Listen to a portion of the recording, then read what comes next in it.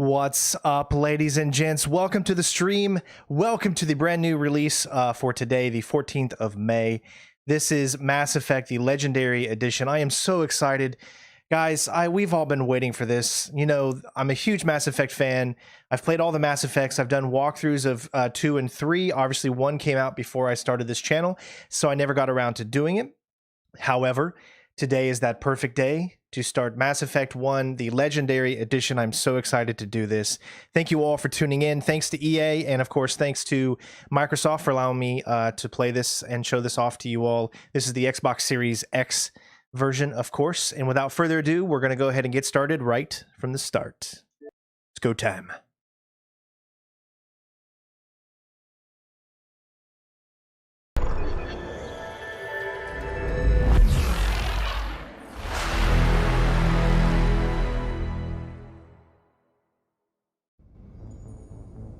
First of all, you mean just as soon as we load up Mass Effect 1, that music, I'm just going to be quiet for a second because it's just going to like take over my being. I can tell you this right now. All right, so you get like this little menu here to start out with where you can play Mass Effect 1, 2, and 3. Obviously, we're going to go with number 1. I tested a few things just to make sure the stream looked good and everything. We're streaming in 4K, so highest of quality. So if you have the ability to watch it at 4K, I definitely recommend it, as this game is definitely meant to be run at 4K if you have that opportunity. So without further ado, let's go ahead and start. I did a poll on the channel, which went over exactly if you wanted me to play as a female or male, and obviously male won. I'm just going to be quiet and let you listen to this real quick.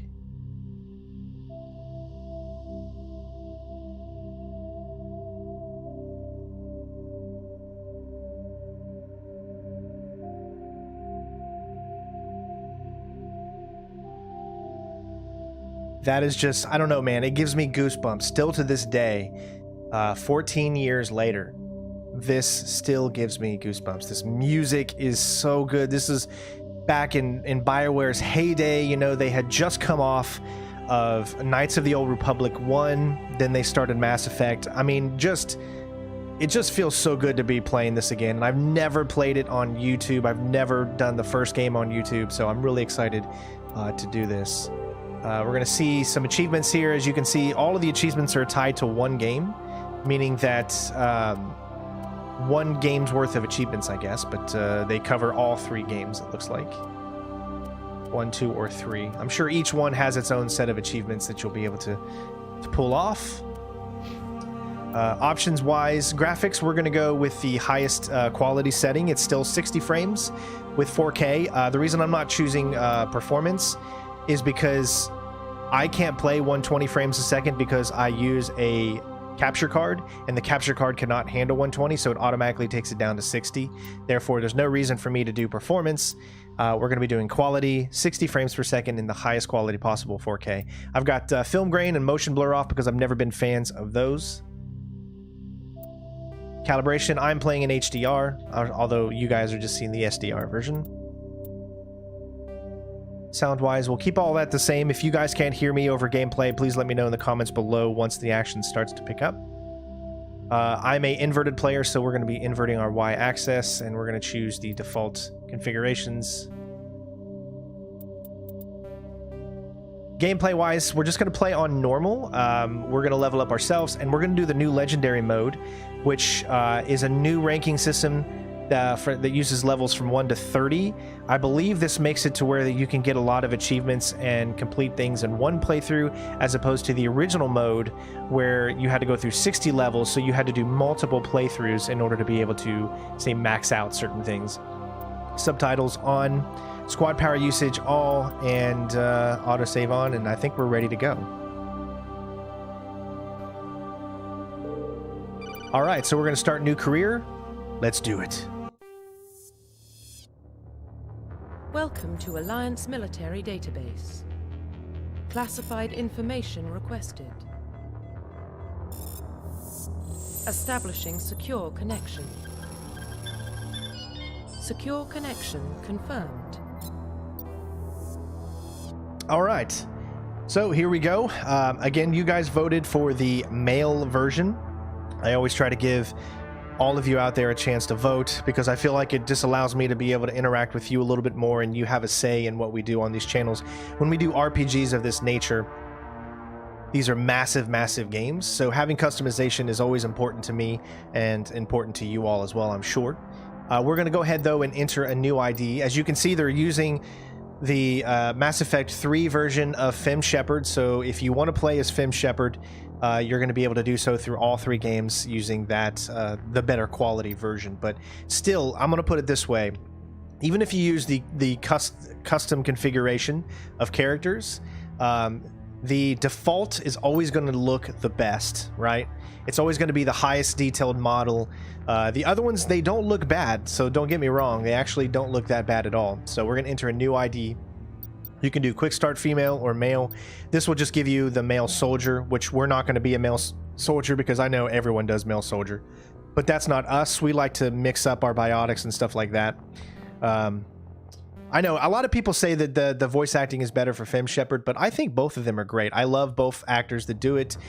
Jennifer Hale, Mark Meer. I mean, they're both amazing actors, and I love them both. So yeah, enter new ID. We're going to do a custom male. I know, maybe we'll show off the female gameplay at some point, but that's what you all voted for, and I try to give the majority the chance to be heard. So Please log in to access your profile. So we're going to go with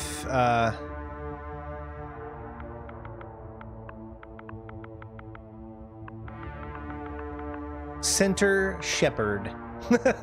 Makes no sense, but it's not like they ever actually say his name, so.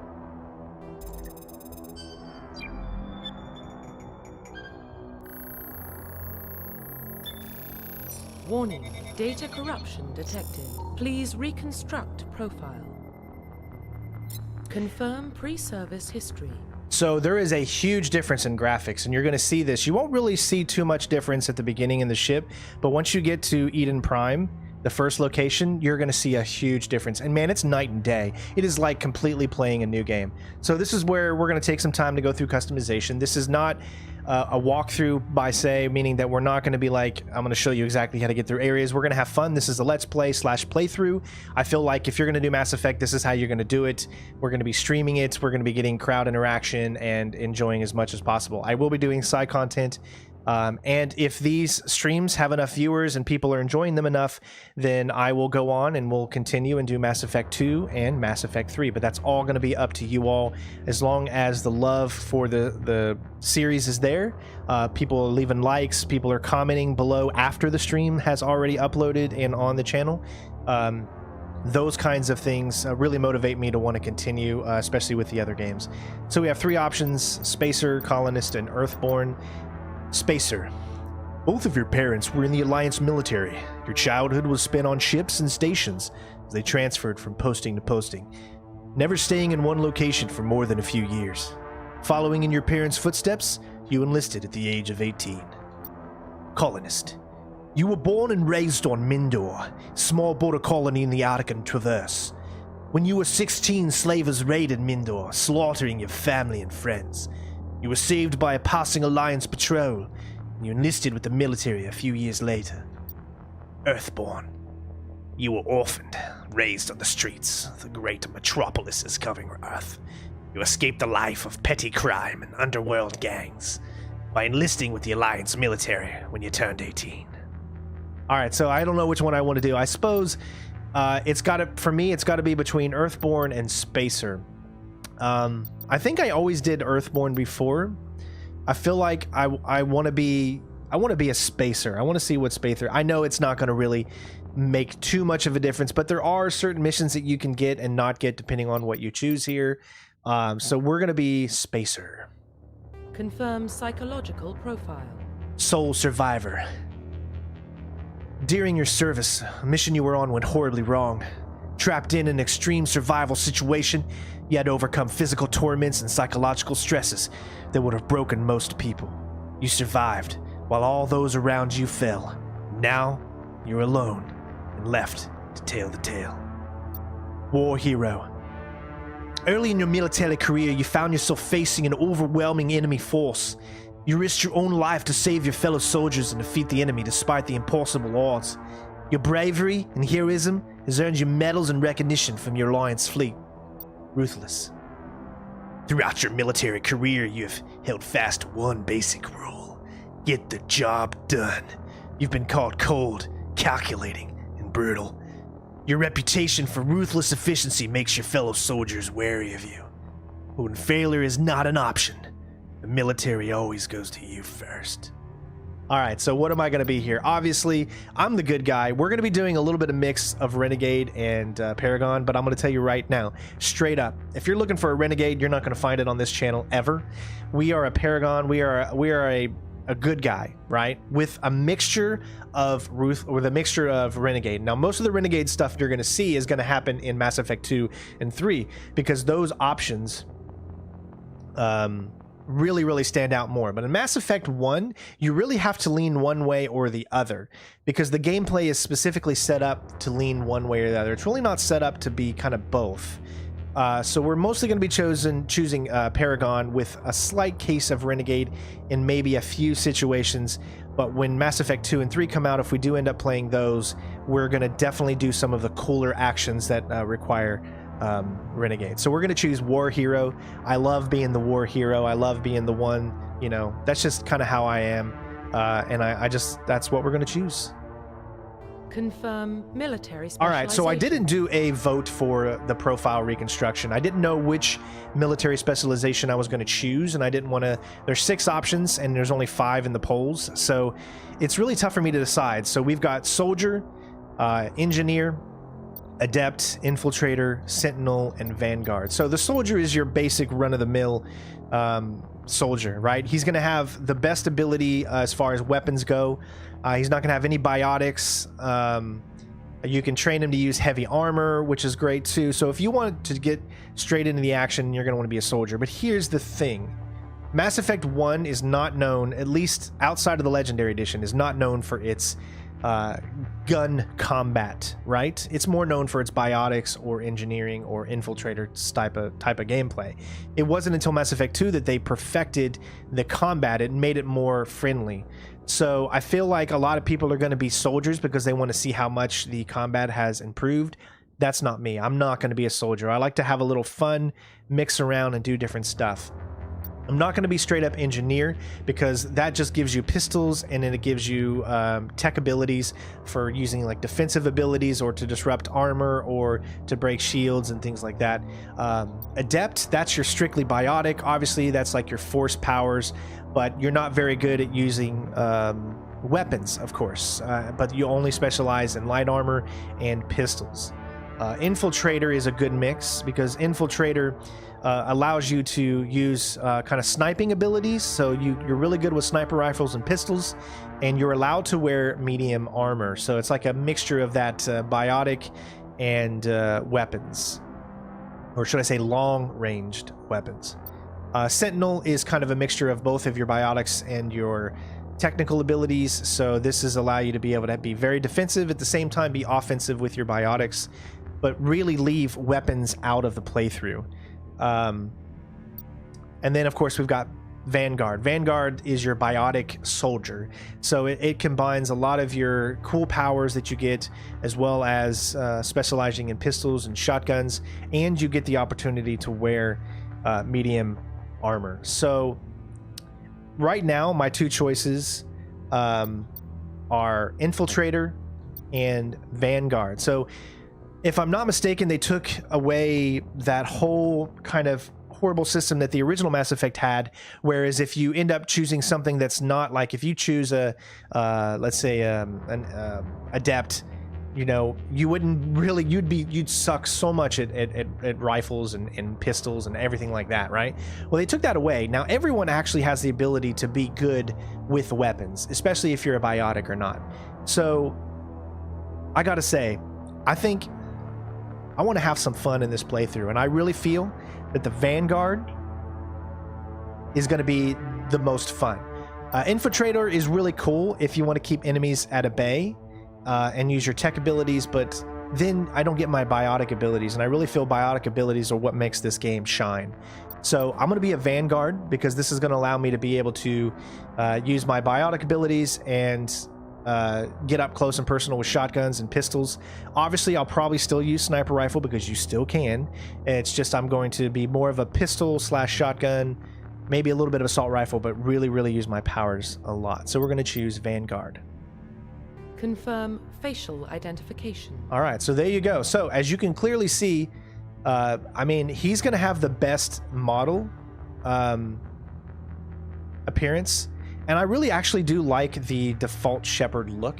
But again, you can change your appearance if you want. You know, you've got presets that you can cycle through. But I've always felt that you know, this is still 2007 game, so they still kind of look a little iffy and wonky. That's like the one that I feel is the closest to being somewhat. I think that's the one right there I used in my Mass Effect 2 and 3 playthrough, something similar to that. But as you can see, I'll show it off just a little bit.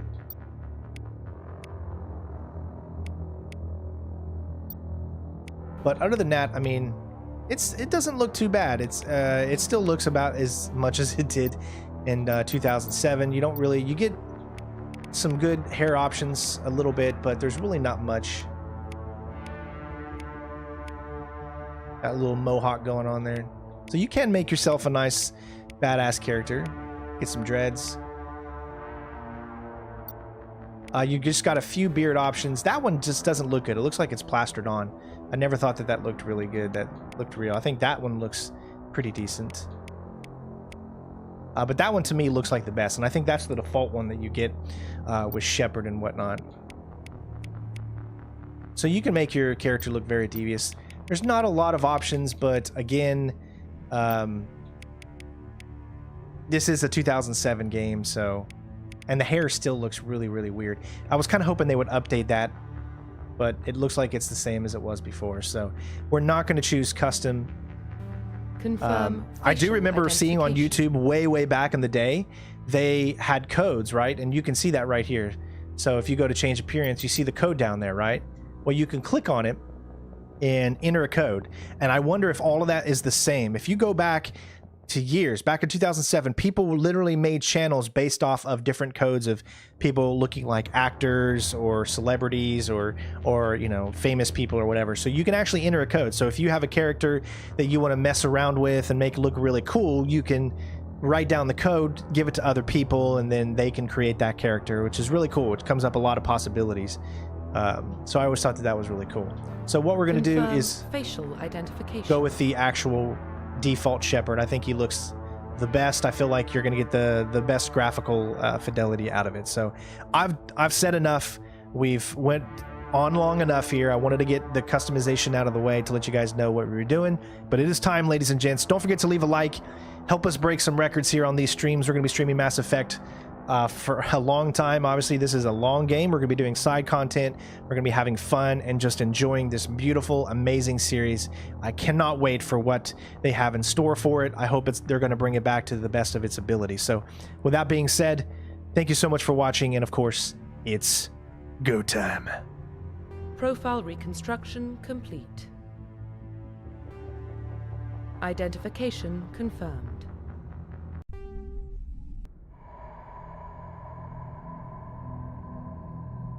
Well, what about Shepherd? He's a spacer, lived aboard starships most of his life. Military service runs in the family. Both his parents were in the Navy. He proved himself during the Blitz. Held off enemy forces on the ground until reinforcements arrived. He's the only reason Elysium is still standing.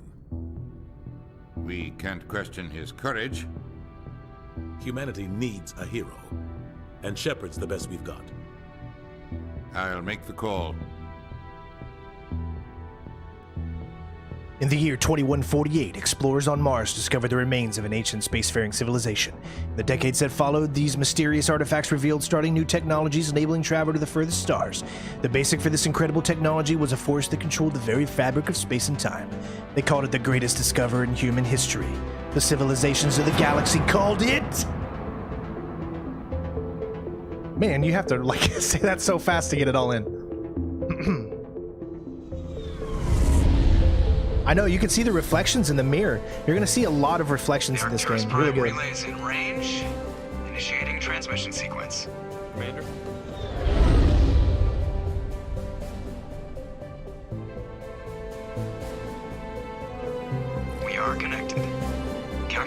transit mass and destination. The relay is hot, acquiring approach vector. All stations secure for transit.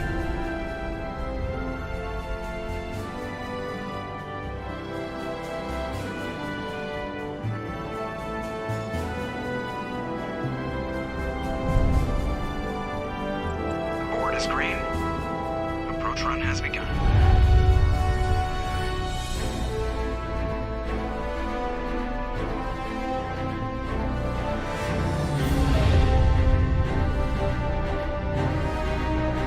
Hitting the relay in 3, 2,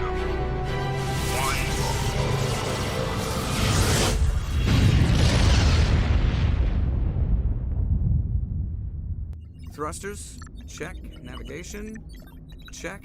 Internal emissions sync engaged. All systems online.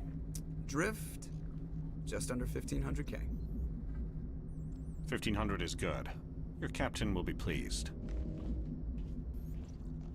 I hate that guy. Nihlus gave you a compliment. So you hate him.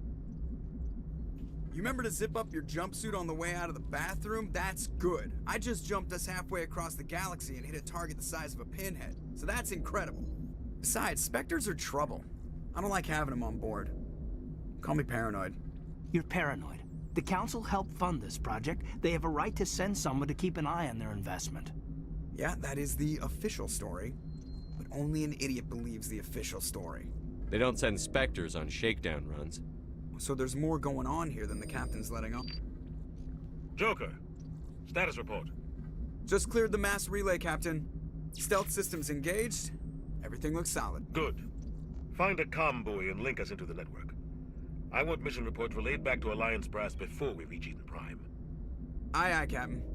Better brace yourself, sir. I think Nihlus is headed your way. He's already here, Lieutenant. Tell Commander Shepard to meet me in the comm room for a debriefing. You get that, Commander? He sounds angry. Something must have gone wrong with the mission. Captain always sounds like that when he's talking to me. Can't possibly imagine why.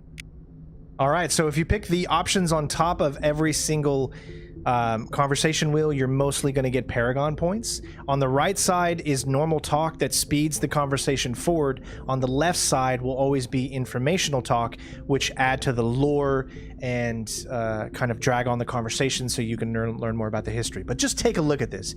First of all, you could easily see the reflections in the windows. I never saw that before in the original Mass Effect, and man, does it look good. I could see Shepard in the window, and I thought that was just so freaking cool.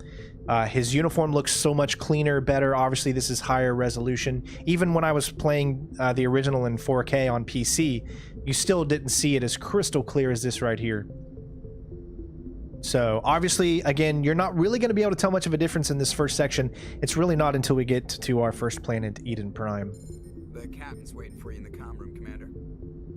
You probably don't want to keep the captain waiting, Commander. So first of all, to get out your weapon, you hit the back button. I'm playing the Xbox Series X, so you can see there's a new emblem that shows up now, and the firing feels really great. Looks like X throws your grenade, and I accidentally did that, so I hope I don't just... yeah, all right. Take the weapon away. Let's see. LB brings out your weapon and your weapon wheel. RB, I believe, is your abilities. Yep. Just trying to get used to change weapons just by tapping the LB. Wow, man.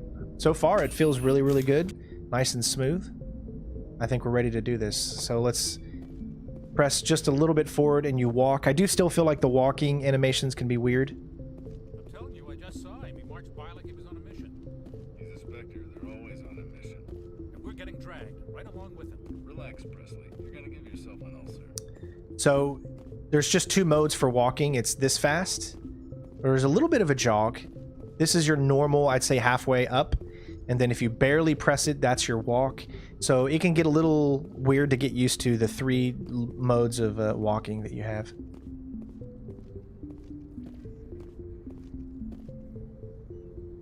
Congratulations, Commander. Looks like we had a smooth run. You heading down to see the captain? Sounds like you don't trust our Turian guest.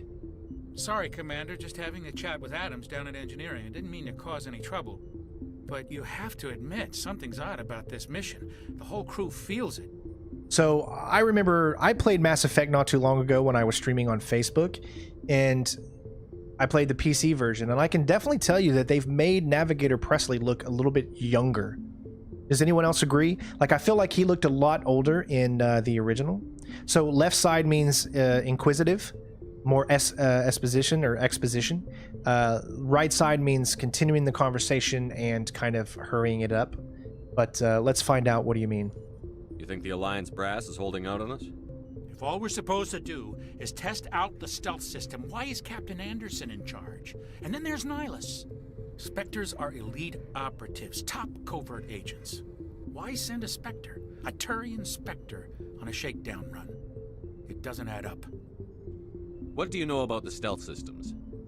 I just know it masks our location from scans and sensors. Cutting-edge technology. The Normandy's the only ship with this prototype drive. But why are we fully staffed? A skeleton crew would be cheaper, less chance of security leaks too. Plus there's Nihlus. It's pretty obvious this shakedown run is just a cover. Another thing is, just look at how good the animations are for the mouths. You got to remember, this is a game from 2007, and the mouthing animations look significantly better than they did in Mass Effect Andromeda. For what? Damned if I know, Commander. We're out here on false pretenses. I'm not a fan of being left in the dark. Do you have a problem with the captain? No, sir. But I can't figure out what he's doing here. Captain Anderson is one of the most decorated Special Forces officers in the service. If he melted down all his medals, he could make a life-size statue of himself. You don't send a soldier like that on a do-nothing mission. He's treating this shakedown run too seriously. Although I would say big is going on. His lips are a little thin for his his top lip. You don't trust Nihlus. I don't like Turians in general. It runs in my family. My grandfather fought in the First Contact War. Lost a lot of friends when the Turians hit us. That was 30 years ago. You can't blame Nihlus for that. No, I guess not. But it still makes me nervous to have a Spectre on board. Especially a Turian. We're an Alliance vessel, human military, but Nihlus doesn't answer to the captain like the rest of us. Spectres operate outside the normal chain of command. And they don't come along just to observe shakedown runs. Nihlus looks like he's expecting some heavy action. I don't like it.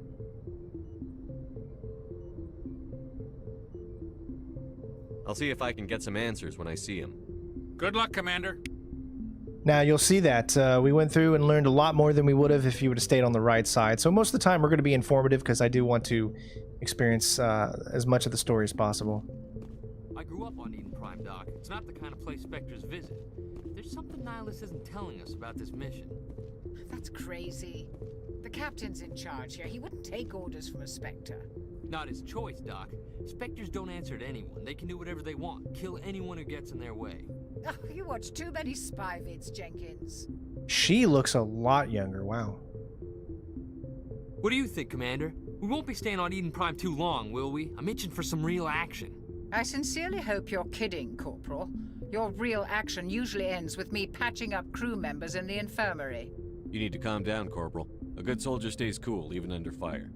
Sorry, Commander, but this waiting's killing me. I've never been on a mission like this before, not one with a Spectre on board.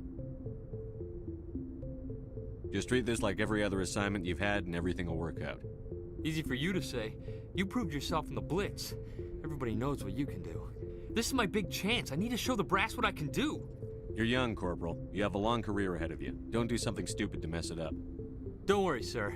I'm not going to screw this up. Yeah, I have a feeling you don't have a long career ahead of you. What can you tell me about Nihlus?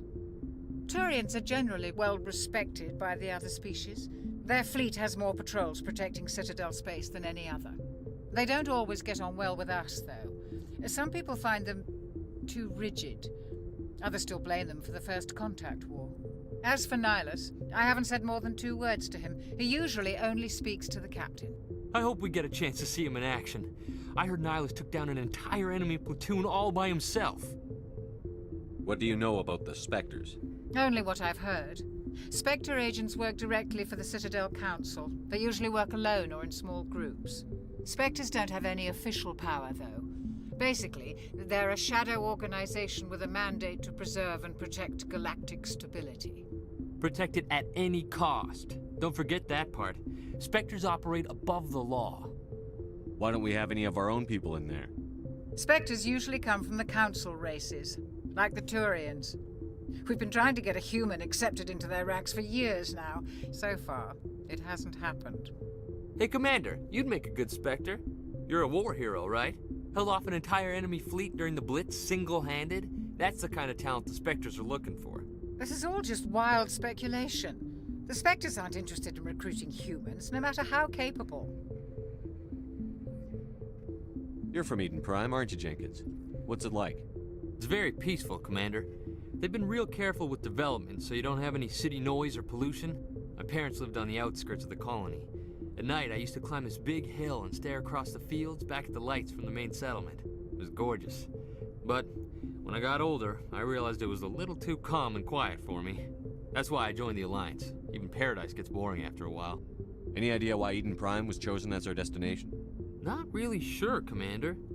Eden Prime's one of our most stable colonies. Good place to take the Normandy for a shakedown run, I guess. No real danger there. There's gotta be something else going on. We've got a Spectre on board. That's why I'm so wound up. I can't wait for the real mission to start. The captain's waiting for me. Goodbye, Commander. All right, so we got some Paragon points. So we're going to test out the brand new photo mode here in a second. Let's see what we got here. We got the galaxy map. So we're not the commander of the Normandy yet, so we can't. So why don't we turn ourselves around, and we're going to check out the photo mode. So this is brand new to the Legendary Edition. Allows you to kind of move all the way back. You can get some really, really cool Vista shots here. You've got free camera. You can... I don't know how far you can actually go. Let's see.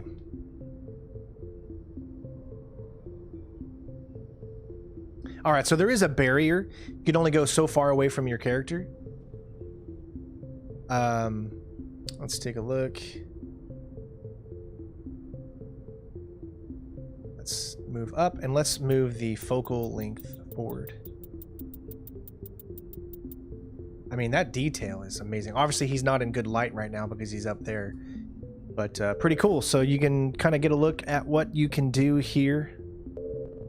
Saturation, film grain, hide player. So you can turn the player off if you wanted to. You can hide NPCs. So if you wanted to, let's see, let's zoom out. As you can see, there's now all the NPCs in the entire level are gone. So you can get some really, really cool Vista shots here from the looks of it. Also, you can move to orbit mode.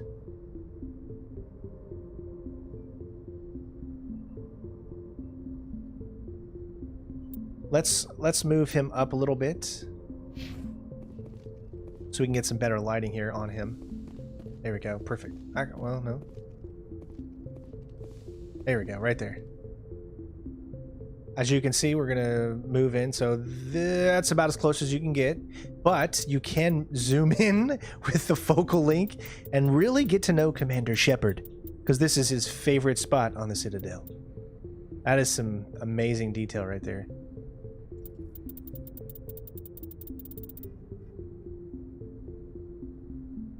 Want to go back to my room? Well, bang, okay. I mean, I could just see how many great photos people are going to be making. I mean, this is really some cool stuff here.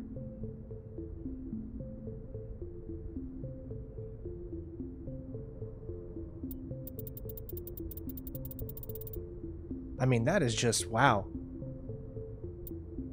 All three games have a photo mode, so there's going to be some really, really cool photos and everything that you're going to be able to get into. I can't wait to see what some people come up with. All right, so we've waited long enough. I'm sure you guys want to continue with the story. I always love how when you get close, all the soldiers will salute you. It's pretty cool.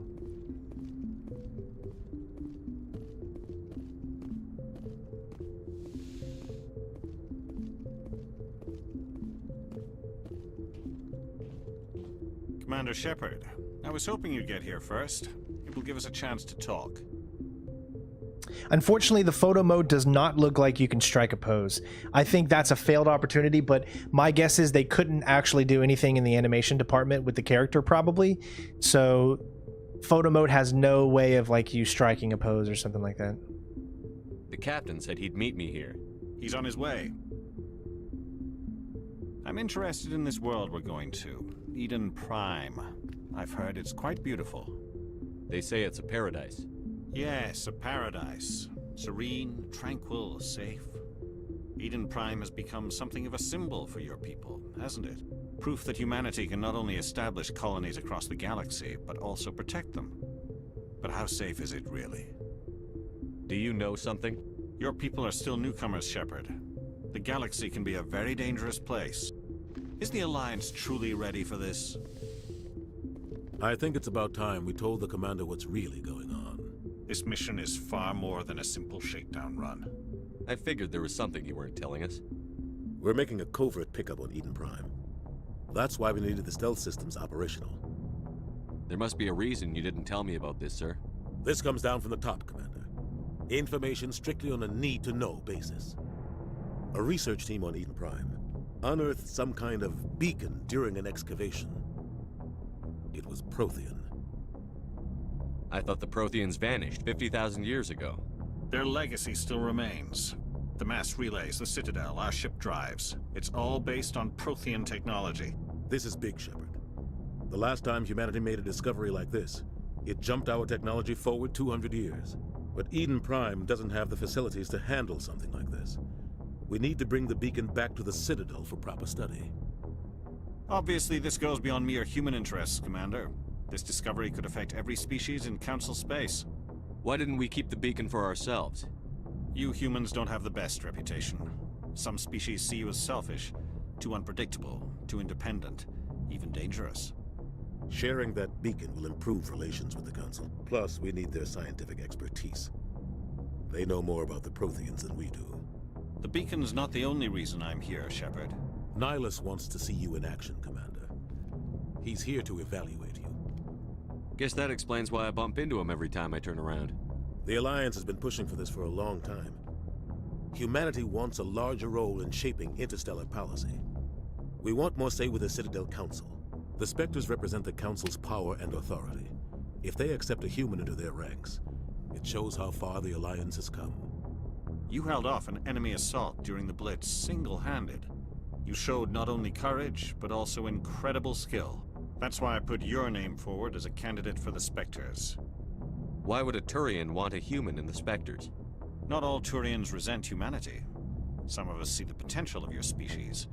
We see what you have to offer to the rest of the galaxy, and to the Spectres. We are an elite group. It's rare to find an individual with the skills we seek. I don't care that you're human, Shepard. I only care that you can do the job. I assume this is good for the Alliance. Earth needs this, Shepard. We're counting on you. I need to see your skills for myself, Commander. Eden Prime will be the first of several missions together. You'll be in charge of the ground team. Secure the beacon and get it onto the ship ASAP. Nihlus will accompany you to observe the mission. What do you know about the Protheans? Just what they taught us in school. They were a technologically advanced species that ruled the galaxy 50,000 years ago. Then they vanished. Nobody really knows how or why, though I've heard plenty of theories. But everyone agrees, galactic civilization wouldn't exist without them. Their Citadel is the very heart of galactic society, and without their mass relays, interstellar travel would be impossible. We all owe the Protheans a great debt.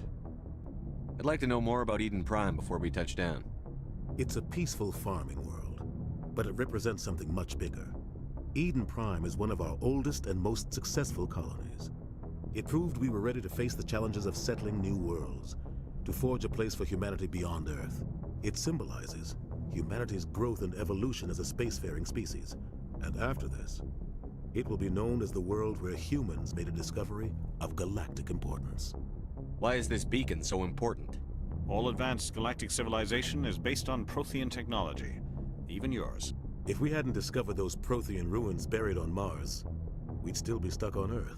That was just a small data cache. Who knows what we can learn from this beacon? What if it's a weapons archive? We can't let it fall into the wrong hands. You have to remember that there is a lot. This is an RPG, and this is an old classic BioWare RPG. So there is going to be significantly amounts of conversation, exposition to learn the world. I want to go through all of that. There's going to be lots of action too. They've really improved the combat. But remember, this game is not going to be for you if you're someone who just wants to get straight to action, as there is a lot of dialogue, getting to know the universe building, and we're going to show all of that off because I like to show games off in the most, in the widest possible sense. I want people to experience and really feel that they can be immersed into this universe that BioWare has created. Like who? The Attican Traverse isn't the most stable sector of Citadel space. There are plenty of raiders and criminal groups active in the region. They might figure a Prothean beacon is worth the risk of attacking an Alliance ship. Plus, Eden Prime is right on the border of the Terminus systems. The Attican Traverse is under Citadel protection. If the Terminus systems attack, it's an act of war. Technically, yes. But some of the species in the Terminus might be willing to start a war over this. The last thing the Council wants is to get dragged into a major conflict with the Terminus systems. We have to keep this low-key. Thank you so much to A-Town Goblin for all of the great rewatchable stealth vids. I appreciate it. Thank you so much for the super chat, my friend. I think we've pretty much talked everything, and we're ready to go. Just give the word, Captain. We should be getting close to Eden. Captain, we got a problem. What's wrong, Joker? Transmission from Eden Prime, sir. You better see this. Bring it up on screen.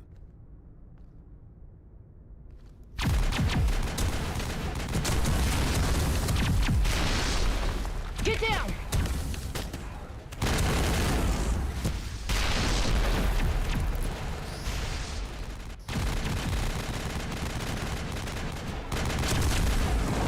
We are under attack, taking heavy casualties. I repeat, heavy casualties. We can't get evac. They came out of nowhere. We need...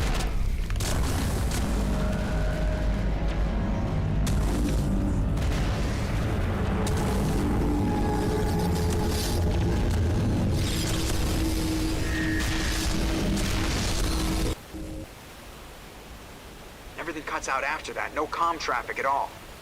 Just goes dead. There's nothing. Reverse and hold at 38.5.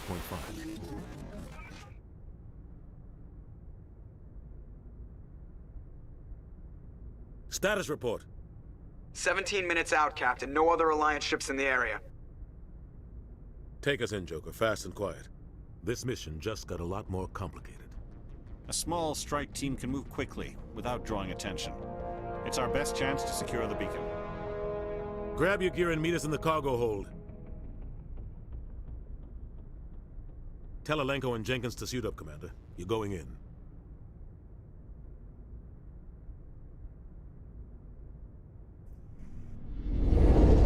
Engaging stealth systems. Somebody was doing some serious digging here, Captain. Your team's the muscle in this operation, Commander. Go in heavy and head straight for the dig site. What about survivors, Captain? Helping survivors is a secondary objective. The beacon's your top priority. Approaching drop point 1. Nihlus, you coming with us? I move faster on my own. Nihlus will scout out ahead. He'll feed you status reports throughout the mission. Otherwise, I want radio silence. We've got his back, Captain. The mission's yours now, Shepard. Good luck! We are approaching drop point 2.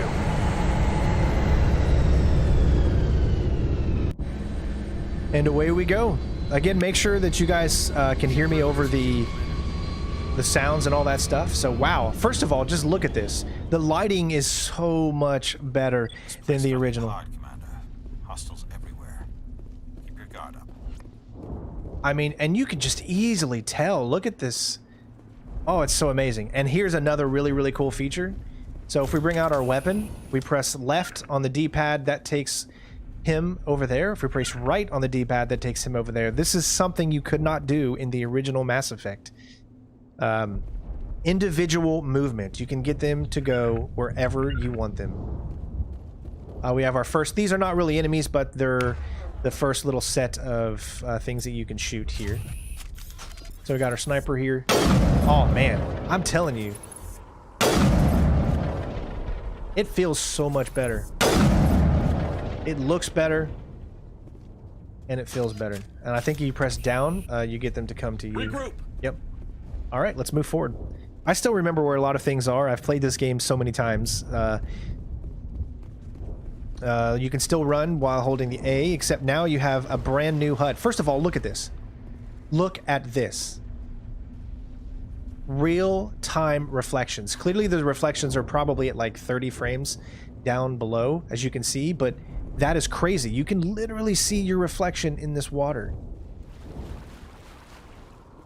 It's the little things in life that just, ugh. Alright, what do we get? Motorized joints. So let's go ahead and take a look at our equipment. Alright, so the first thing I think we got was armor. So X to upgrade, motorized armor upgrade, mechanical augments increase the brute strength of the wearer, 10% smash damage. There we go. What do you say we go ahead? You can click details to see what you got. Let's go ahead and update our squad. This is the original squad system from Mass Effect 1. It changes in 2 and 3, so this I feel is the better squad kind of upgrade system. They did change it and make it more simplified in Mass Effect 2 and 3, but this is using the legendary version, so there's only 3 levels, or excuse me, 30 levels instead of 60. So we need to think about what we're doing. So vanguards are trained for close range combat and can use their own abilities to counterattack. Increase biotic resistance, increase damage with shotguns and pistols, and charm and intimidate. We want to have the best options possible. So I recommend for the beginning of the game, put as much into charm as you can. And we're going to do that triple fold here. We're going to get our charm pretty much maxed out, because it's going to allow us to have more options and get better gear and stuff like that. So our charm is going to be up significantly. We're also going to go ahead and check out Caden. Let's do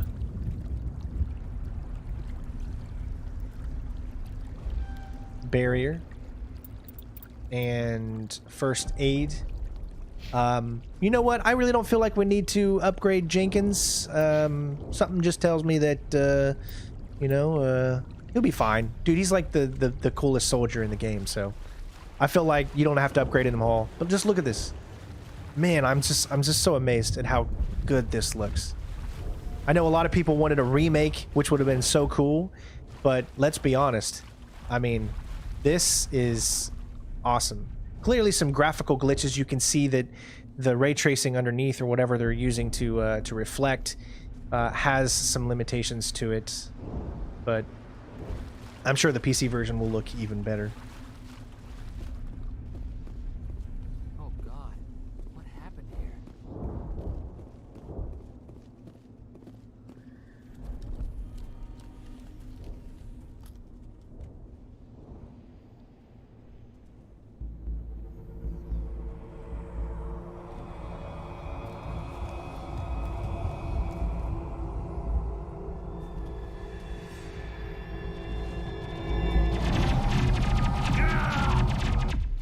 Oh man, I thought he was going to be with us till the end. What happened? Gosh, I swear it feels so much better. Everyone knows that when they've played this original game, the shooting was an afterthought. Not anymore. This looks wow. Smells like smoke and death. And it feels so good. The combat is finally good again in the original Mass Effect. Ripped right through his shields. We're at a chance. We'll see that he receives a proper service once the mission is complete. But I need you to stay focused. Aye, aye, sir. So notice how we got some Paragon points. Remember, always choosing that top right option is always going to get you Paragon points. But if you take a look and we go into our squad again, he's no longer with us, clearly. But you can toggle the helmet. This allows you to be able to have your character seen like this. This is the planet that we're currently on isn't it's a place, it's a human colony, so that means there actually is, you know, proper air that is breathable. Also, having your helmet off does not take away its effect that it's on, so technically it's still on. It just, this allows you to be able to see your character kind of move around during cutscenes and whatnot. Or why don't we switch and check out the shotgun?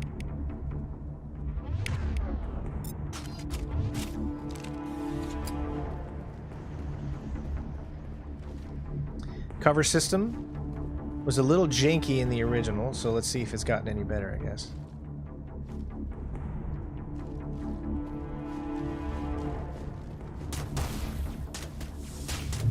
Shotgun's too far away. So what do you say we use one of our abilities? We've got throw. Shotgun. Shotgun from this far away.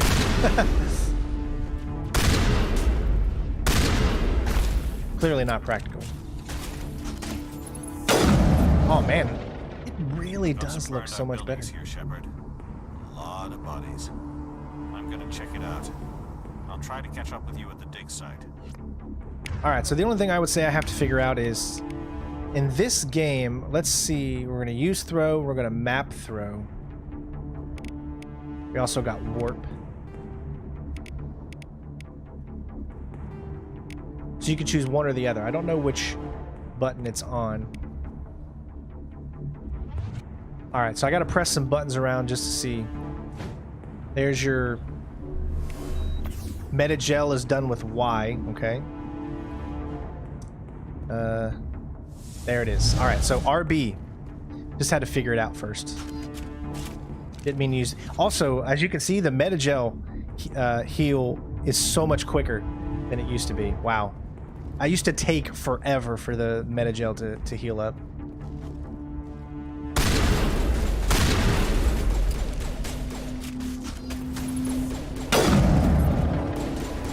Now remember, we did not specialize. We can actually have our guy move up.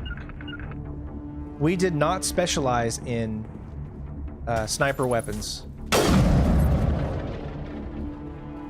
And we're still able to use them, and it still makes sense, and it still feels good, which it should. A soldier's going to know how to use a sniper rifle, even if he's trained in the sniper rifle or not. Take out those hostiles!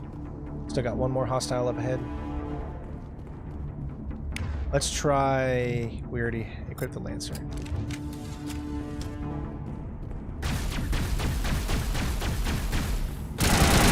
Oh, yeah. Wow. I gotta say, man. Boy, shooting feels so much better, but listen, don't get confused. To throw your grenade, you need to hit the X button on the Series X controller, and that's going to be confusing because a lot of games use the X button for, say, a reload, which is so going to confuse a lot of people. So make sure you look at the controls before you just go into a fight, you know?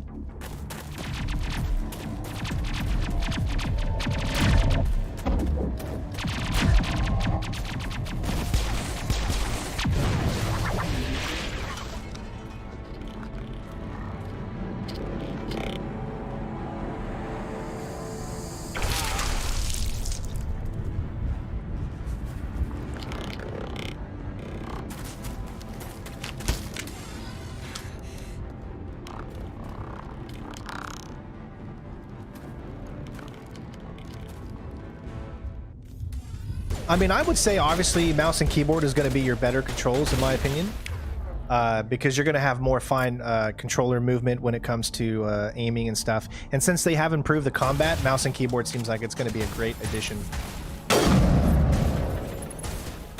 with this new style of combat. But as you can see, controller you can use as well, and it's not too bad.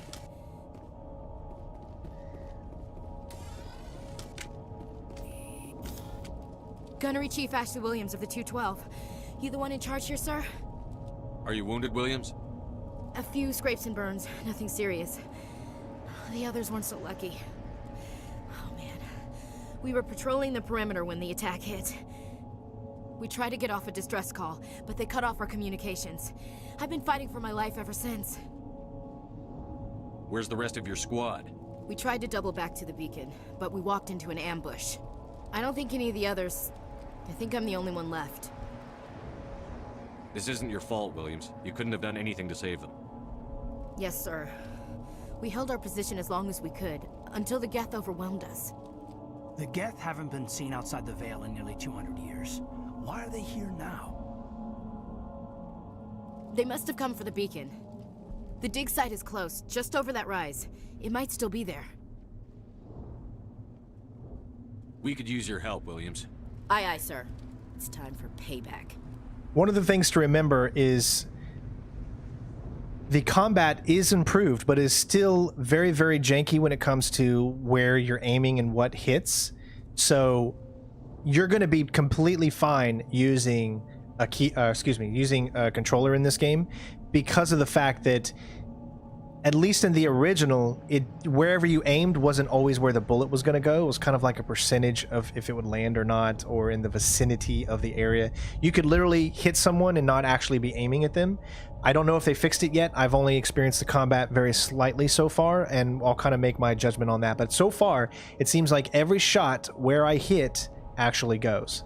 And that right there is a game changer to the original Mass Effect.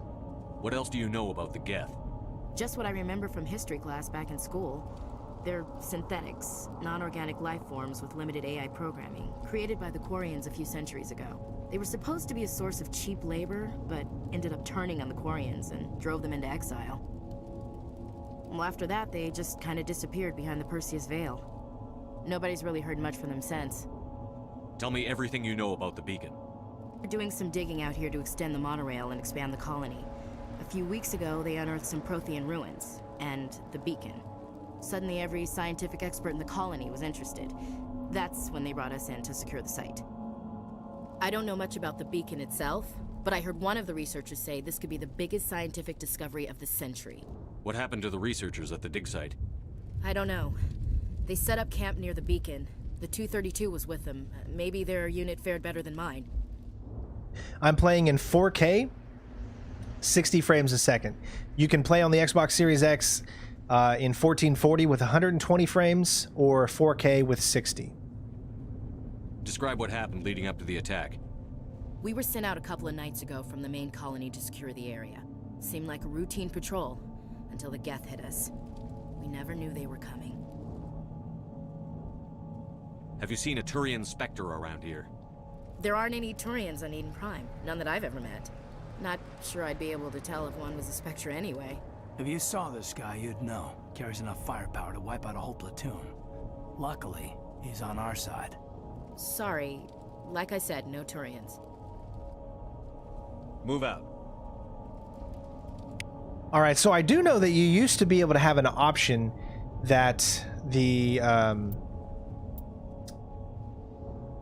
I don't think it's an option anymore. It doesn't look like... Maybe it's in gameplay. Let's see. No, it's not. It's not an option anymore where you could literally turn your helmet on or off only in cutscenes or only in...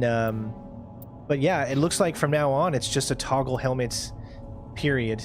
You still get the armor attributes for the helmet, but as you can see, Ashley looks pretty good. But we're going to keep the helmet on, so let's go ahead and upgrade her. She is going to be my like heavy assault rifle soldier.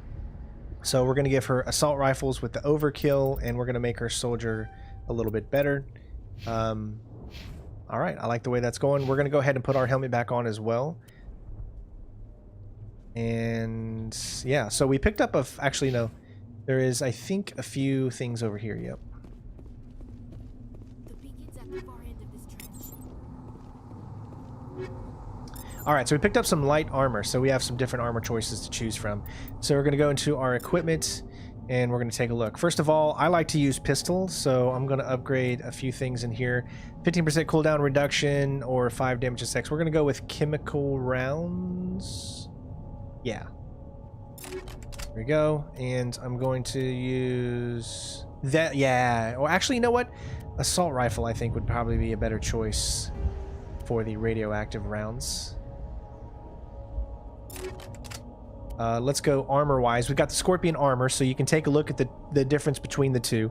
This is our N7 armor. It's a light armor, human variety. Oinks 1. Damage protection is 5, so obviously the damage protection on the light armor Scorpion is better because it's a 12 damage protection. Now, what does that mean? I'm guessing, I don't really know as of yet what the damage protection does. It doesn't pertain to shields, because you can see shields are better on the Scorpion, 84 to 49, and you get better tech and biotic protection. So clearly you want to switch over. Transfer, install, yep. There you go. So this is going to be better protected, better shields, and better bionic abilities, but a lot of people like the N7 armor because it's that classic N7. Now here's the cool thing. So you can switch over to Kaidan or Ashley if you wanted, and we could literally give... I think Ashley right now. She specifically has the Phoenix 1, which is a damage protection of 14, 63, and 10. We could switch her over to the N7 armor, but as you can see, it is clearly inferior, so there's no reason to really do so. You can also give her a few extra things as well, but we don't have anything in that regard. I don't think we have anything in the pistol either. Nope. All right, let's move on.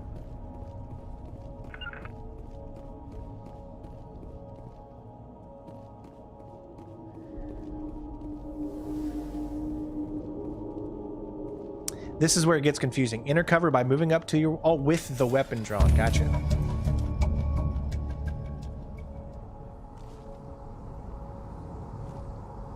Fire and lean out. Okay. Although I don't see any enemies. There we go.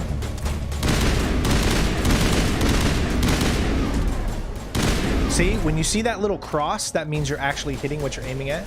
Sometimes you don't see the cross. That means you're not hitting it. So I do like the implementation that they've done there. I'm going to have Ashley move up. Or excuse me, that's Kaidan. So Kaidan is on my left. Ashley's on the right.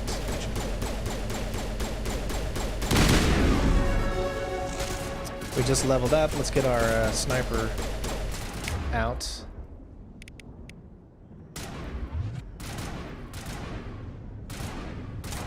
Let's have Ashley move down.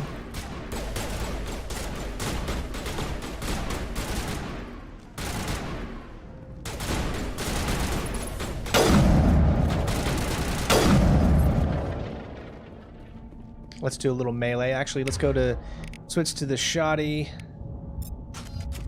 And then we'll do a little melee here. Nice.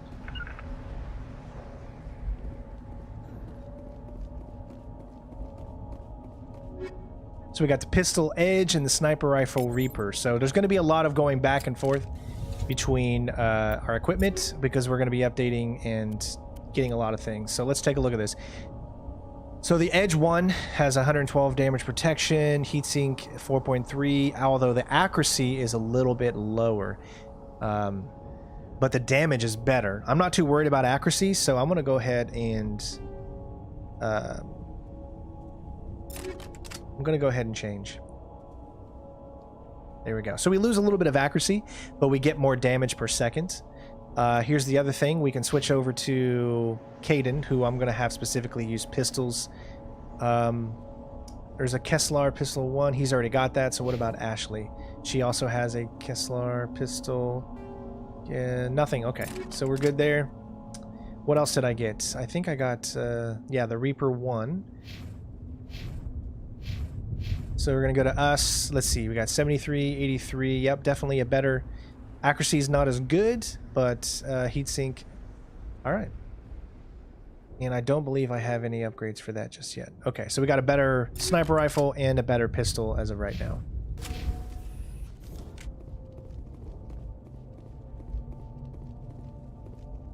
This is the dig site.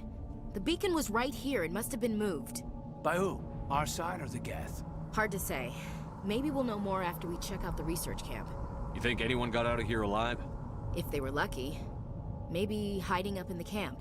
It's just on the top of this ridge, up the ramps. Change of plans, Shepard.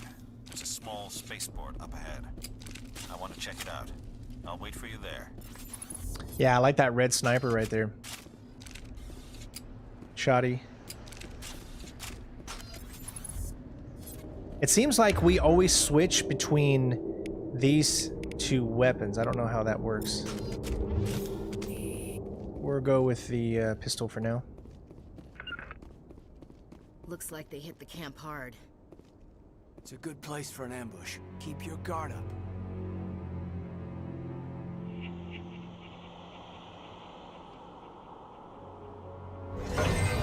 Oh god, they're still alive. What did the Geth do to them?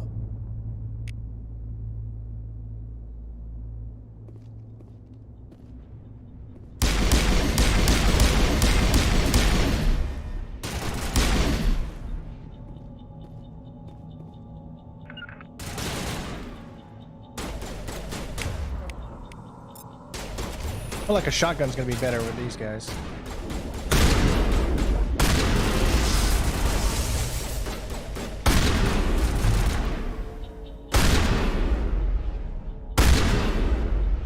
Saved your life, Ashley. Man, the combat is significantly better, guys. Like, I know it seems like maybe you can't really tell, but whatever they changed with the combat feels so much better. It used to be beautiful here.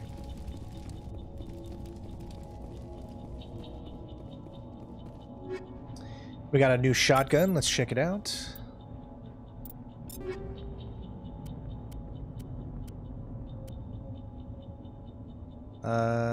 Better damage. Heatsink is not as good. So that takes heatsink means that so there is no how do I say this? There's no ammunition in Mass Effect 1. They didn't bring that really with the heatsink cartridges until Mass Effect 2. So the way that the loading system, or the way that the reloading system here is if your weapon overheats, you have a time period before you can fire again. You can continually fire as long as your weapon doesn't overheat. So the heatsink is 3.3 seconds, meaning that if we overheat with the weapon we currently have, it'll take 3.3 seconds to be able to fire again, or in the new one, it'll take 6.8. That's double the amount. However, the damage is significantly more. Accuracy goes down, so it just depends on what you want. We're going to go ahead and equip it. And we don't have any... Okay, yeah. Nice. I think we did level up, if I'm not mistaken. So, yeah, we got 6 points. Again, our charm is all the way up now, so let's go ahead and get into Vanguard. All I can say is that in Mass Effect 2, the Vanguard becomes a really, really better option because you get this ability to like zoom in on your enemies, hit them up close, and then back away. It's really cool. I'm really going to go... Well, in order to get tactical armor, as you can see, you have to update your assault training. So... Pistols. Once you get to here, you unlock shotguns. As you can see, there is nothing for sniper rifles, so we can't upgrade our sniper rifle at all. But it still will have as much power as it normally does, so it's still obviously good to use. Let's go, well, because we let's see, we want assault training. Pistols, obviously. And I'll do another Vanguard. And we'll go ahead and unlock the marksman ability. Alright, he's a sentinel, so let's get him up. I want to keep my people alive. Let's protect him with barrier so he can build up his stasis. We'll do decryption with him and first aid as well. Ashley, she's my assault and sniper. I want her combat up and I want her soldier prowess up. We're not really too worried about pistols with her. So we'll do that and get, let's see, get her shield boost up. And I think that's good.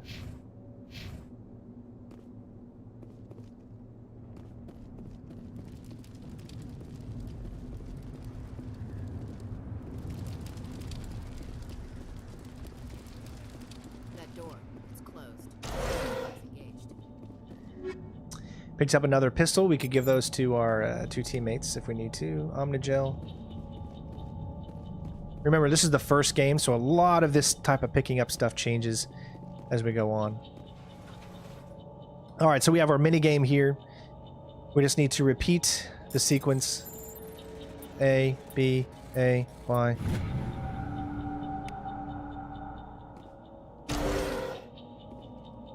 Humans, thank the Maker. Hurry, close the door before they come back. Don't worry, we'll protect you. Thank you. I think we'll be okay now. It looks like everyone's gone. You're Dr. Warren, the one in charge of the excavation. Do you know what happened to the beacon? It was moved to the spaceport this morning. Manuel and I stayed behind to help pack up the camp. When the attack came, the Marines held them off long enough for us to hide. They gave their lives to save us. No one is saved. The age of humanity is ended. Soon, only ruin and corpses will remain. What else can you tell me about the attack? It all happened so fast. 1 second we were gathering up our equipment. The next we were hiding in the shed while the Geth swarmed over the camp. Agents of the destroyers, bringers of darkness, heralds of our extinction. We could hear the battle outside. Gunfire, screams. I thought it would never end. Then everything went quiet. We just sat there, too afraid to move, until you came along. Did you notice a Turian in the area? I saw him, the Prophet, leader of the enemy. He was here before the attack. That's impossible. Nihlus was with us in the Normandy before the attack. He couldn't have been here. I'm sorry. Manuel's still a bit unsettled. We haven't seen your Turian. We've been hiding in here since the attack. Can you tell me anything about the beacon? It's some type of data module from a galaxy-wide communications network. Remarkably well preserved. It could be the greatest scientific discovery of our lifetime. Miraculous new technologies, groundbreaking medical advances. Who knows what secrets are locked inside? We have unearthed the heart of evil, awakened the beast, unleashed the darkness. Manuel, please. This isn't the time. You guys know me. Every time I play this, even if I am a Paragon all the way, I have to be a Renegade here because it's just too much fun. Especially because what he says. I actually use this quote that he says coming up here a lot, and I'll just let it happen here. What's wrong with your assistant? Manuel has a brilliant mind, but he's always been a bit unstable. Genius and madness are two sides of the same coin. Is it madness to see the future? To see the destruction rushing towards us? To understand there is no escape? No hope? No. I am not mad. I'm the only sane one left. I gave him an extra dose of his meds after the attack. Say goodnight, Manuel. You cannot silence the truth. My voice must be heard. Oh my God! What did you do? That might have been a little extreme, Commander. You can't just go around whacking people in the head. It was only a matter of time until he did something crazy and dangerous. I suppose you're right. By the time he wakes up, the meds will have kicked in. Williams, take us to the spaceport. Good luck, Commander. Well, bang, okay. So we still get Paragon, but look, we got 9 Renegade because of that. And I just love the line, "Say goodnight, Manuel." Yes? It's so much fun. We better get moving. Good luck, Commander. I know, it's a little evil of me to do that, but that's like, in Mass Effect 1, that's really one of the only times you're going to see me do any Renegade, because there's achievements tied to getting your Paragon up as much as possible. You really, in this game, you want to lead one way or the other way. You don't really want to be in between. So most of the time in this specific one, we're going to go Paragon. But you got to right there. I mean, it's... you have to. In that first part there, I mean, come on. Let's see what we got here. Do we have anything for our biotics? Nope. Anything for grenades? Nope.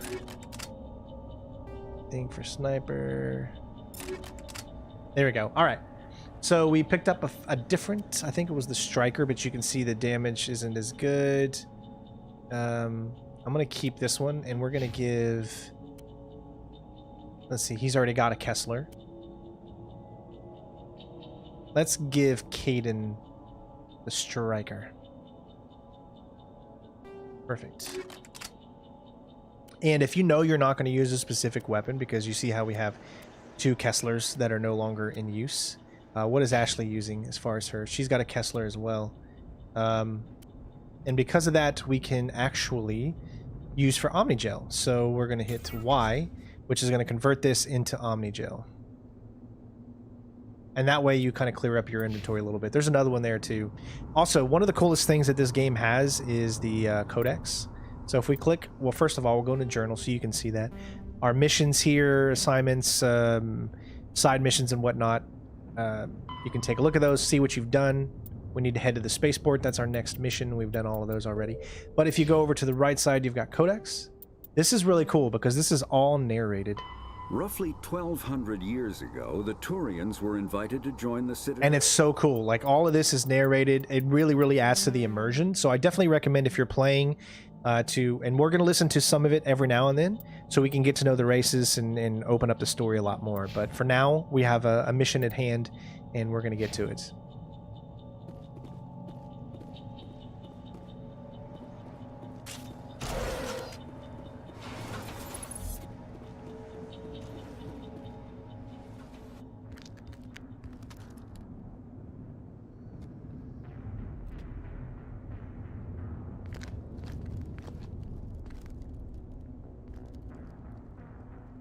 Saren.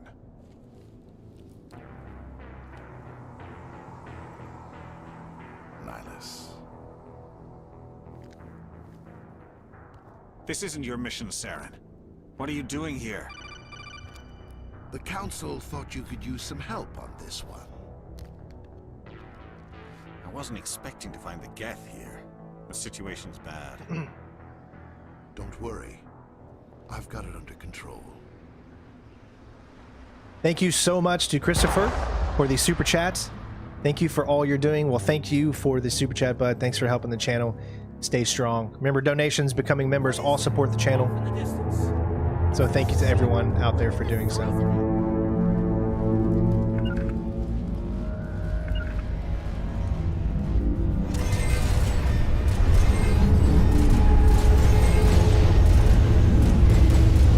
Yeah, it seems like the cover system is still a little bit wonky.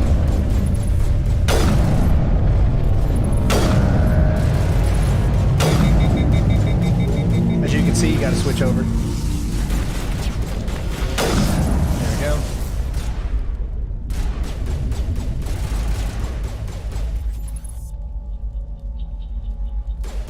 I think that's someone right there.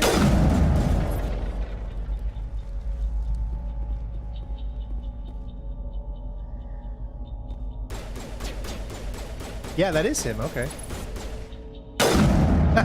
His head was just sticking up there. So whatever you do, don't move too far forward yet. And I think all this does is go back between the weapons that you just had out.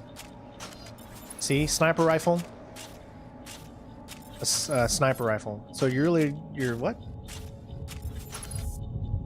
You're going from your sniper rifle to picking up your sniper rifle. That's so weird. So I think it's just... I don't know why it does that, but that's kind of weird. Let's equip the pistol. Let's talk to these. I can't remember actually. Do I talk to him first or do I talk to them first? Gosh, I don't really remember.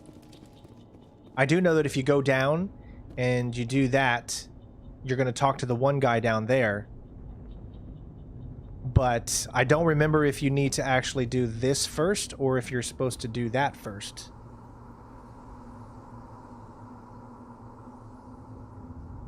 Yes, beware of spoilers, guys. Remember, though, it is a 14-year-old game, so...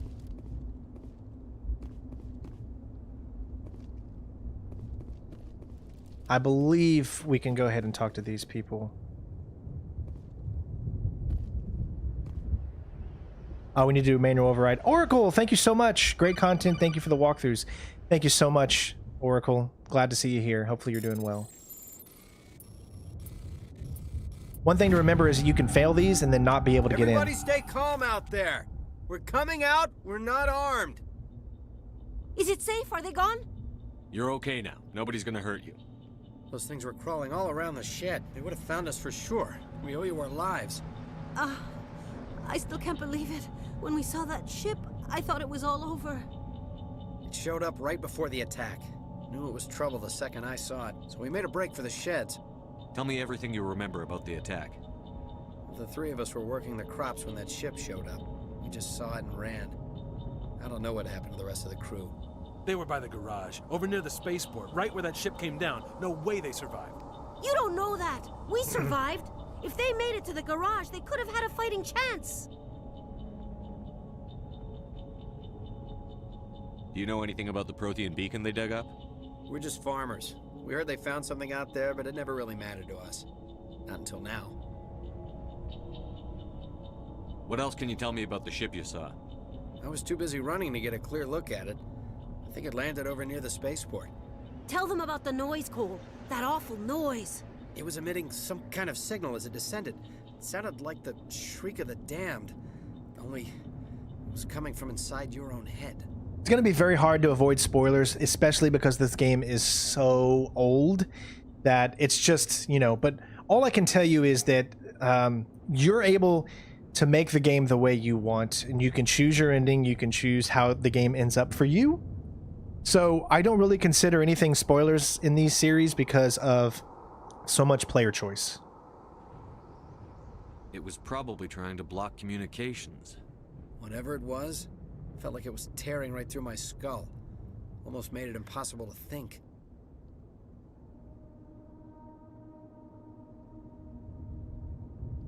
I have to go. Hey, Cole, we're just a bunch of farmers. These guys are soldiers. Maybe we should give them the stuff. Jeez, Blake, you gotta learn when to shut up. You have something to tell me, Cole? Some guys at the spaceport were running a small smuggling ring. Nothing major. In exchange for a cut of the profits, we let them store packages in our sheds. You're breaking the law, Cole. We're not hurting anybody. Hell, most of the time I don't even know what's in the packages. Just thought there might be something we could use. I found a pistol. Figured it would come in handy if those things came back. But you'll probably get more use out of it than we will. Now notice, because we have our charm all the way up, we can use this option. If we didn't have our charm at 3, I'm pretty sure you needed it 3, but if you didn't, you just get the pistol, but you wouldn't get anything else. We're risking our lives to save this colony. You sure there's nothing else in here that could help us out? Yeah, there's one more thing. I was gonna sell it after this was over, but you probably deserve it more than I do. Who's your contact at the spaceport, Cole? What's his name? He's not a bad guy. I don't want to get him in trouble. Besides, I'm not a snitch. He might have something to do with this whole attack, Cole. We need his name. It's important. Yeah, okay, you're right. His name's Powell. Works the docks at the spaceport, if he's still alive. I have to go. I have to go.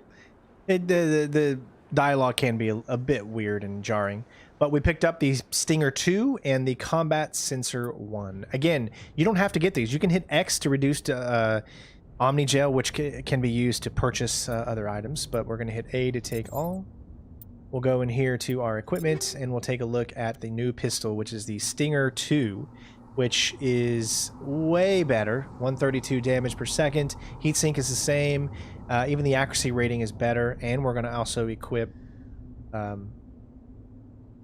going to keep our customization options for it. But that also means that we can equip Caden with a possibly better pistol. He's got a striker, that's a 112, 101. Damage per second is always very, very important.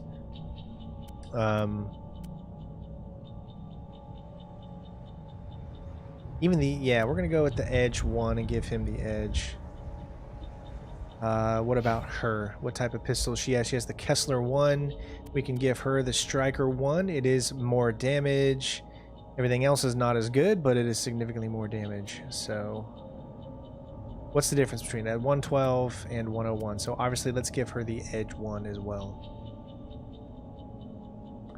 All right.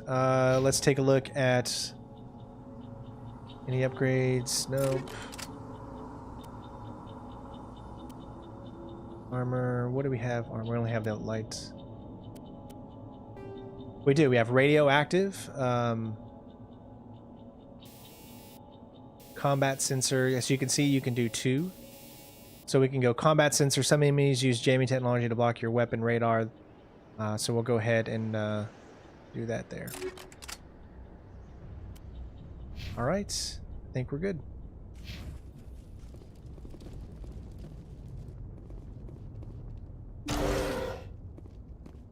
You guys don't mind if I steal from you, do you? Actually, I guess you can. Oh, electronic skill too low. Wow. So if we were to be an engineer, you remember that was one of the options that you could choose. Your tech skill would be much, much higher, and you'd be able to break into this right here. But as of right now, our electronic skill is too low, and I don't believe any one of them can do it. Somebody's gonna pay for this.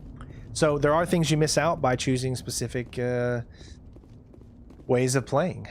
And that's what makes the replay value so much fun in these types of games. The games can be long in themselves, but that's mainly that's a lot to do with the choices that you make can change each playthrough to get different options that you're able to mess with.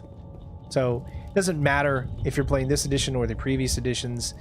You're going to want to play the game more than once so you can experience the game in its entirety. Always good to look around too, because you never know where there could be some upgrade items. And there's going to be things I miss, maybe something that you'll see on the floor somewhere that I actually miss because for one reason or another. It's Nihlus.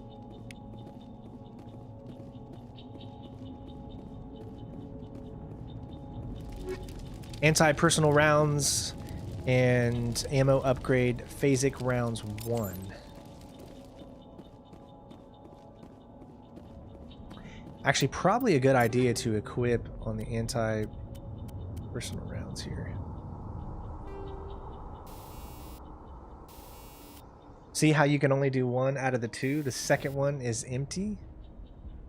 I'm not sure why that is. I think the anti-personal round, 50% damage versus organics. So you have to remember, we're playing against the Geth right now. We're not going up against organics. So having this in there at the current time isn't going to give us any better option. However, if I were, let's say, to switch that, and then I go back to my upgrades, there's still nothing there, see? So it's better to keep the, I think the let's see, 20, yeah. Keep the chemical in there, just for now. Something's moving, over behind those crates. Wait, don't shoot! I'm one of you, I'm human! They say they've upgraded the cover system to make it look better and feel better, but I'm gonna honestly say that I still think it feels the same. But I haven't used it that much, we're still in the very beginning. Sneaking up on us like that nearly got you killed. I am sorry, I was hiding from those creatures. My name's Powell. I saw what happened to that Turian. The other one shot him. I need to know how Nihlus died. The other one got here first. He was waiting when your friend showed up. He called him Saren. I think they knew each other. Your friend seemed to relax. He let his guard down. And Saren killed him. Shot him right in the back. I'm just lucky he didn't see me behind the crates. And Beacon was brought to the spaceport. What happened to it? It's over on the other platform. Probably where that guy Saren was headed. He hopped on the cargo train right after he killed your friend. I knew that Beacon was trouble. Everything's gone to hell since we found it. First that damn mothership showed up, then the attack. They killed everyone. Everyone. If I hadn't been behind the crates, I'd be dead too. How come you're the only one who survived? Why didn't anyone else try to hide behind the crates? They never had a chance. I was already behind the crates when the attack started. Wait a minute. You were hiding behind the crates before the attack? Sometimes I need a nap to get through my shift. I sneak off behind the crates to grab 40 winks where the supervisor can't find me. You survived because you're lazy? If you hadn't snuck off for that nap, you'd probably be dead just like all the others. Yeah, I guess. I don't really want to think about it. Tell me about the Geth attack. It was quick. 1 minute that ship was descending, the next, those Geth were swarming over the platform, thousands of them. They must have been inside that mothership. They shot anything that moved. It was a massacre. Is there anything else you can tell me about the beacon? They brought it here this morning. We loaded it up onto the train and shipped it to the other platform. Hard to believe that was only a few hours ago. Feels like a whole other life. Tell me about this mothership you saw. I've never seen anything like it before. It was huge. Landed over near that platform. The whole place got dark as it came down. And it was making this noise, this sound that bored right into your brain. That's what woke me up. The attack came a few minutes later. So you wouldn't have this option if you didn't talk to the people in that shack earlier. So if you would have went straight to where Nihlus' body was, you still would have found him, but you would not have this Cole mentioned you option, which could increase you receiving something. You're Cole's contact here on the docks for the smuggling ring. What? No! I mean, what does it matter now? So I'm a smuggler, who cares? My supervisor's dead, the entire crew's dead. Doesn't matter now, does it? Anything hidden nearby that we could use against the Geth? A shipment of grenades came through last week. Nobody notices if a few small pieces go missing from the military orders. You greedy son of a bitch. We're out here trying to protect your sorry ass, and all you can think about is how you can rip us off? I never thought you'd actually need those grenades. Who'd want to attack Eden Prime? We're just a bunch of farmers. How was I supposed to know? Forget about him. He's not worth it. You're lucky the commander's here, pal. Hand over those grenades. They're yours. Take them. My smuggling days are over, I swear. See, we have an option because we have our high charm. Now, if you had Intimidate, let's say you put all of your statistics into Intimidate instead of Charm, you'd have another option here, except it would be you're lying. So this one would not be grayed out. This one would be red if you went to the Intimidation option choice, but we did Charm. A lot of Marines died here, Powell.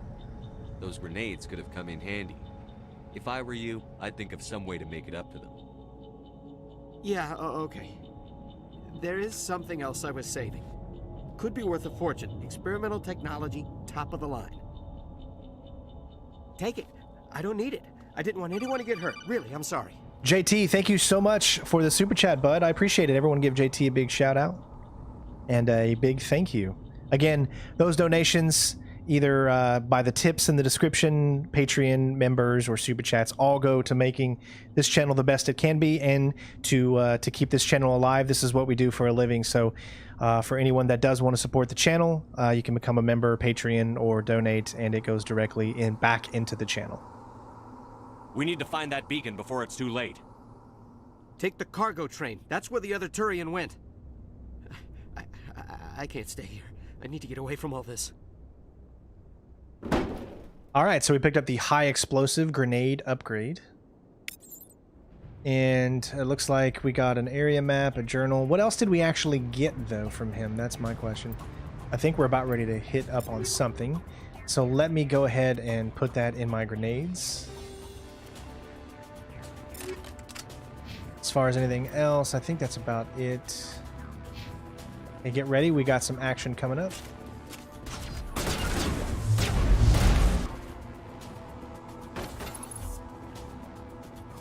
Let's switch over to Shoddy.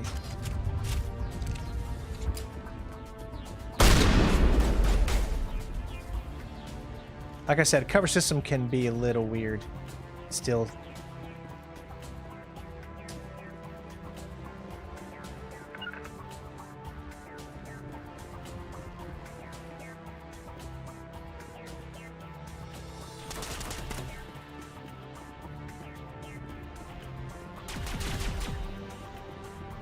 Alright, so we're going to switch over to our sniper.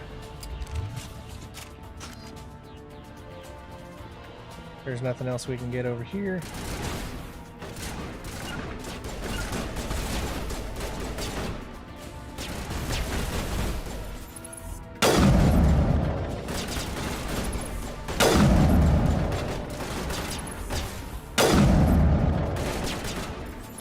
Nice, he's down. I think I see a head right there.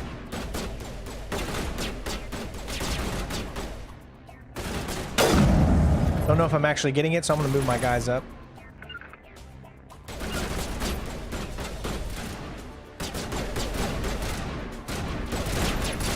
Didn't even know there was a guy there. Alright, they got him.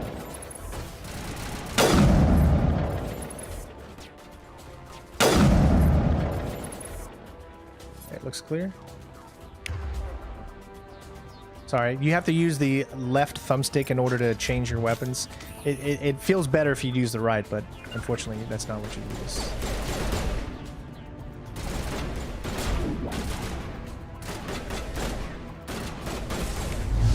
Nice. I think he's already done. One more further up ahead. Some med gel.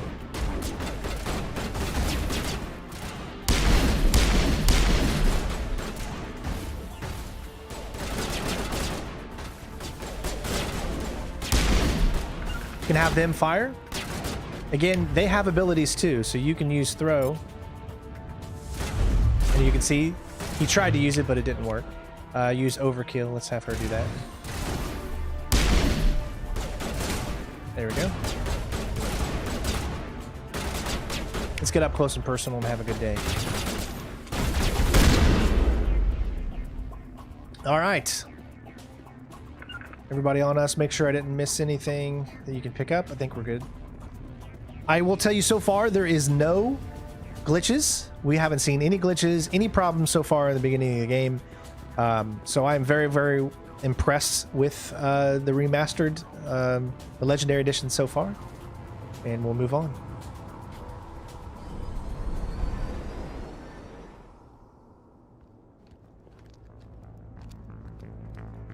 Set the charges. Destroy the entire colony. Leave no evidence that we were here.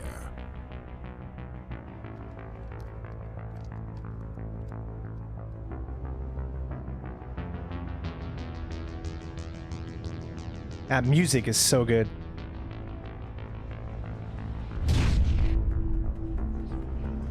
Oh. Listen to that, man. How could you not get pumped up? I just hope I don't get copyrighted because of the EA. EA is very, very bad when it comes to copywriting, even the soundtrack of video games. All right, so we need to deactivate some bombs. Demolition charges. You just have to get in the area and it disarms automatically. Hurry! We need to find them all and shut them down. It's not like this is a challenging thing to do, so don't panic, you get plenty of time.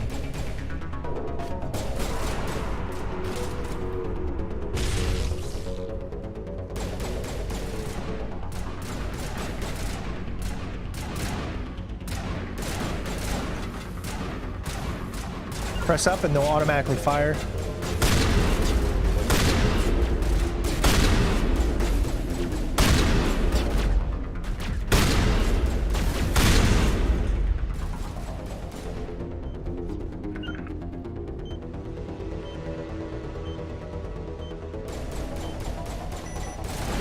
I don't ever plan on skipping the elevator scenes because I actually like the conversations that you have in them.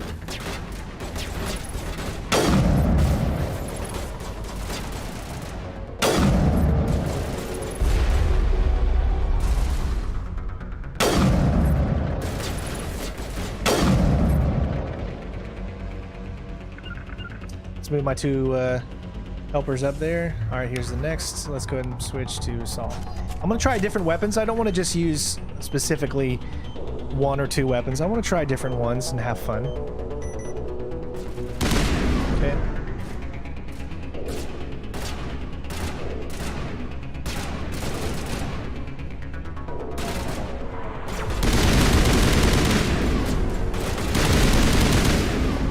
Remember, it's all about overloading and the heat, so you do need to be careful.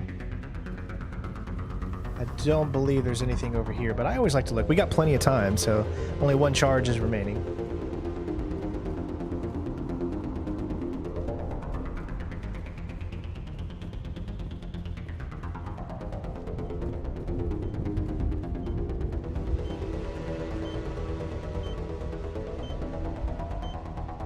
The class I went with is the Vanguard.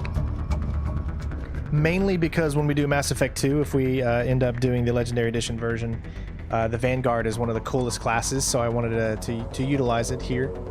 Although I do believe you probably will be able to switch in Mass Effect 2, if I remember correctly. So we can pick up a new assault rifle, the Banshee, as well as a heavy armor, medium armor. So why don't I take a look? So we also got combat sensor and shock absorbers. So as you can see, you cannot equip the heavy armor. That is only for soldier, I believe. And we don't have anyone else that can equip it either. However, we did pick up a new assault rifle. We have the Lancer equipped right now. We get more damage per second. The accuracy is a little bit lower, but the Banshee should be good. Now, let's see. I want Ashley to have a good assault rifle. What does she currently have? The Lancer, so there's no reason. I can give her some anti-personnel rounds or phasic rounds. Let's give her the anti-personnel rounds.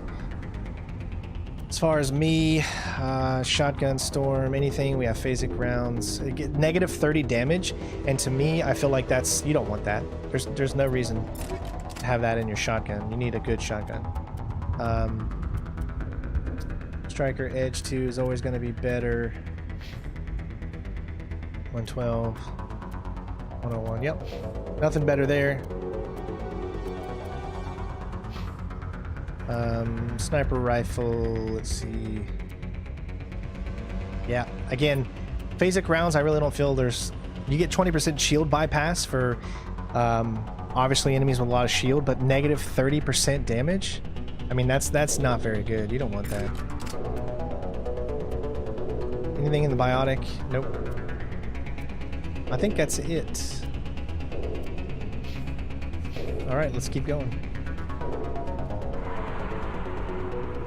Got a few enemies down here. Can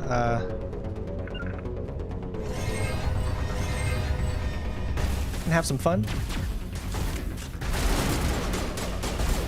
It'll let me. There we go. There we go. Should have took him out. Yep, did.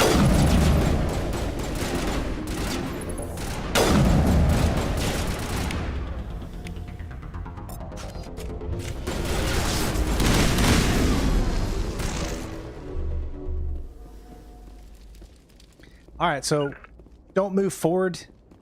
Once you do that, I don't believe you can actually... I think that continues the story, and then you can't look around, so... Obviously, we want to search around first in case we find anything. See? You never know.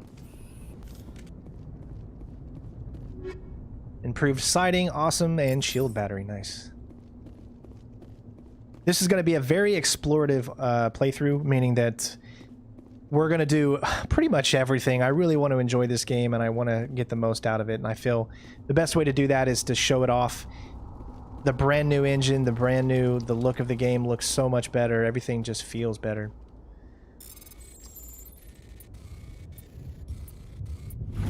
Again, you could fail those, and then you can't do it again. So you do need to be careful. We're picking up a lot of stuff. We'll figure out what we're going to do with it all a little bit later. They do change the way that picking up items works in Mass Effect 2. It's more simplified when you pick things up as it is in the original. The original feels way more like an actual RPG, where the second one is a hybrid of action and RPG. Also, the overriding system is definitely different, for sure.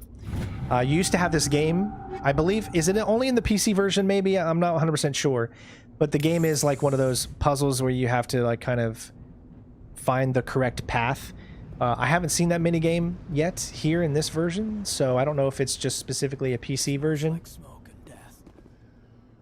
Let's get the bastards. But so far, the only minigame that I have found is that specific memory game.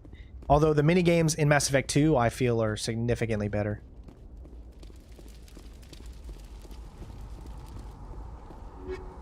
More stuff. Again, we'll sort through all of that a little bit later. I believe we have everything throughout this entirety, so we're going to go ahead and move on. Let's do it.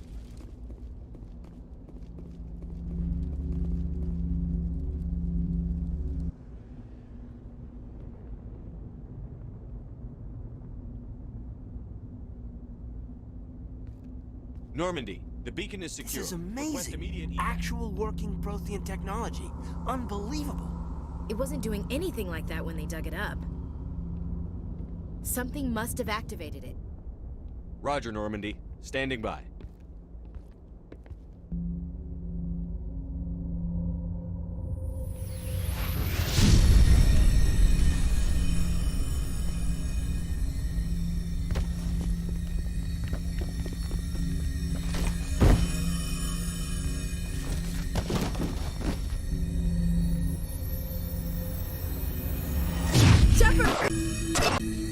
touch it! Too dangerous!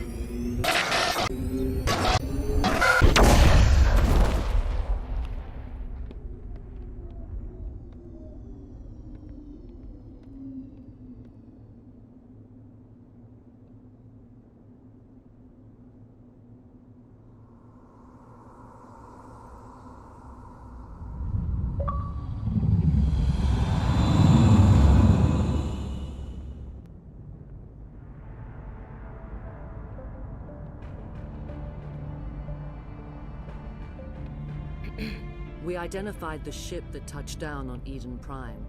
The Normandy, a human alliance vessel. It was under the command of Captain Anderson. They managed to save the colony. And the beacon. One of the humans may have used it.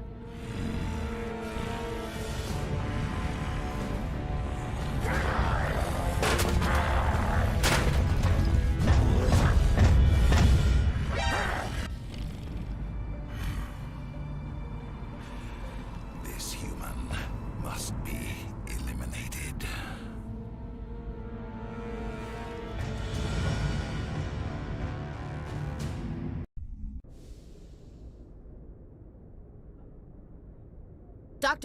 Dr. Chakwas, I think he's waking up.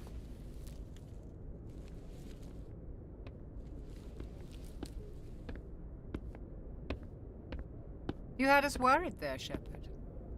How are you feeling? Minor throbbing. Nothing serious. How long was I out? About 15 hours. Something happened down there with the beacon, I think. It's my fault. I must have triggered some kind of security field when I approached it. You had to push me out of the way. You had no way to know what would happen. Actually, we don't even know if that's what set it off. Unfortunately, we'll never get the chance to find out. The beacon exploded. A system overload, maybe. The blast knocked you cold. The lieutenant and I carried you back here to the ship. I appreciate it. Physically, you're fine. But I detected some unusual brain activity. Abnormal beta waves. I also noticed an increase in your rapid eye movement. Signs typically associated with intense dreaming. I saw... I'm not sure what I saw. Death? Destruction? Nothing's really clear. I better add this to my report. It may... Oh. Captain Anderson. How's our XO holding up, Doctor? Well, all the readings look normal. I'd say the commander's going to be fine. Glad to hear it. Shepard, I need to speak with you. In private. Aye, aye, Captain.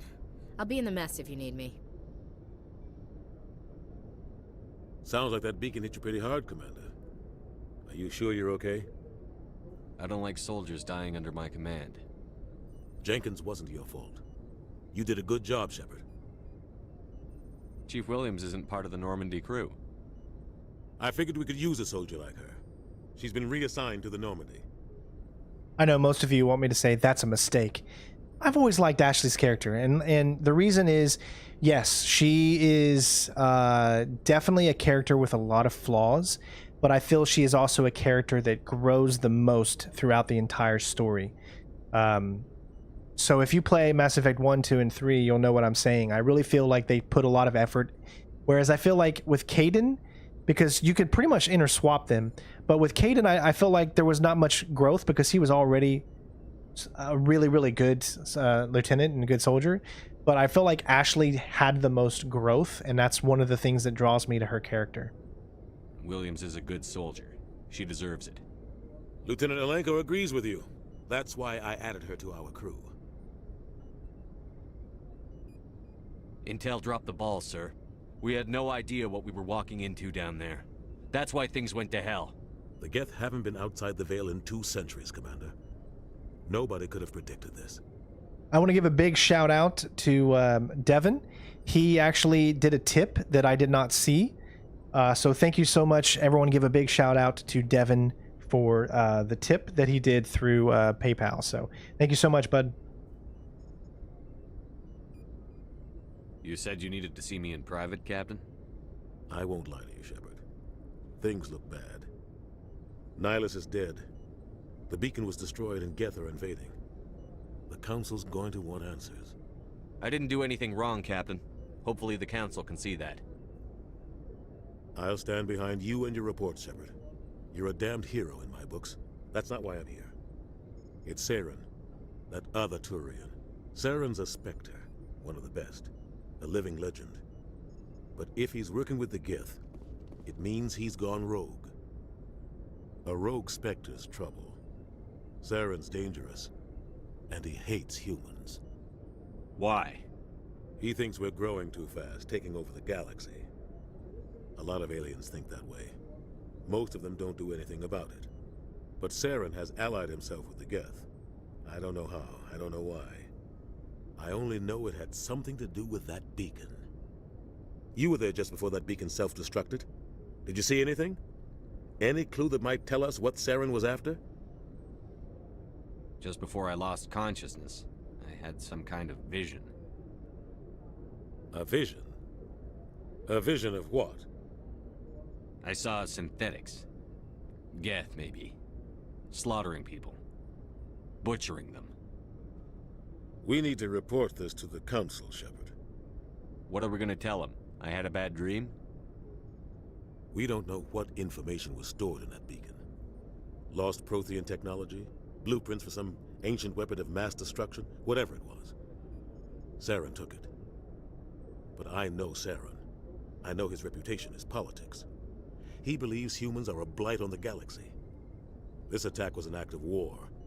He has the secrets from the beacon. He has an army of Geth at his command, and he won't stop until he's wiped humanity from the face of the galaxy.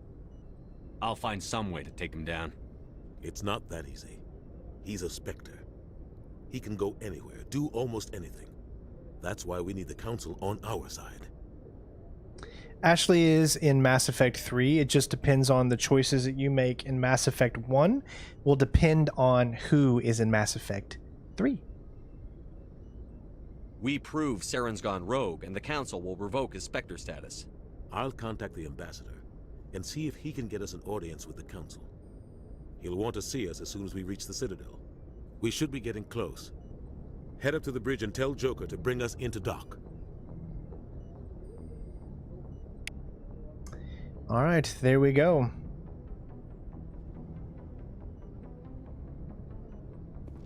Again, the movement is still a little janky. The way that it does its walking, look how fast his legs are moving compared to how fast he's actually walking. But again, this is your slow walk. Then you have a jog, and then you have, yeah. So it's the moving. If I want to just walk, it's very difficult to do. Now I look like I'm just walking in place. Look, see, I'm barely even. It's like the world is my treadmill. But I think that's just an issue in the game itself. I don't think they went in and changed anything like that. I think the biggest things that they changed were the textures of the models. They changed the UI and the way the hit detection works and stuff like that. But as far as characters and the way that they interact in the environment, I don't believe they had the power or the ability to actually go in and change that. So let that, be known. I could be wrong, though, of course, and I'm known to be wrong on many occasions. Hey, Commander. I'm glad you're okay, Commander. The crew could use some good news after what happened to Jenkins. Jenkins was a valuable part of this crew. Part of me feels guilty over what happened. If Jenkins was still alive, I might not be here. You're a good soldier, Williams. You belong on the Normandy. Thanks, Commander. That means a lot from you. I've never met anyone who was awarded the Star of Terra. Things were pretty rough down there. Are you okay? I've seen friends die before. Comes with being a Marine. But to see my whole unit wiped out, and you never get used to seeing dead civilians. But things would have been a lot worse if you hadn't shown up. We couldn't have done it without you, Williams. Thanks, Commander. I have to admit, I was a little worried about being assigned to the Normandy. It's nice when someone makes you feel welcome. I think you're gonna fit in here just fine, Williams. Thanks, I know. Commander. Everybody wants me to talk bad to her. I just can't do it. I can't do that to any character in any video game. I just feel so bad. I don't know. I have like a very, very moral center that just keeps me from doing that stuff. So Just think, in Mass Effect 2, when we go back there, Garrus is going to be doing a lot of calibrations. And oh boy, I can't wait till we meet up with our good friend Garrus. We're going to have lots of fun. Oh yes, he's dead.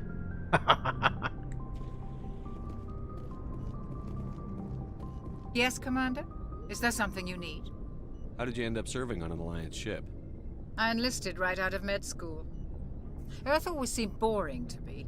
Too safe, too secure. I figured the colonies were teeming with exotic adventure.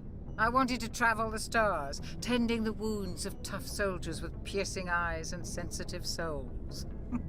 Turns out military life isn't quite as romantic as I'd imagined. But humanity needs the Alliance if we want to keep expanding through the Traverse, and the Alliance always needs good doctors. So I stayed on to do my part.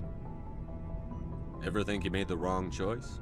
Sometimes I think about opening a private practice back on Earth, or maybe taking a position at one of the new med centers out in the colonies. But there's something special about working on soldiers. If I left the Alliance now, I'd feel like I was abandoning them. What do you know about Captain Anderson? I've served with him for a few tours now. He knows when to let things slide and when to crack the whip. The crew knows he's seen pretty much anything they'll ever run into. And he cares about the people under his command. How well do you know the Lieutenant? I'd never worked with him before this mission. But he has an impressive service record, over a dozen special commendations. Tends to keep to himself, though. Maybe because of the headaches. It's not easy being an L2. What does that have to do with it? Well, most biotics now use the L3 implants. Lieutenant Alenko was wired with the old L2 configuration. Sometimes there are complications. What kind of complications? Severe mental disabilities, insanity, crippling physical pain. There's a long list of horrific side effects. Caden's lucky. He just gets migraines. I should go. Goodbye, Commander. Like I said, lots and lots of exposition. So I need you to realize that you need to treat Ashley and Caden as if they are the same person, as their stories are going to tie together in this game quite significantly. I'm not going to spoil anything or whatever, but just remember that build them up the same way that you would build the other up. Let me put it that way. Glad to see you're okay, Commander. Llama, thank you so much. Just a small bribe from Team Garrus. You guys know me. I love all the characters in Mass Effect, especially Garrus. Garrus is a great character, and I'm gonna be so honored to have him on my team. But I also like to mess with him a lot because he is always busy doing calibrations.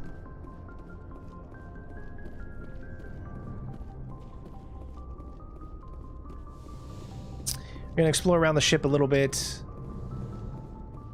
Go speak to Joker when you're ready. Tell him to bring the Normandy into dock. Also, look at the reflections. You can literally see that. Guys, I don't really honestly remember if you could see your reflections like this in the original. I don't think so. I feel like they've done such a good job with the ray tracing, or I don't know how they're... Although our shadow looks a little bit weird there. Like it doesn't know which plane of existence it's on. But other than that, man, I mean, they've done a superb job.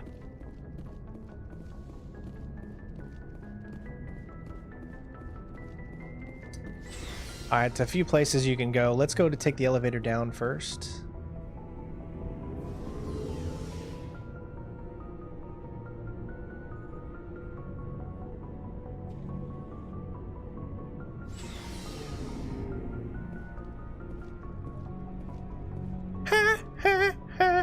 Staying alive, staying alive. You can't tell by the way I use my walk. I'm a woman's man. No time to talk. Music loud. You know, I always wanted to do that. I remember back in the day, I thought of a video idea to do would be to just have Shepard in Mass Effect 1, 2, and 3 walk with the camera facing him like this, and then have the Bee Gees Staying Alive playing in the background. It's like such a great video idea, you know? So we're heading to engineering. When we pick up some more characters, you'll have more to do back here, but right now we're just kind of examining and taking a look. This is the Element 0 core. This is, I believe, what allows us to be able to fast travel, and why the ship is one of the best ships that is actually in the fleet currently. Shame about Jenkins, Commander. You'll be able to talk to him soon enough as well. But as of right now, our main objective is just to head up to the bridge. So there's really not a lot of conversations that you can have pertaining, and there's going to be other characters to interact with down here where you can equip different loadouts and stuff. But as of right now, it's not really not a lot to do. Here is the Mako. They've upgraded the Mako big time in this game. You're going to be able to have better movement and whatnot, but if you do like the old controls of the Mako, which I never disliked them, I thought it was fun driving the Mako around, like doing the jumps that you can do. It was always a goal to try to get and turn around or try to flip the Mako, but it's literally impossible. The game never lets it flip, even though it comes so close to it, but it's pretty hilarious. There is something over here. I think it's got to be... Well, that just says Cadence. So, yeah. We're not going to be using Caden a lot. You're not really going to get to know him as... Maybe some of you will choose to get to know Ashley more than Caden. But we are going to choose to get to know Ashley more than Caden. Hey, Commander. Looking for some extra supplies before you head out? What have you got? Whatever you want. Armor, weapons, mods. It's not standard Alliance issue, but that's not necessarily a bad thing. Well, as long as you don't mind paying for it. Why should I pay you for my weapons and armor? My stuff doesn't come from the Alliance. I have to purchase it myself, and it's not cheap. Hell, the licenses alone have set me back more than I'd like. But no licenses, no goods. Without the goods, I'm out of a job. What are licenses? Why do you need them? Manufacturers sell licenses. Each license allows me to buy and sell a certain brand of products. I already have several basic ones, but you'll need to buy more if you want me to bring in different brands. Many of the best licenses are hard to get, but they're well worth the cost if you can find them. What do the different manufacturers offer? There are too many for me to keep track of, but each license will explain what it's good for. How often will you get new items? Well, that depends on how many licenses you've purchased. But I'll rotate items on a regular basis regardless. And anytime we land someplace with a big enough port, I'll buy, sell, and trade whatever I can. Check back often. I need to move items quickly, so only the most basic items will be stocked consistently. Let's see what you've got. You bet, Commander.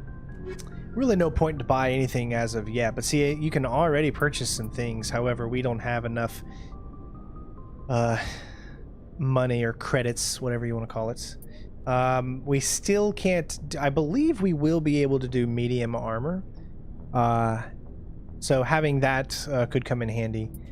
But you just kind of get a glimpse of what you can get into. You can buy and you can sell.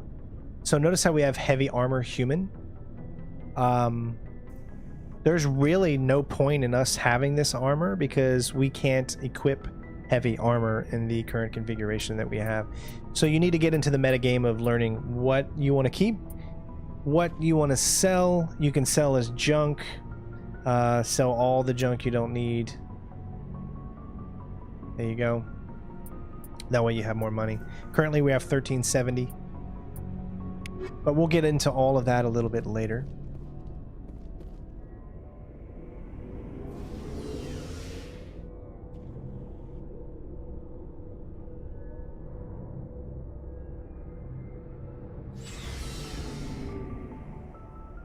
All right, so let's head up.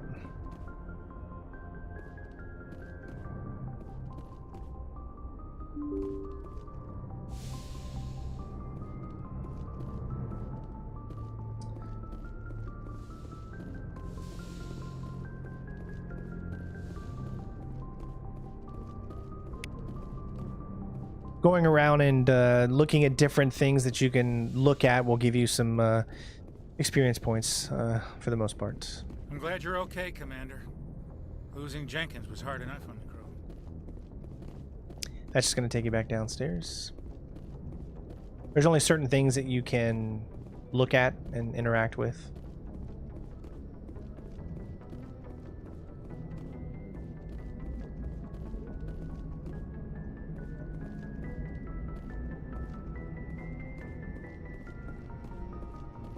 All right, let's go ahead and talk to Joker. Good timing, Commander. I was just about to bring us into the Citadel. See that taxpayer money at work.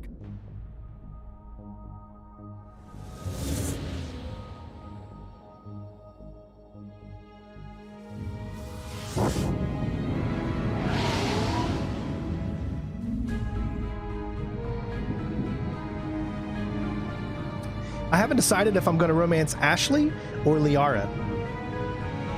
What do you guys think? I know most of you are probably going to pick Liara.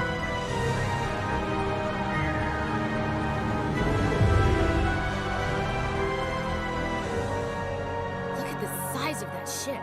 The Ascension, flagship of the Citadel fleet. Well, size isn't everything. Why so touchy, Joker? I'm just saying you need firepower, too. Look at that monster. Its main gun could rip through the barriers in any ship in the Alliance fleet. Good thing it's on our side, then. Citadel Control, this is SSV Normandy, requesting permission to land. Stand by for clearance, Normandy. Clearance granted. You may begin your approach. Transferring you to an Alliance operator. Roger, Alliance Tower. Normandy out. Normandy, this is Alliance Tower. Please proceed to Dock 422.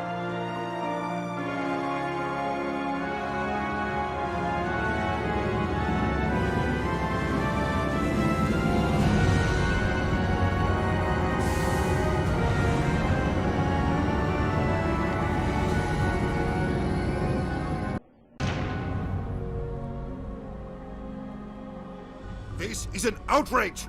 The Council would step in if the Geth attacked a Turian colony? The Turians don't found colonies on the borders of the Terminus systems, Ambassador. Humanity was well aware of the risks when you went into the Traverse. What about Saren? You can't just ignore a rogue Spectre. I demand action! You don't get to make demands of the Council, Ambassador. Citadel Security is investigating your charges against Saren.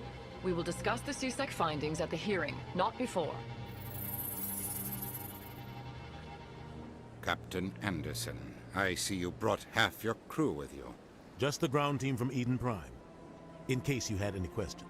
I have the mission reports. I assume they're accurate? They are. Sounds like you convinced the Council to give us an audience.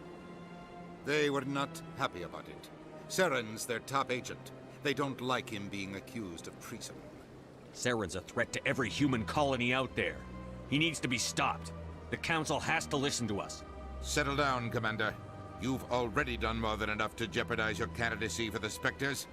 The mission on Eden Prime was a chance to prove you could get the job done. Instead, Nihlus ended up dead and the beacon was destroyed. That's Saren's fault, not his. Then we better hope the CSEC investigation turns up evidence to support our accusations. Otherwise, the Council might use this as an excuse to keep you out of the Spectres. Come with me, Captain. I want to go over a few things before the hearing. Shepard, you and the others can meet us at the Citadel Tower, top level. I'll make sure you have clearance to get in. And that's why I hate politicians. All right, so here we are at the Citadel.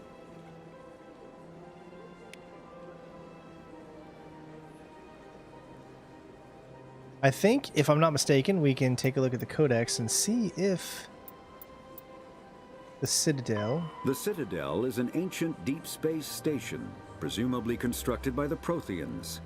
Since the Prothean extinction, numerous species have come to call the Citadel home.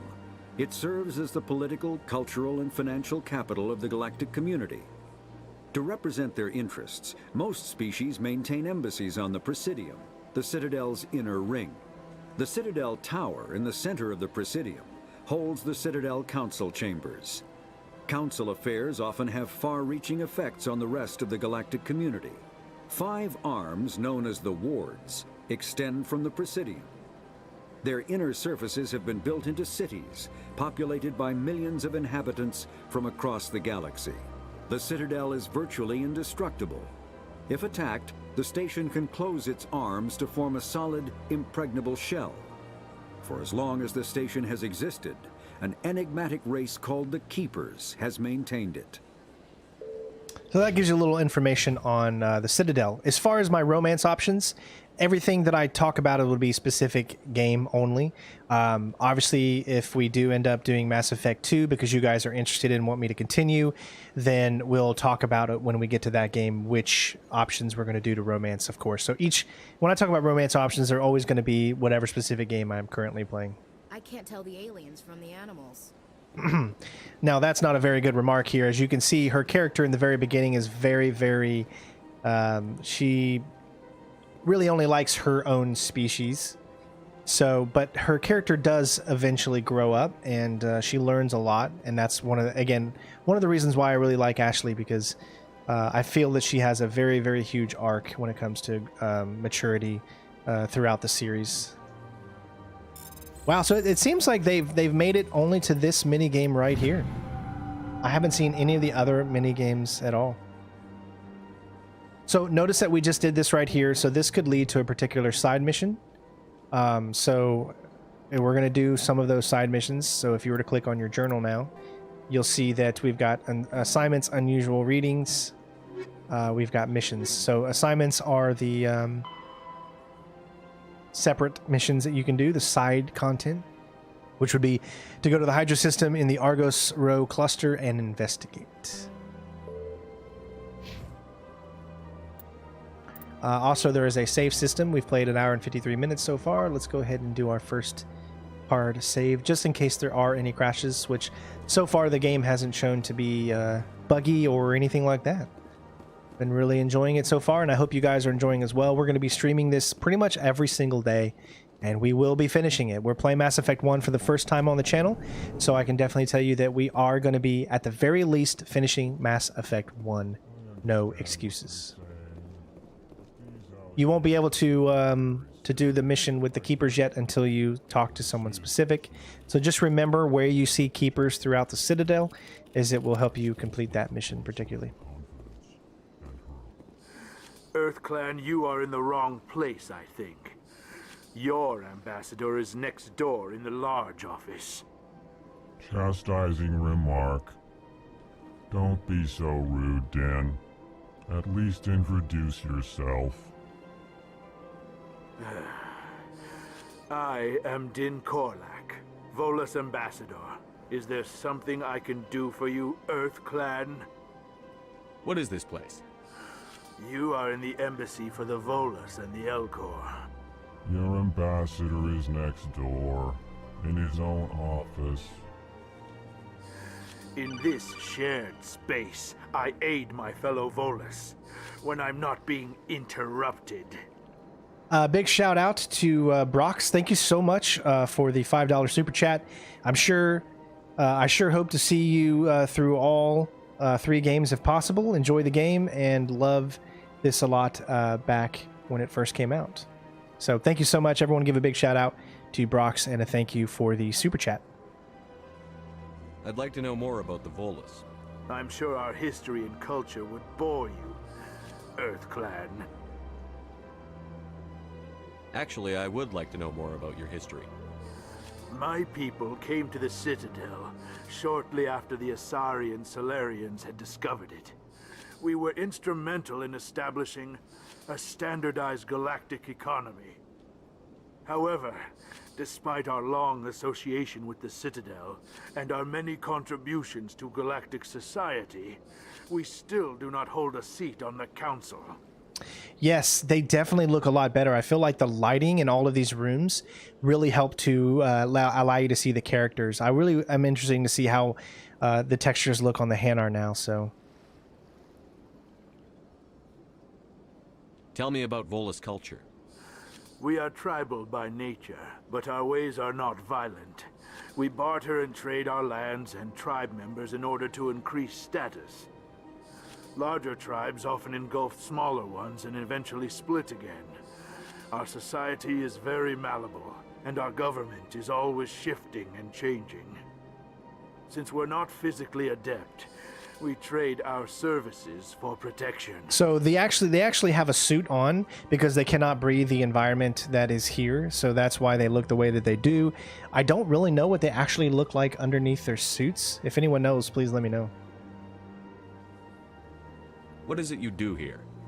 I look out for the best interests of the Volus people. No easy task considering how often we are overlooked by the Council. Chastising rebuke, Den. The Council favors your species greatly.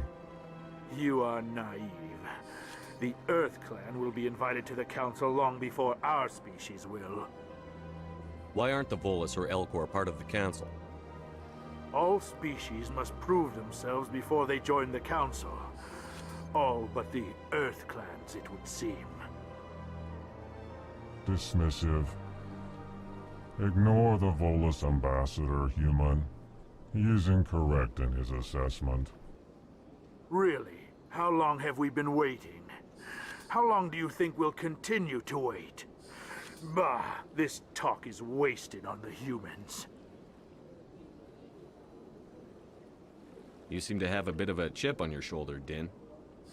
You humans are new to the Citadel, and yet the Council has granted you great favor. Chastising rebuke, Din. Your species has always been granted many concessions. Volus territory has expanded tenfold since coming to the Citadel. Details. We still have no real say in the decisions that affect Citadel space. Goodbye, Ambassador. So yes. These guys, Earth Clan. They tell you what they're going to say before they say it. They give the adjective before they speak, per se. So you kind of know where they're going with the conversation by the first thing that they say. These guys I would consider like the grunts of the universe. They're not very action oriented. I don't even think you maybe do you actually even see any of them in combat? I'm not really sure. And again, these are keepers, but we can't mess with them yet because we need to do something specific before we get to that point. Here is a separate person. Hello there, human. Sincere apology, but I am here on business and cannot be distracted right now. You seem distressed. Is there something I can do to help? Alarmed response. You overheard that, did you? This is all going so wrong. And it is the Asari Consort's fault. She's the one who started all this. Who's this Asari Consort? Curious, you have not heard. You must be new to the Citadel. Everyone knows Sha'ira, the Consort. I cannot speak more about this problem. It is too sensitive. Suffice it to say, she has compromised my authority as a diplomat. Where can I find this Asari Consort? She is across the bridge from here. Her offices are easy enough to spot. Wow. I have never seen their models look this good. This is crazy. This is literally like playing a new game. Look at them. Like, they never were lit up. I mean, it's hard to really make that judgment if you don't have the original game side by side. But man, I mean, it's like night and day. Their models look so good. You can actually see all of the detail. I think it just makes me so excited to play this again for the millionth time.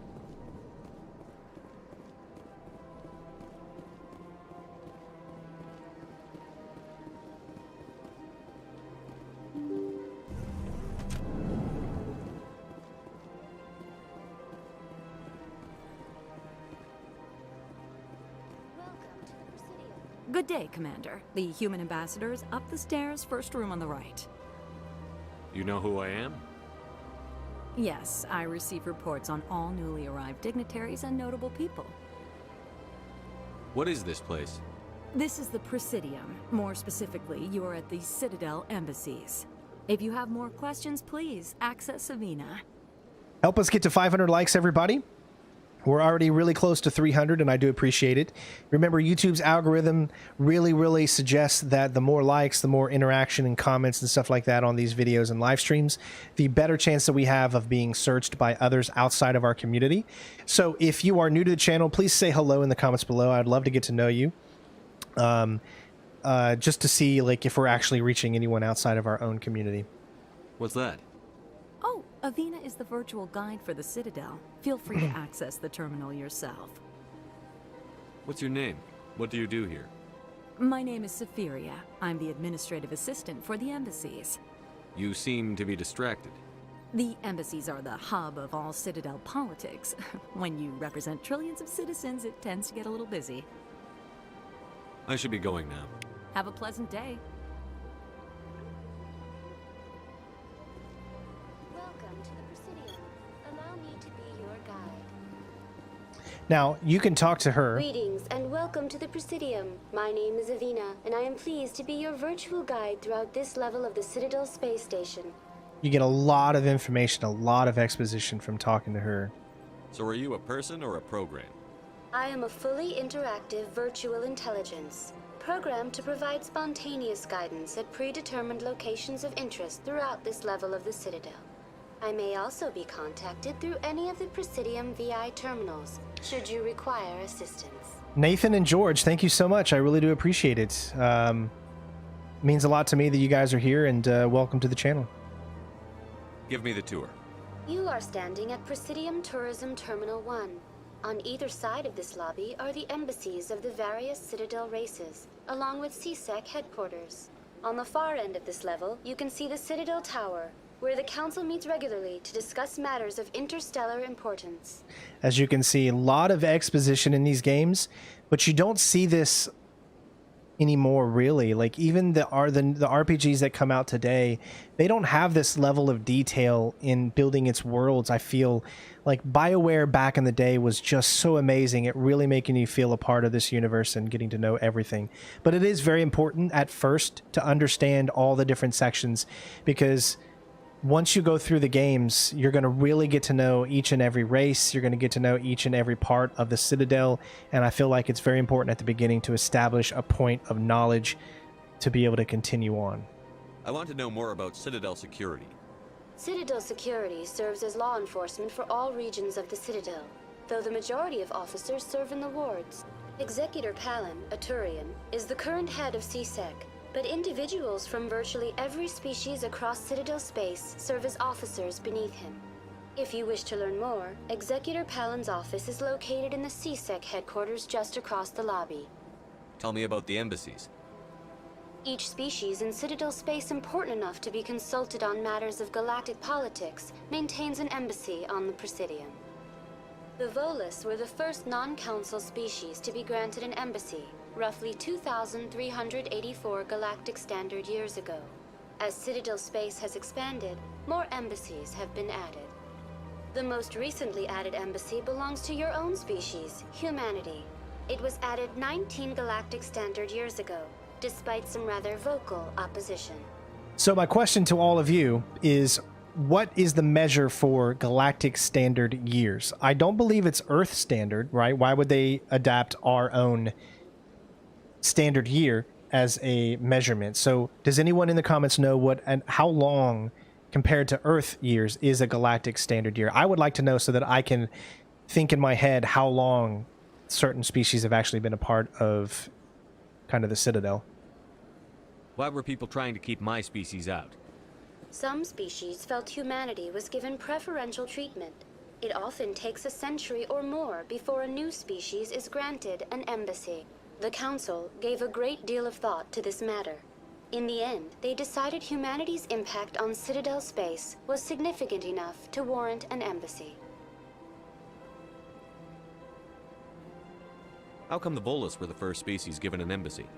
In the early years following the formation of the Council, the Volus were, apart from the Asari and Salarians, the most populous and widespread species in Citadel space. They established many new colonies and trading outposts, and they petitioned the Council for a greater role in determining interstellar policy. In recognition of their work to expand interstellar trade and establish a standardized galactic economy, the Volus were granted an embassy here on the Citadel. Why weren't they made a council race? The Council races have extensive responsibilities.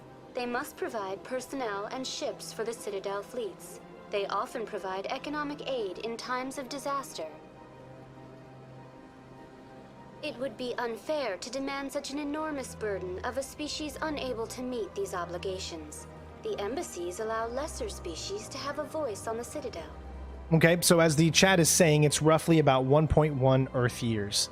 So you can calculate that as you will. So probably when you get to 100 years, then you can add an extra 10 years or something similar to that.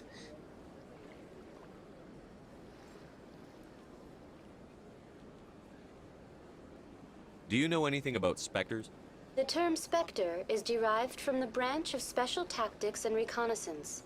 Each Spectre agent is handpicked by the Council. Their primary role is preserving galactic stability and resolving volatile situations that cannot be handled through normal political channels. In this role, they are granted extraterritorial rights and jurisdictions. Spectres answer to no law or authority except the Council itself. What can you tell me about the Citadel Council? Originally, the Council consisted of representatives from the Asari and Salarians, the two dominant species in Citadel space. Roughly 1,304 galactic standard years ago, Turians were invited to join the Council in recognition of the role they played during the Krogan Rebellion. Since then, the three Council races have worked together to ensure the peaceful coexistence of the galactic community, while preserving individual autonomy for each species. It can't be as simple as that. There must be problems somewhere in the system. I am not programmed to make that kind of qualified judgment. My code is limited to information and simple interaction simulations. Goodbye. Goodbye, and thank you for using Avina. You can see why you definitely want to have these conversations. They do help you level up so that you can get your squad where you need it to be. All right, so we have an extra charm. Now notice how that unlocked store discount. So having the 3 unlocked store discount already, so that's pretty cool. Let's get our charm all the way up. Again, we're not going to do any of that. Warped. Now listen, in Mass Effect 2, you're going to get so many more powers that are going to be really, really cool. So just remember that in the first one, it's limited to the biotics that you can do. So you can just keep yourself a soldier if you want to just work on aiming and weapons. However, in number 2, you definitely want to be a part of biotics because it really opens up what you can do, especially with the Vanguard. Really cool. See, pistol and shotgun damage by 7% really helps out there. Adrenaline, tactical armor, I definitely want that. So let's get some more assault training and adrenaline burst. Let's see, let's do there, and we're almost to tactical armor.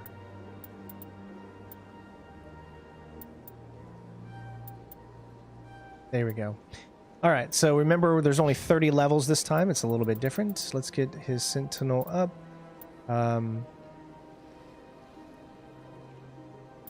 Yeah, definitely would be a good idea for him, and he's a biotic, so let's use him as a biotic in his first aid. We're going to keep her mostly assault rifle with combat armor, and definitely got to get her assault training as well. So give her that, combat armor, and assault. Perfect.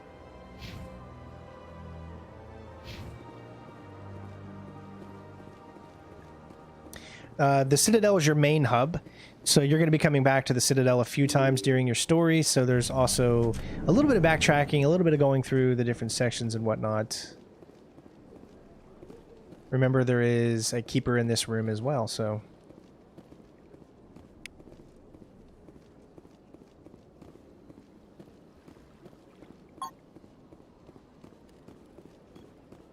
Human, delighted, welcome. It is good to meet you.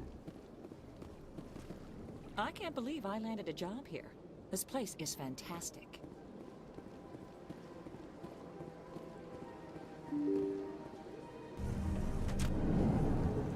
We'll be getting into some action in just a little bit, I promise you all.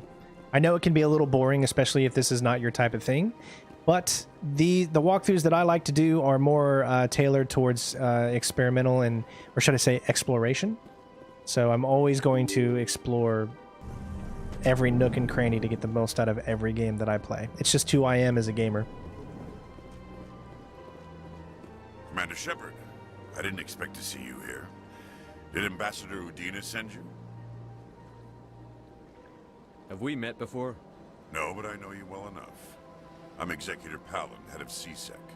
It's my job to know when someone like you arrives on the Citadel. Was there something you needed, Commander? I get the feeling you're not too fond of humans. No, I just don't trust your kind. Not yet. You humans are eager to take all the power you can get, and you're being given a lot. If the Council wants to make humanity their new favorite pet, that's their business. But I don't have to like it. The Council treats us like second-class citizens. We have to fight for everything we get. Good. Then fight for it. But don't expect the rest of us to just sit back and let you take it. I'm a busy man, Commander. Are we done here? What do you know about the Spectres? They're the right hand of the Council, or so they like to be called. More like the underhanded side of the Council. What do you have against the Spectres? I can't abide any organization that considers itself above the law. Especially when it's left up to each individual Spectre to decide when and how to bend the rules. Sometimes you have to bend the law to keep people safe. I've been with CSEC for 30 years. I've never had to break the law to do my job, not once. Yeah, right. You expect us to believe none of your officers are corrupt? There are over 200,000 CSEC agents. Some of them are going to be bad. But we don't turn a blind eye to corruption like the Spectres do. We do our best to find and punish any officer who breaks the law. Spectres, they'll never come under that kind of scrutiny.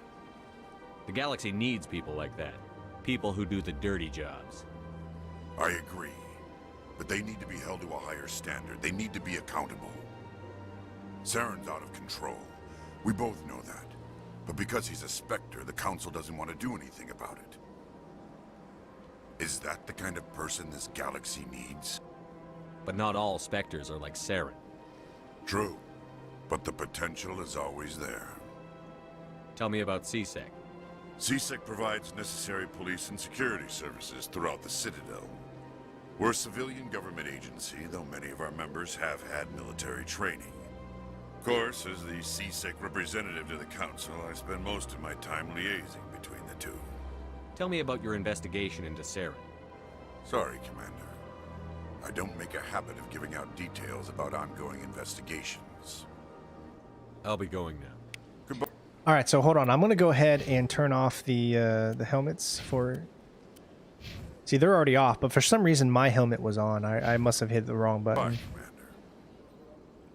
Again, it looks like there's no keeper here, but you don't worry. This is one of those games where you don't have to worry about encrypting something or taking something that you might see. The game never considers anything you do stealing, so... Probably going to unlock another mission. Yep, a diplomatic advisory warning. Only as one body. All right, so let's take a look at what it is. Go to the journal. Oops. And strange, unusual reading. So strange transmission. You discovered a strange transmission during biotic commune. On the message, it seems harmless, but something about the message is a little disturbing. Head to the Century system in the Hawking ETA cluster and investigate the strange commune. These are, again, side missions that you can do. Some side missions can be a little bit more explorative than others. But I would say the best side missions are going to come from Mass Effect 2 and 3.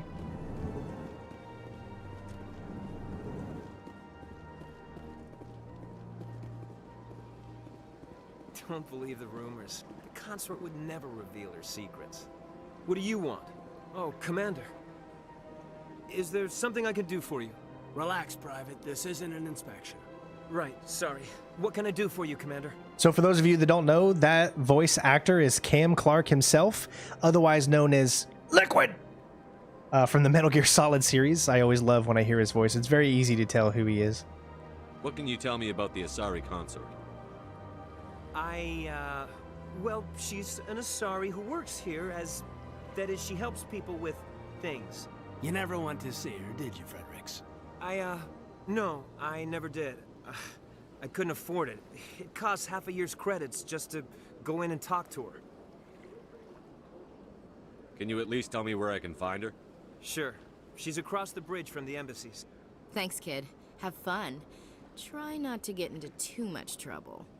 I will.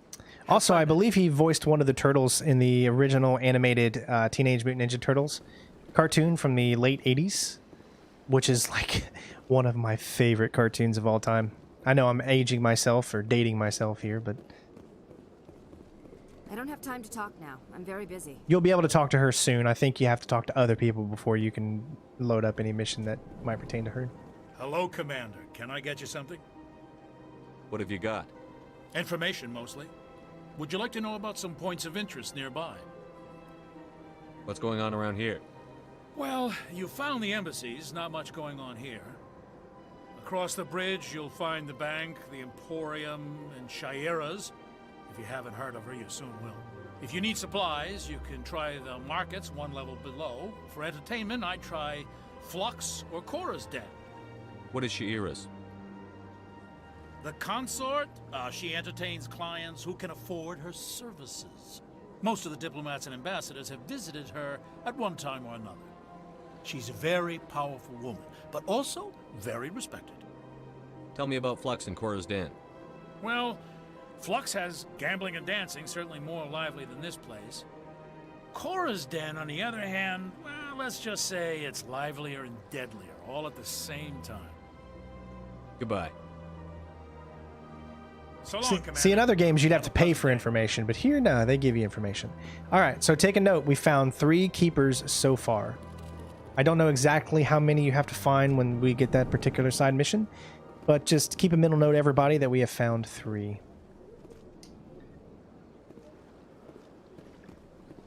This place seems strange. I wish there were more humans around. And again, we will have more stuff to do in this area once we've went around and talked to other people outside of it. There's a lot of missions that will pertain to you coming back to areas that you've been to before, especially in the Citadel. So we're going to go left and head across the street. I mean, look at the reflection. So I think maybe they went a little too strong because you can see how the frames on the reflections are like at least half of the frames you see here. That's why they're jumpy and jittery, but I still think it's so cool that you can actually see the reflections of the game world there. I know it's a little thing and most games are doing that nowadays, but to see it on an older game, just, oh, I'm so happy they've done it. All right, so in order to get across, I think we have to go up.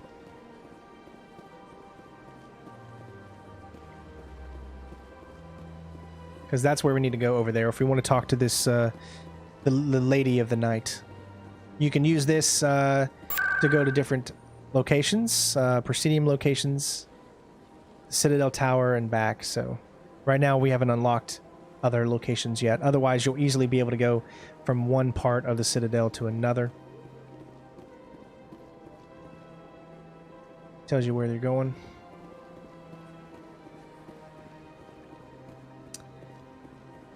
But wow, yeah. I mean, that's a huge improvement the way. Now look at the god rays. You see that because of the fake sun in the back? That your character has these god rays that kind of come out of him from the shining light. It's a little strong, I think, but it really, really adds to the beautiful lighting that the Legendary Edition has.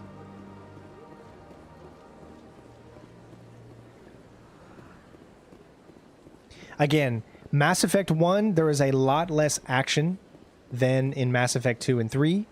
So bear with me. There's going to be a lot of exploration here, but there is still plenty of action once we get into some of the main missions, and especially where we're going. I'm just giving you all a heads up. Once we get to 2, I mean, it really, really picks up. It's all action. There's the 4th Keeper, so remember we found 4 now.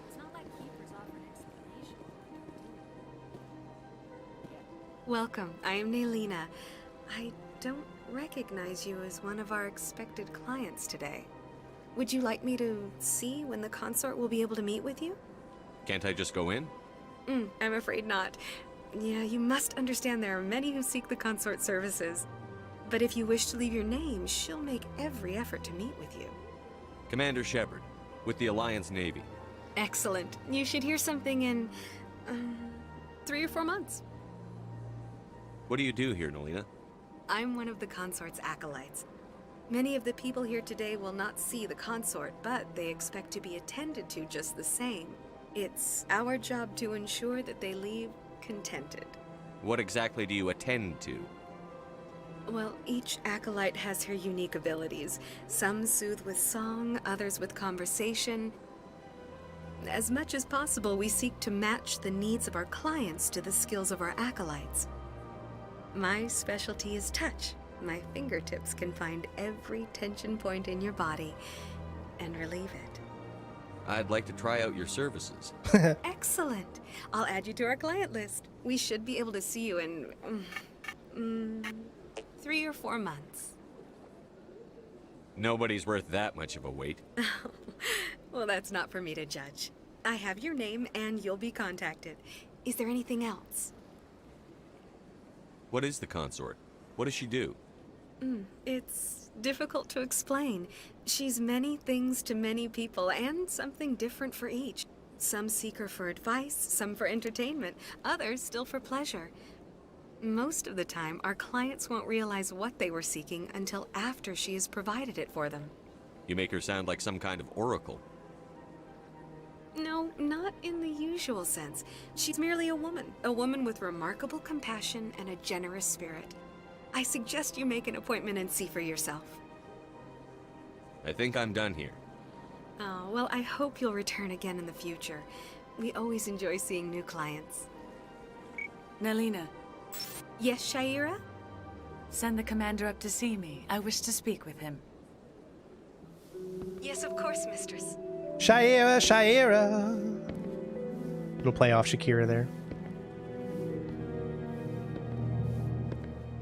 Huh. It appears the Consort has taken notice of you. She'd like to meet with you now. Wouldn't that be awesome if he was like, maybe later? Where do I go? Just head upstairs. She'll be waiting for you.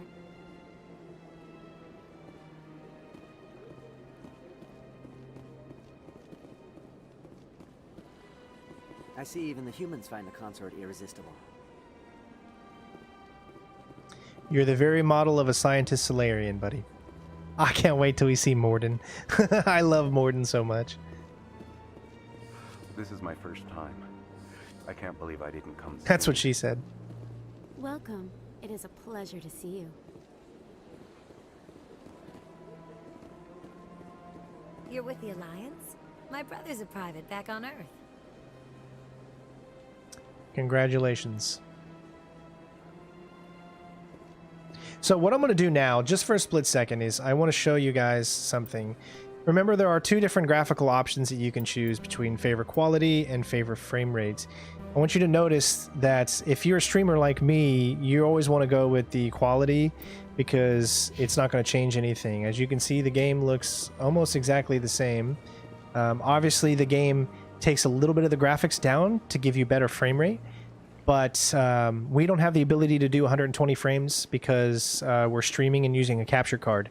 So you, however, if you have a TV that supports 120 hertz, which a lot of people do, there are new TVs out there that have that, I would definitely recommend do the frames and to have a much more enjoyable experience. But me, I like to play things in 4K, and you still get 60 frames per second. So that's what the one that we're going to stick with for the entire time. As you can see, it looks a lot smoother, and we don't lose any performance quality, I think, just because of the fact that this is an older game, and the Xbox Series X is so powerful.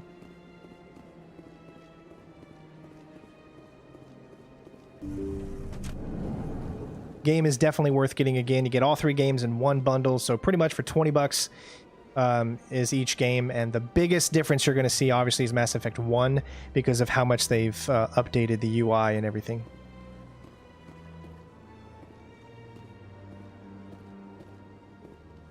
That is close enough, Commander. I've heard a great many things about you since your arrival here in our Citadel. What exactly do you do? That depends on your needs. I offer advice to some, comfort to others. I have a certain problem that could use your expertise. Maybe I can help. I have a friend, Septimus, a retired Turian general. I won't discuss the details, but he wanted me to be more than I could be. We had a falling out. Now he spends his days in Korra's den, drinking and spreading lies about me. If you would speak to him as a fellow soldier, I believe he will listen to you and let the matter be. What happened between you? I respect his privacy too much to go into the details.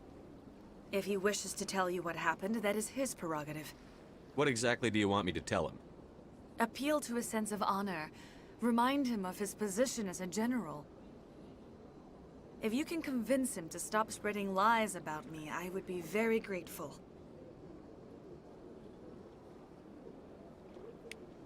Now I must ask you to take your leave. I have many clients waiting to see me.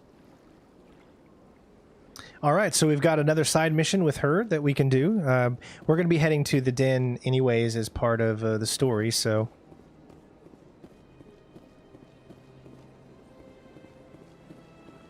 Again, you can bypass all of this stuff if you just want to head directly to the main mission, which is heading over to see the council. It's really up to you.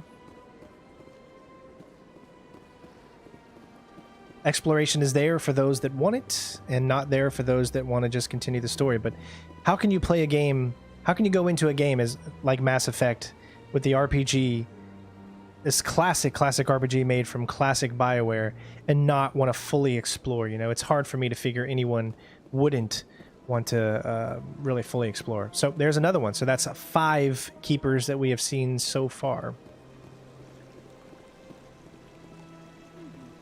Awesome Krogan there.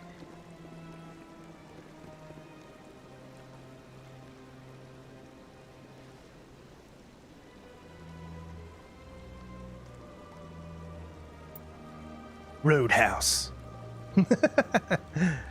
I love how you can get the focal point, which is so cool, where you can use the zoom so you can back away and have a zoom in for scale.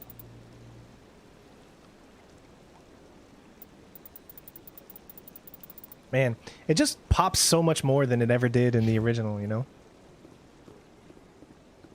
Welcome to Presidium Tourism Terminal 3. The statue... In the aftermath of the Krogan Oh, okay, she's talking about the rebellions, statue. Several embassies petitioned to have the statue removed. However, this motion was eventually quashed by the Council. So I do want to tell you a little bit about the Krogan Rebellion, because it does play a big part in the overall story. Tell me more about the Krogan rebellions.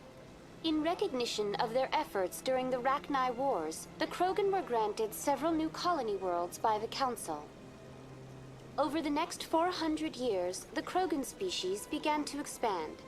Blessed with an extremely high birth rate, their numbers began to swell. Faced with a critical overpopulation crisis, the Krogan started a violent colonization of nearby worlds inhabited by other Council species. The Krogan rebellions had begun. For a full century, the Council and its member species fought to bring the Krogan under control. With the aid of the newly discovered Turian Empire, they were ultimately successful.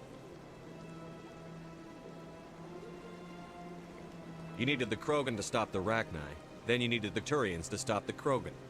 So who's gonna stop the Turians? I am sorry, but that question is beyond my programming parameters.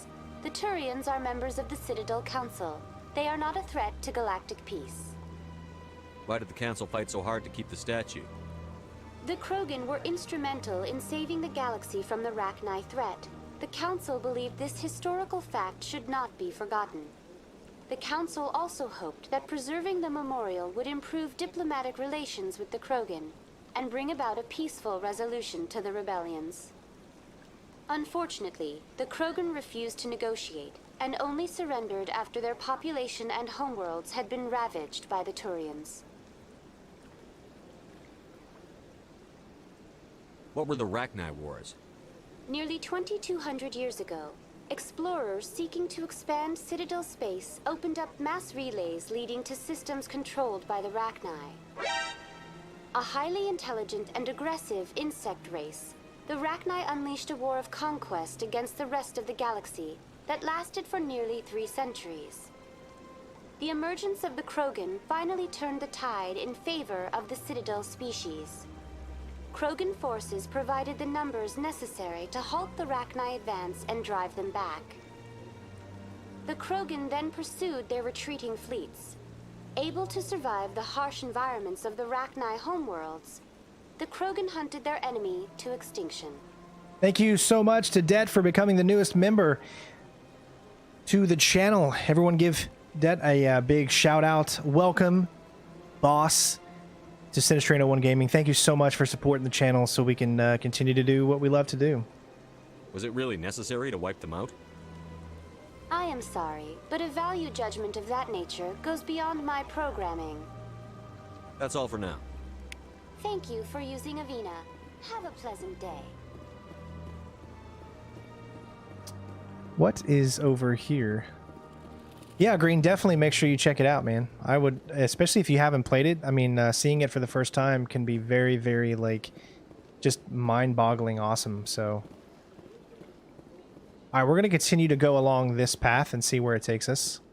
We're just doing a lot of exploring as we can.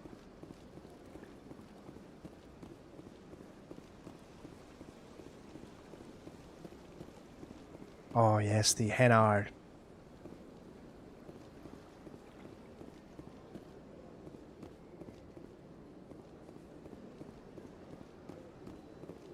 Ah, human. This one is greatly pleased to see you here in my decadent emporium. Who are you? This one's face name is Delaninder, though many in this place simply refer to it as Delan. Please take time to examine the fine goods it has for purchase, all of great worth.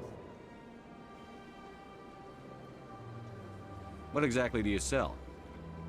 Only the finest and most luxurious items that credits can buy. This one is able to procure almost any item the human would desire, for a price, naturally. Why do you refer to yourself as this one and it? For the same reason that humans are so inquisitive. It is part of our culture. Specifically, Hanar only refer to themselves in the first person with family or intimates. And we rarely do so with other species. It is just our way. Thank you so much, Felicity. I'm glad you're enjoying the game. Definitely, I can recommend to everyone out there, especially if you have never experienced the original Mass Effect series, now is the time to do it. Get it on the console of your choice, whether you're playing PlayStation, Xbox, or PC, and just relax and enjoy. Just forget everything that's going on in the world and immerse yourself into this universe that BioWare, the old BioWare, has created. And I promise you, it will teach you things about life. It'll teach you things about just everything. I really feel like when I play some of these games and I choose the good options, you know, the Paragon options, I feel it makes me a better person in general. I feel like it helps me to understand other races, other ethnical cultures that I might not be fully aware of. And if you can learn something from video games, I mean, why would you not want to experience that? That's just my take. I know everyone's a little bit different, but every game I play, I try to learn something from it because there's a lot of great things that you can learn from some amazing games. Who are you? This one's face name Okay, is... we already did that. Please take time to examine the fine goods it has. Show me your items. Oh, this one is pleased to do so, human. You will not be disappointed. All right, have a good one, Green. Enjoy your meeting. Let's see, we got non-human armors. So you're going to have, obviously, NPCs that you'll be able to control as far as, like, your squad mates that are non-human. So you can use that to buy those specific things. Let's check out some upgrades. Armor, motorized joints. We're not going to get anything just yet, obviously, because as you can see, it costs quite a bit of money just to get one specific thing. There's nothing you really need right now in any of these, in this beginning section. You're still at the very, very beginning of your journey, so you don't have to spend too much. All right, Keeper number 6.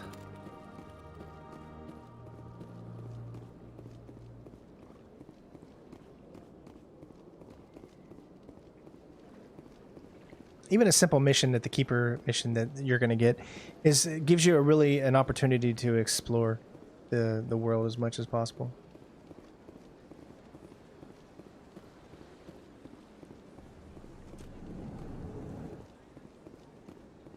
Arlo Vaughn.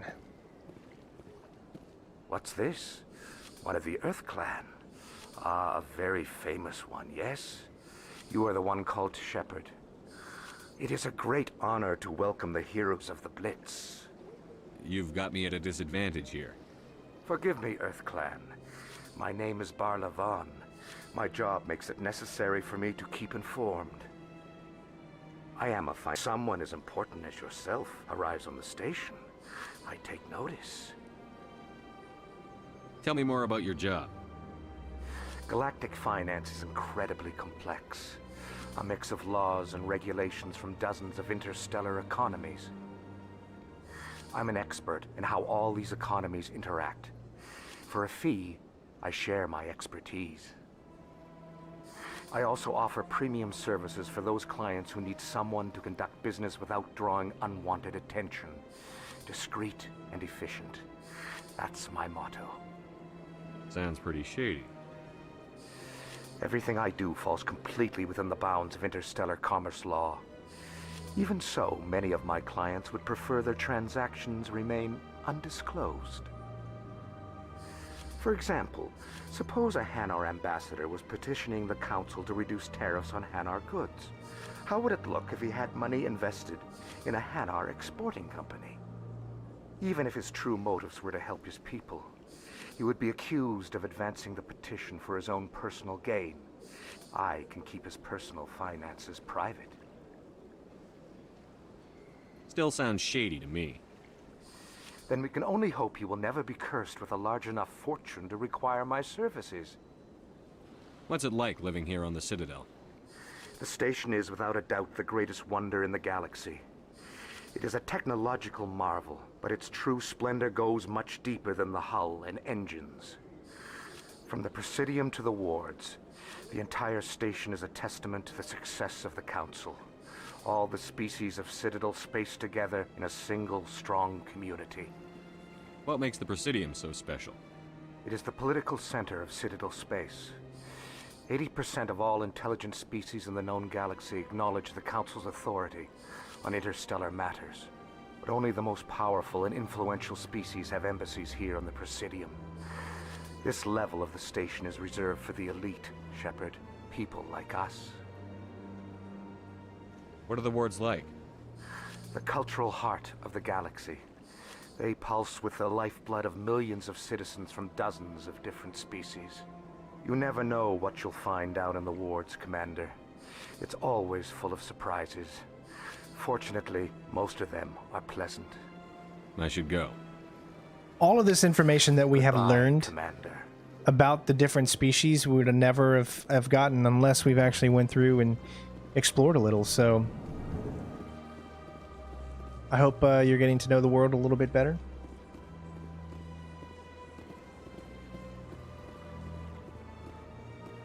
And again, you know, we're going to be coming back through this area multiple times, so there's going to be plenty of things you might not see the first time that we're doing this, and there'll be plenty of things you will see. Especially out in here, I believe a little bit later on there's going to be some extra things that you'll have the chance to see.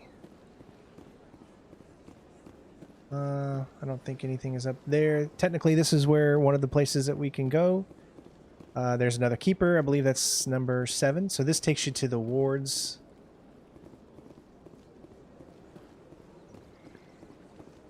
Can't believe just how big this area really is the more you think about it.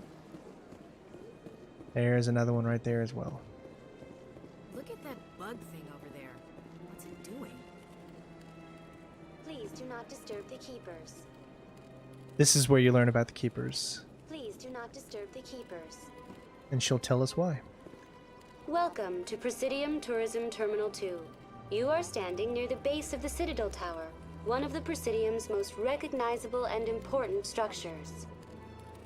Behind me is the spectacular relay monument, a scale model representation of a Prothean mass relay. To your left is one of the Keepers, the enigmatic caretakers of the Citadel, working on a control panel. You may see Keepers involved in various tasks throughout all levels of the Citadel. We ask that you do not interfere with them in any way. The Keepers are essential to the smooth operation of the Citadel. Obstructing their daily work will result in harsh penalties, including incarceration and rehabilitation. Tell me about the relay monument.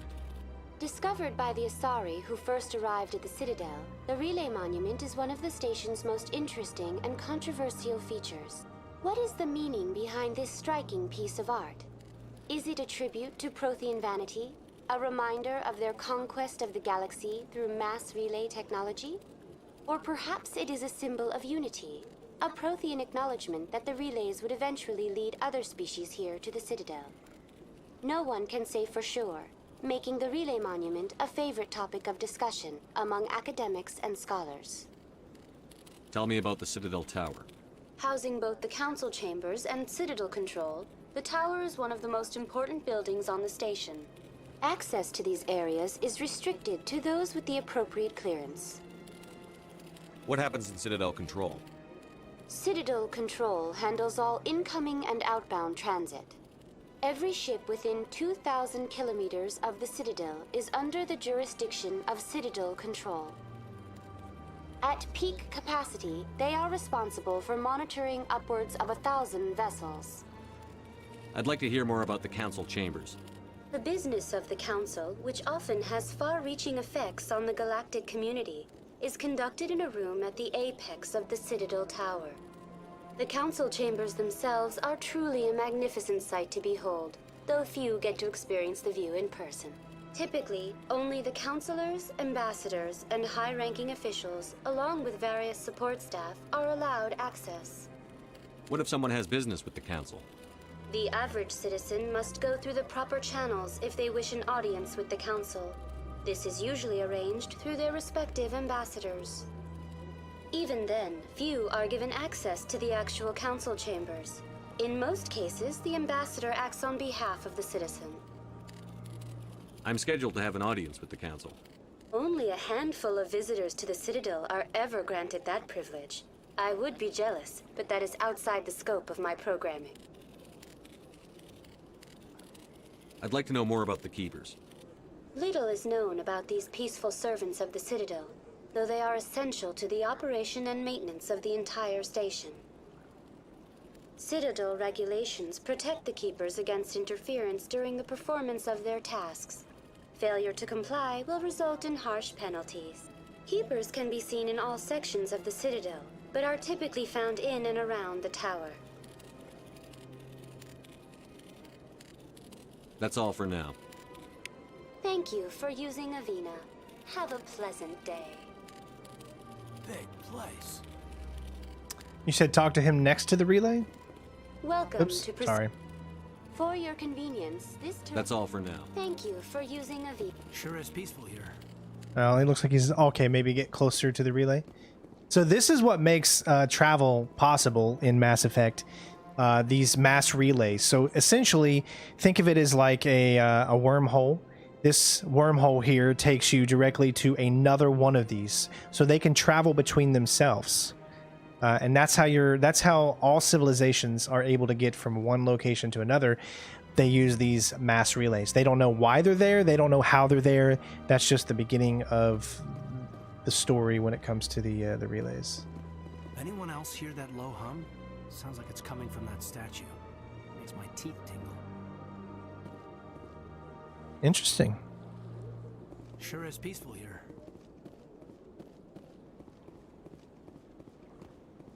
All right, so we're going to go ahead and continue on with our mission. We have a lot of things to do. So I thank you guys for bearing with me as we were trying to explore and getting to know the environment a little bit more. So we're going to head to Citadel Tower, meet up with Garrus, and talk to the Council.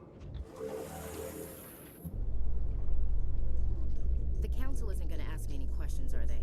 I doubt it. We've made our reports. Now we just have to trust Ambassador Udina. No, we don't, sir. So you can already skip. They added that in the new remastered version, but I'm not going to skip any elevator rides because they're some of the funnest times to have in this game.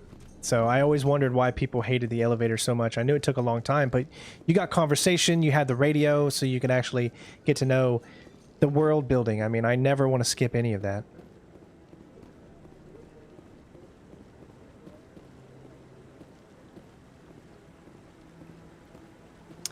And here he is, for all of you out there that have massive crushes on Garrus, the man himself, this beautiful beast of a man.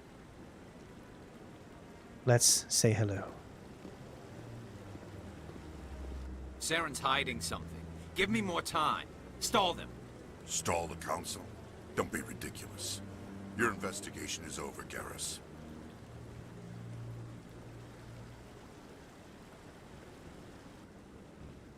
Commander Shepard, Garrus Vicarian. I was the officer in charge of the CSEC investigation into Saren. Sounds like you really want to bring him down. I don't trust him. Something about him rubs me the wrong way. But he's a Spectre. Everything he touches is classified. I can't find any hard evidence. I think the council's ready for us, Commander. Good luck, Shepard. Maybe they'll listen to you. So one thing to note about Garrus is you have a few different opportunities to add him, or you cannot add him. I'm not sure if like it's mandatory that you add him, but there are different areas where you can encounter him, where you can add him to your squad. I don't think it's mandatory though. I mean, I think it is possible not to add him or Wrex. Maybe someone could correct me if I'm wrong in the comments, but I do know that there are different times where you can actually have him join or not. The same with Wrex. You don't want to keep the council waiting.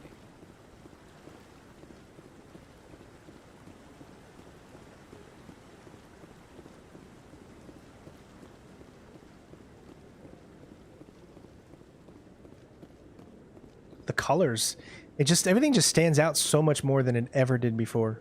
I wish we could actually sit. That would be really cool. We're gonna do a little exploring here and look around. Oh, there's a keeper.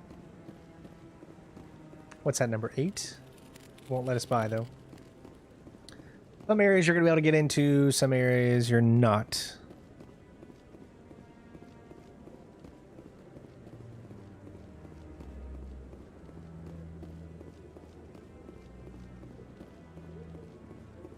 There's another one.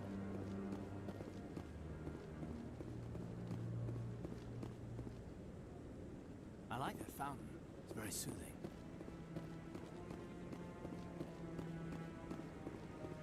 I think there's a side mission over here. Yep. No, I'm waiting to speak with one of the Councilor's assistants.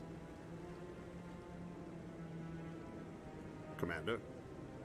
Okay, so it looks like we can't do the mission yet. I guess it's probably after we see the council. There's another one there too.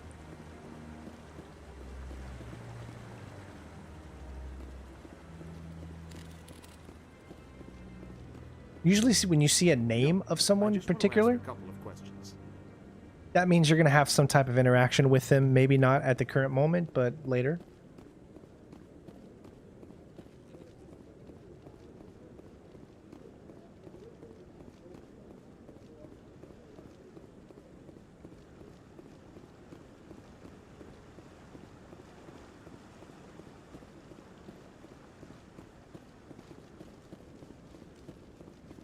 He's got a weird running animation. All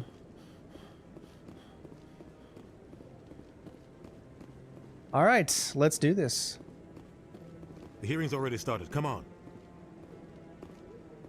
Yes, this Legendary Edition comes with all DC, or all DLC, the Geth attack is except for some one. concern, but there is nothing to indicate Saren was involved in any way.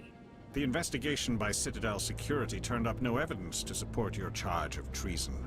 An eyewitness saw him kill Nihlus in cold blood. We've read the Eden Prime reports, Ambassador. The testimony of one traumatized dock worker is hardly compelling proof. I resent these accusations. Nihlus was a fellow Spectre and a friend. That just let you catch him off guard. Captain Anderson, you always seem to be involved when humanity makes false charges against me. And this must be your protege, Commander Shepard. The one who let the beacon get destroyed. The mission to Eden Prime was top secret. The only way you could know about the beacon was if you were there. With Nihlus gone, his files passed on to me. I read the Eden Prime report.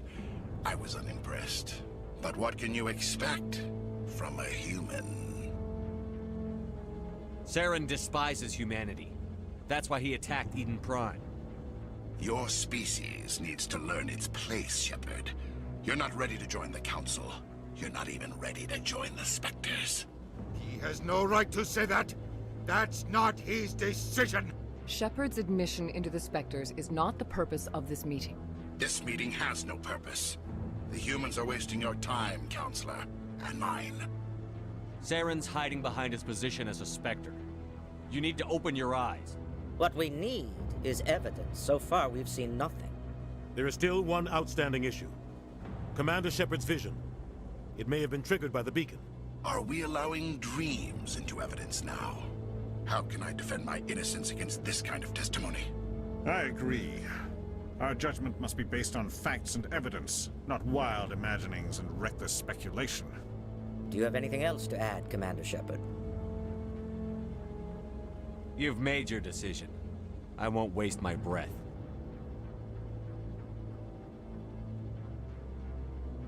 The Council has found no evidence of any connection between Saren and the Geth. Ambassador, your petition to have him disbarred from the Spectres is denied. I'm glad to see justice was served. This meeting is adjourned.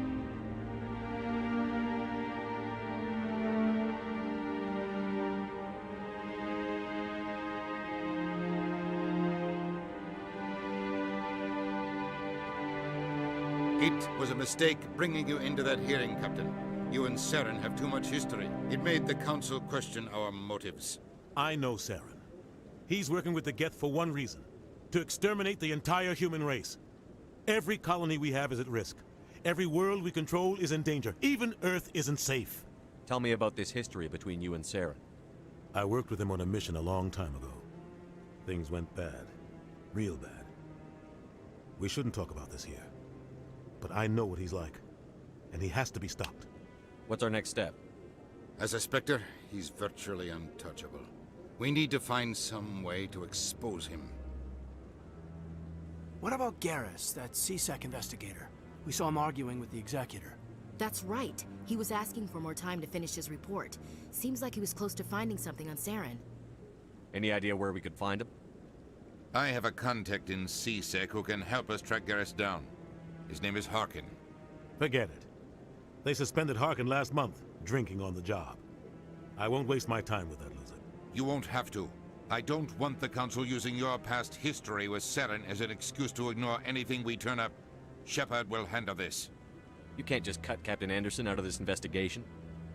The Ambassador's right. I need to step aside. I need to take care of some business. Captain, meet me in my office later. Harkin's probably getting drunk at Cora's Den. It's a dingy little club in the lower section of the wards. Maybe there's another way to find evidence against Saren. You should talk to Barla Vaughn over in the financial district. Rumor has it he's an agent for the Shadow Broker. The Shadow Broker? An information dealer. Buys and sells secrets to the highest bidder. I've heard Barla Vaughn's one of the top representatives. He might know something about Saren, but his information won't come cheap. Yes, so the actor playing Captain Anderson is Keith David, and you might know Keith David from the Chronicles of Riddick. He was also in one of my favorite movies of all time, John Carpenter's The Thing. Really great actor. He was in also another one called They Live. This is a great 80s movie. It's another John Carpenter movie, but you need to go see it. You and Saren have a history. What happened?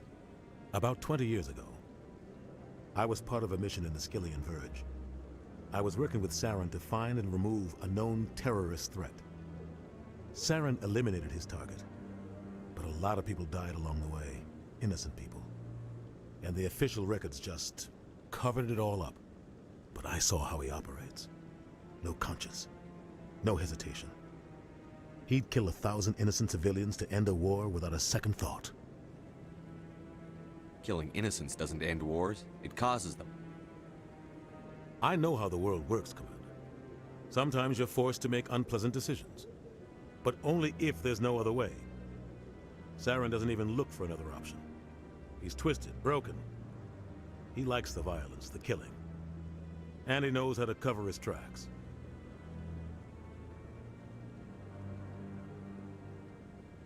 Our ambassador doesn't seem to get along with the Council. He's just frustrated. The Council's always preaching that we need to be part of the galactic community. But for them, it's a one-way street. They want us to expand and settle unstable regions like the Skillian Verge and the Attican Traverse. But when we run into trouble, they don't want to help us out. Everyone knows it's only a matter of time until we get a seat on the Council.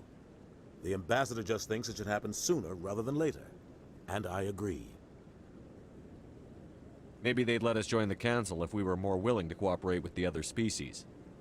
Of course they would. If we did everything they told us to, they'd love to have us on the Council. Excuse me. But it wouldn't be much of a deal for us. I understand their side. They don't want us dominating the Council.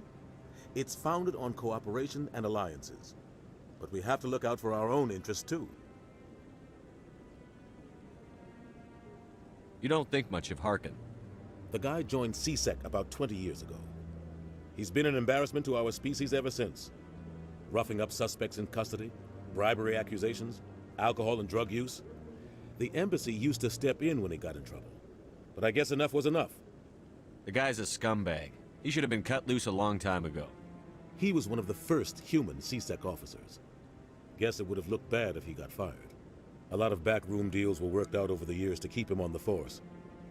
Politics is a dirty business sometimes, but it looks like his time's run out. We've got enough humans in CSEC now to stop protecting him. The guy's a scumbag. He should have been cut He was loose. one of the... But it looks like his time's run out. We've got enough humans in CSEC now to stop... I thought this embassy was supposed to help humans. Harkin may be human, but he's also an ass. He's had more than his share of chances. If the embassy wasn't protecting him, he would have been fired 15 years ago. CSEC is better off without him. Tell me more about the Shadow Broker. He's a necessary evil of galactic politics. Buying and selling information is a part of the game. And the Shadow Broker just happens to be the best player on the field. Always sells to the highest bidder. Doesn't get involved in politics. Doesn't pick sides. A simple system, but it works. He's not a threat to anyone, not directly. He's just a resource we can use, or she is. Or maybe they are. Nobody really knows. Don't forget, guys, help us get to 500 likes during the live stream. Helps the channel out so that we can continue to reach people outside of this community. So if you do like what you see and you're a fan of the channel, or you enjoy the gameplay that you're seeing, please think about leaving a like. It really helps. Tell me about Barlavon. He specializes in moving large sums of money without leaving a paper trail. A financial genius. Doesn't do anything illegal, but he knows all the loopholes. He's got an impressive client list.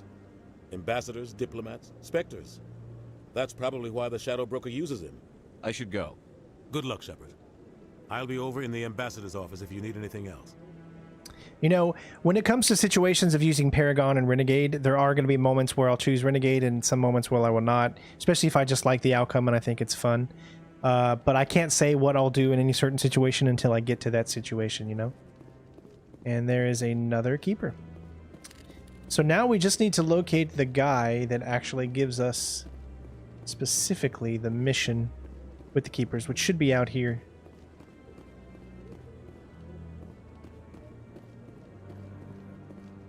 Nobody over there.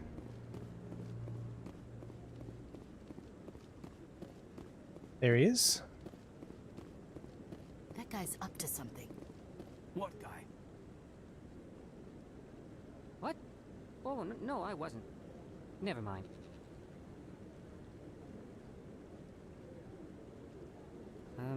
Yes, is there something you want? Why are you so interested in the Keepers? Keepers? I've got no interest in the Don't get coy. I know what I saw. I'm not so sure I should be talking to you about this. We're just talking. Is there something wrong with that? No. I guess it wouldn't hurt to tell you. I'm using a small scanner to gather readings on the Keepers. So far I've had mixed results. I find it difficult to get near the creatures. Why were you being so secretive about it, though? Well, technically we're not supposed to disturb the Keepers. I don't really think my scanning disturbs them, but the authorities might disagree. I'd like to do it more openly, but it's not really worth getting arrested over. I could help you out. I'm not worried about the authorities. I don't even know who you are. I'm Commander Shepard, with the Alliance military. Well, I suppose I could use the help. You'll need this. It's the scanning device I developed. Activate it each time you see a keeper. All collected data will automatically upload to my database. I'll even send a few credits your way for each unique scan. What are you doing with the data once you've scanned it? Trying to learn whatever I can about the keepers. We see them working everywhere, yet we know so little about them. I'm a scientist. I want to know what makes them tick. Yes, I am going to romance in this game, Camellia asks. What are you doing with the data once you've scanned it? Trying to learn whatever I can about the keepers. We see them working everywhere, yet we know so little about them. I'm a scientist. I want to know what makes them tick. I should get going then. Yes, I have much work myself. So long, and good luck with the scanning. All right, so now we can actually go up to them. But if you take a look at your journal, it'll tell you, scan the keepers. There's a total of 20 of them. There's one, and we know that the second one is over here.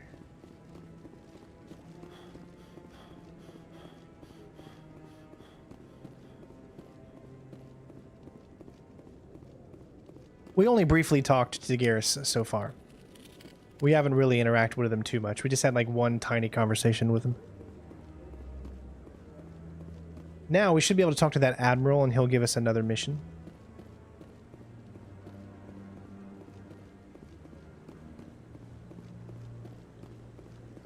No, I haven't spoken to him before. This is the first time I've requested an audience. Commander?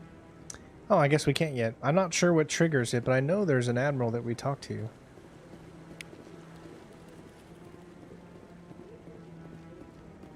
Yeah, Commander.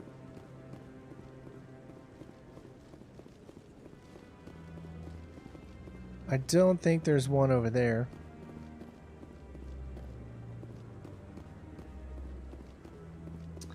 So how many have I found so far? I found the 1, 2, 3, and there should be one more in this area, I believe.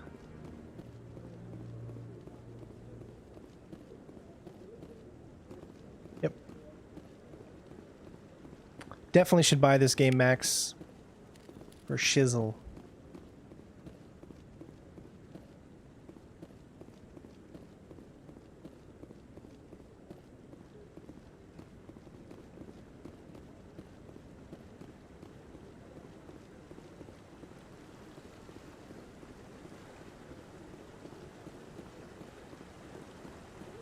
Gotta come as Spectre first. Okay, yeah.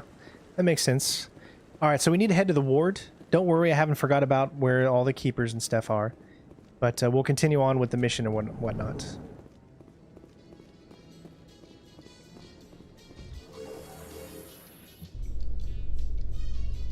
I can't believe the Council ignored all the evidence against Saren. Saren's one of their best operatives. It's only natural they take his word over ours. Oh, so now we just chase leads while this smug Turian runs around with his Geth troopers. That's politics, Chief. I hate politics. See, you miss out on some good exposition when you just skip everything, you know?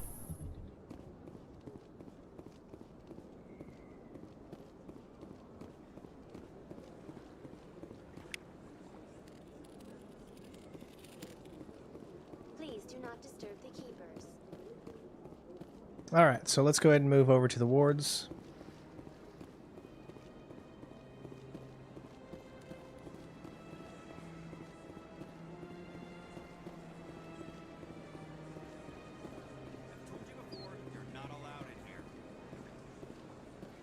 This one believes it has the right to move freely through this area.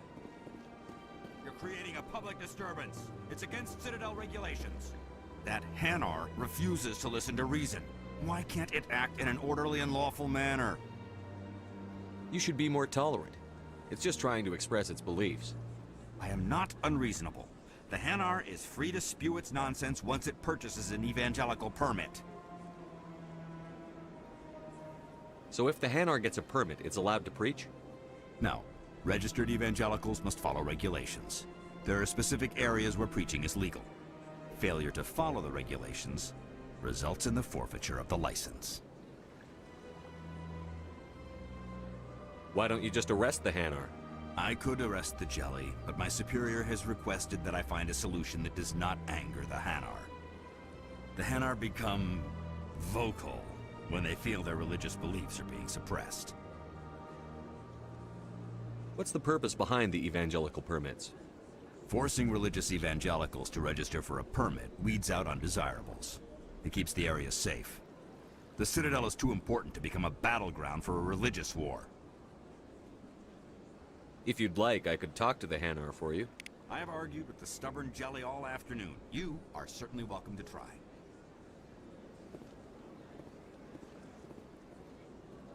Do you desire to learn of the Enkindlers? Or has the Honorable CSEC officer enlisted assistance?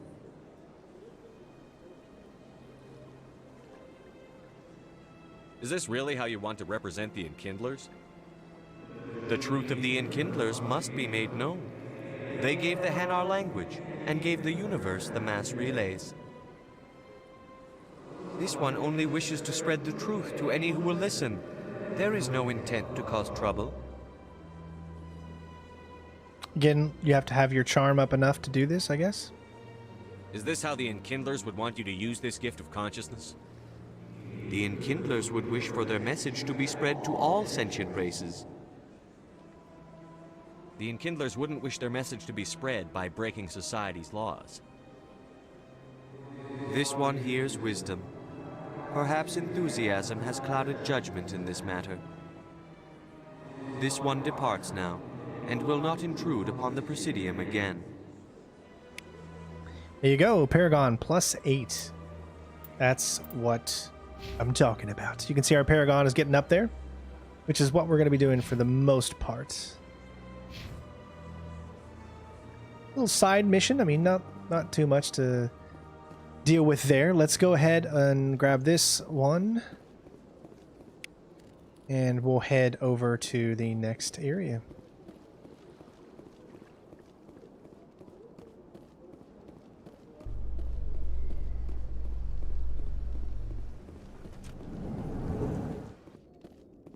In light of the recent attack on Eden Prime, many colonial investors are pulling their support for future projects. Proponents of expanded human colonization insist that Eden Prime was an isolated case. Nevertheless, colonist enrollment has dropped sharply. Many colonial proposals are on hold until backers have some reassurance that human colonies will be adequately protected.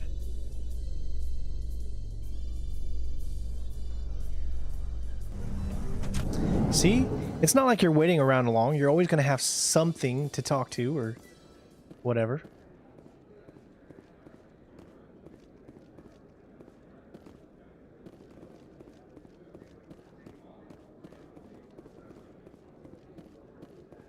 Do you really think we'll find him down here? He always stops in for a few games of Quasar before he makes his drop. Fist is gonna be pissed if we take down his supplier. That's the point. We want him angry. Angry people make mistakes. There's just something about Fist that makes me nervous. Good. He's a dangerous man. So there are certain things that you can miss out if you go to certain areas before the game thinks you should go to areas. You can miss out on some conversations, like, say, talking to the one guy that Anderson wants you to talk to. You can miss out on that if you do specific things A Solarian excavation team has run into differently. an unexpected problem after unearthing a Prothean dig site. Hanar protesters have blockaded the dig site, claiming that artifacts of the Enkindlers, as the Hanar call them, should not be disturbed. The excavation team has appealed to Hanar representatives on the Citadel to reach a diplomatic solution.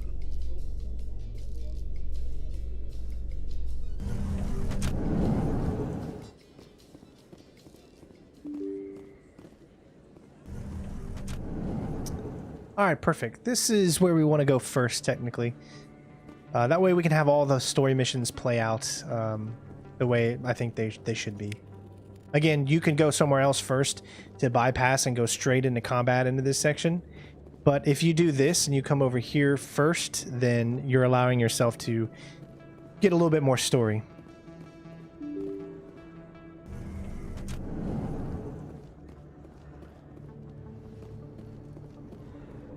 That's him.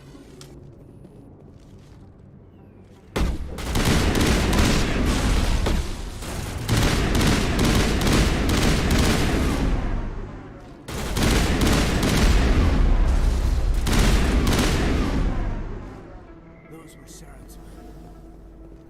Clear. This is my favorite channel on the Citadel.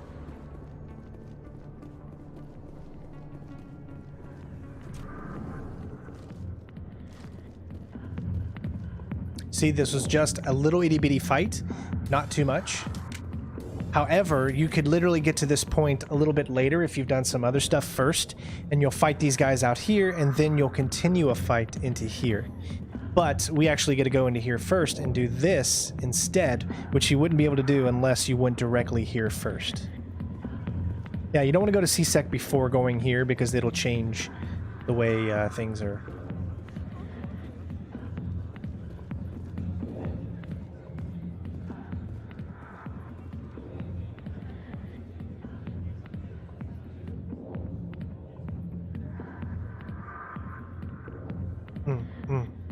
Electronic, supersonic, supersonic, electronic.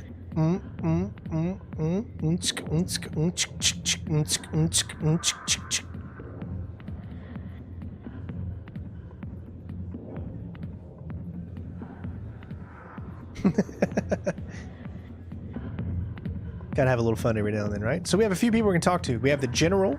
If you remember the guy that the massage therapist lady wanted us to talk to, can never remember her name. And then we also have our contact, Harkin, which is in this area. Again, you can figure these things out by going to your map, and then you can see that you have 2 exclamation points here. Harkin and General Septimus Prime. And Jenna, I believe, is also a side mission. Sorry, I'll get to you when I can. But you have to go to the other bar where the dancing is before you can start her side mission. I got business here, but not with you. Let's talk to the general first. Commander. What do you want? What's bothering you, General? I've seen a lot of horrible things in my days, and there's only one woman in this damn galaxy that helps me forget it. So if you feel that way, then why spread lies about her? 'Cause she rejected me! Me! Septimus Oraka, General of the Turian Fleet! I think I can see why you're upset, but spreading these lies won't make it better. Look, kid, I appreciate what you're trying to do, but don't waste your time. As you can see, because we have charm, that is why having charm early is so important, because it allows you to do things that you wouldn't normally be able to do at this point. General, did you ever win a battle by moping in a bar? Ha, war. That's what this feels like, all right. How did I let it come to this? So you think it's that easy? Just straighten up and act like a general?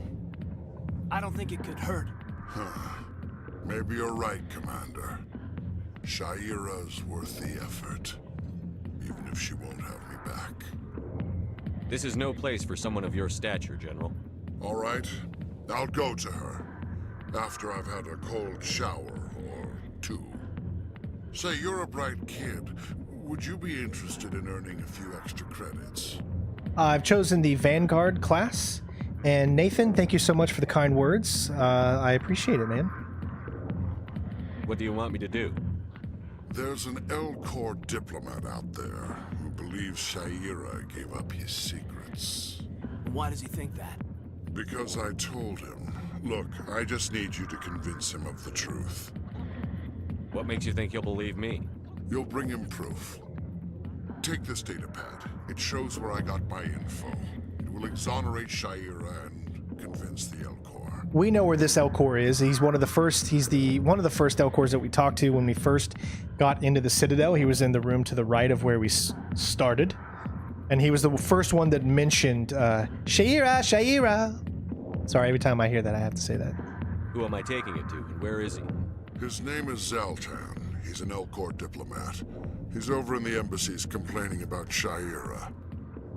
Well, here's to soldiers acting like soldiers. Thanks, Commander. You know, you might make a good general yourself one day. Hard to imagine a general like that getting so upset about a woman. That's because you don't understand women. You tell him, Ashley. Not now.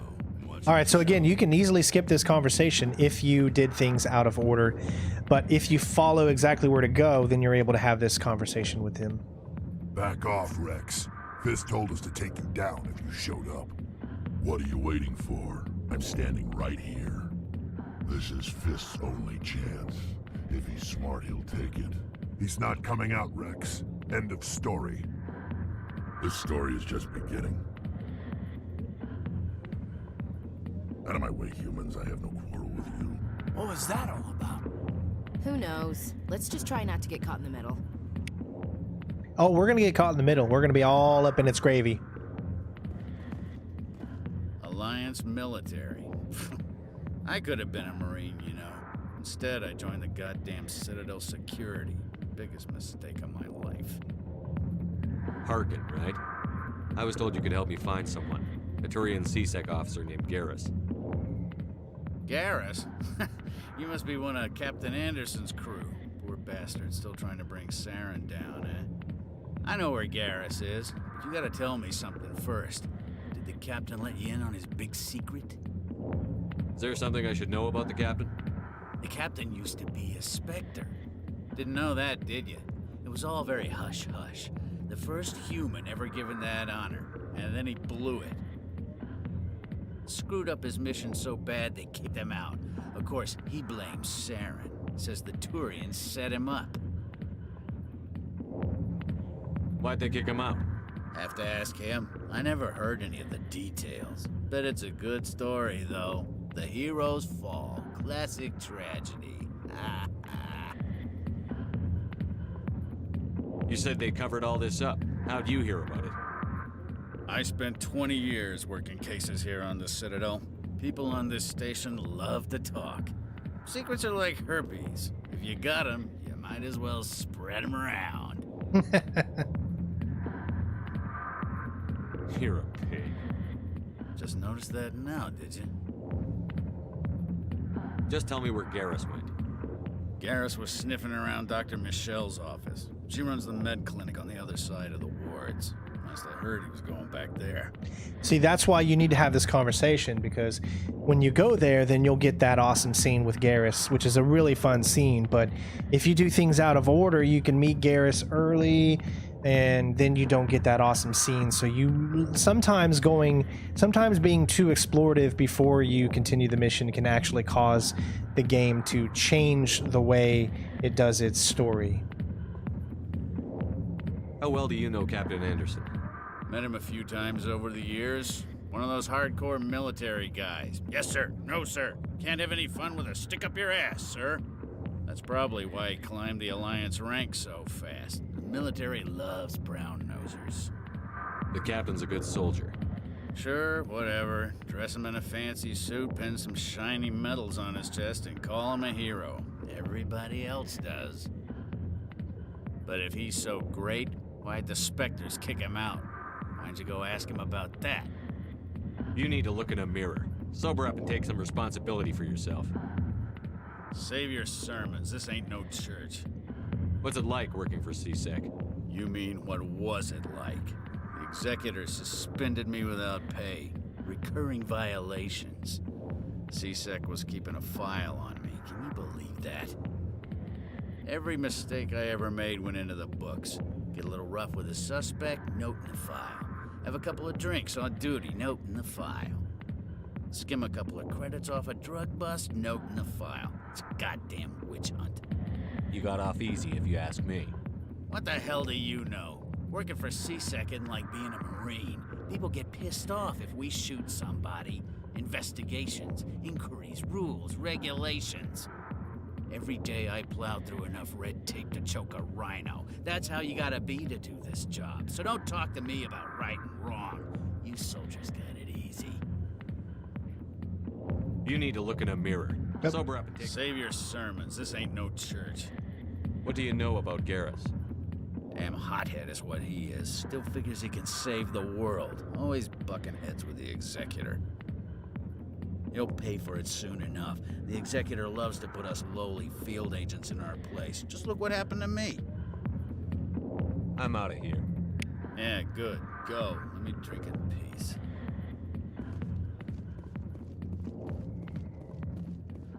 The back rooms are private, reserved for Fist and his friends. Who's Fist? He owns this club, but the customers have to stay out front. What did that other Krogan want? Wrex? Personal matter. Not real chatty, is he? Goodbye. Enjoy the club. Needs more dancing. Alright. So now we're going to head up to the medical office. Like I said, the first time you play this, it can be pretty confusing. It's not true. Harkin's an ass. Bet he's just messing with our heads.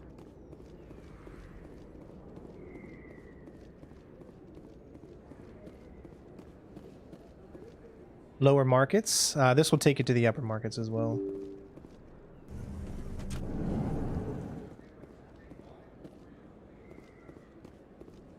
Hello there. Welcome to Moorland's famous shop. You want many good supplies, yes? Goodbye. All right, Yes, not too all right much there, then. just Good tidings to someone you, human. to buy supplies, medical supplies from the looks of it.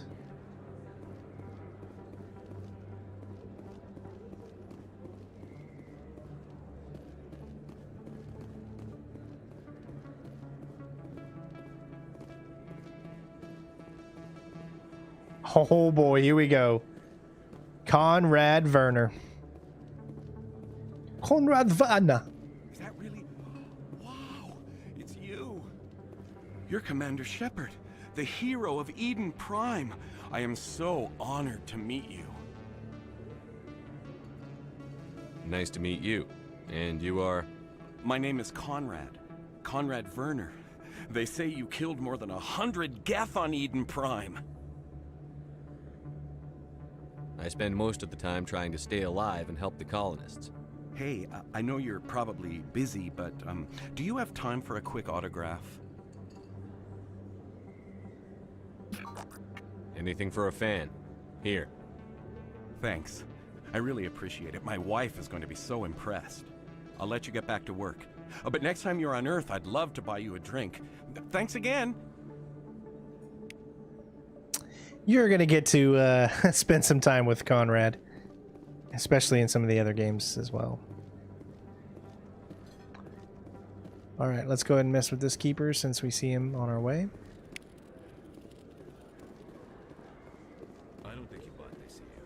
I don't sell this model. Look, I know it was you. I remember your face. Really, that's impressive.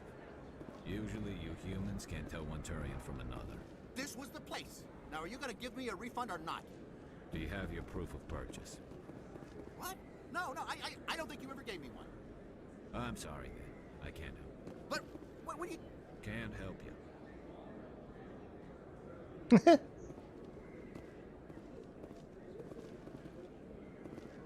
Let's see what he is. Hello, Earth Clan. No doubt you've just come back from the colonies. Will you be needing supplies? What colonies are you talking about? Oh, my mistake, Earth Clan. I assumed... It doesn't matter. Pharos? Noveria? Well, if you haven't heard of them yet, I'm sure you will soon. But it doesn't matter where you hail from. My goods are available to all. What can you tell me about Noveria? The corporate capital of the Attican Traverse. Very cold, very snowy. I don't get too many clients from there.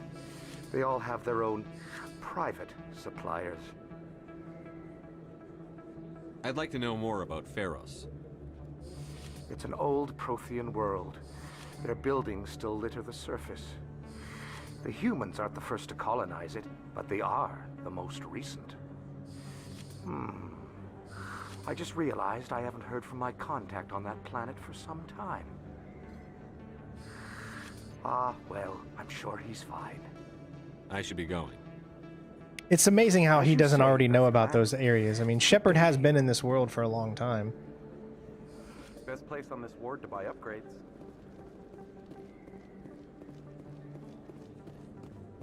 Ah, yes. See, just look at how big the Citadel is. Of course, in the second and third game, we get a bigger version of the Citadel, but here it's significantly smaller.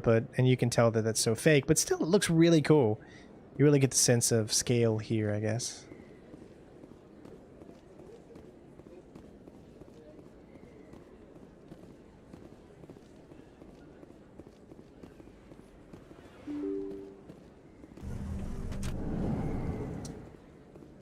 Where is she? Where's the reporter? I don't know where she is exactly. There she is.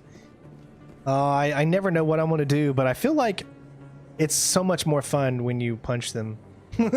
So, I don't know. We'll see. Let's see what happens. Commander Shepard? Excuse me, Commander Shepard! I'm Emily Wong. I'm an investigative journalist working here on the Citadel. Could I have a moment of your time? What do you need?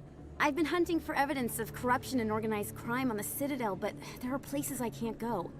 I was hoping you might share anything you find during your own investigation. I can make it worth your time. How do you know that my investigation is going to uncover anything you need? You wouldn't be investigating if it weren't big. And if it's big, it's something I'd like to hear about. You've got to have access to better sources. Why contact me? I'm using every source I can find, but I think I've got a better shot with you. I've read your file. If anyone is going to uncover corruption here, it's the hero of the Skillian Blitz.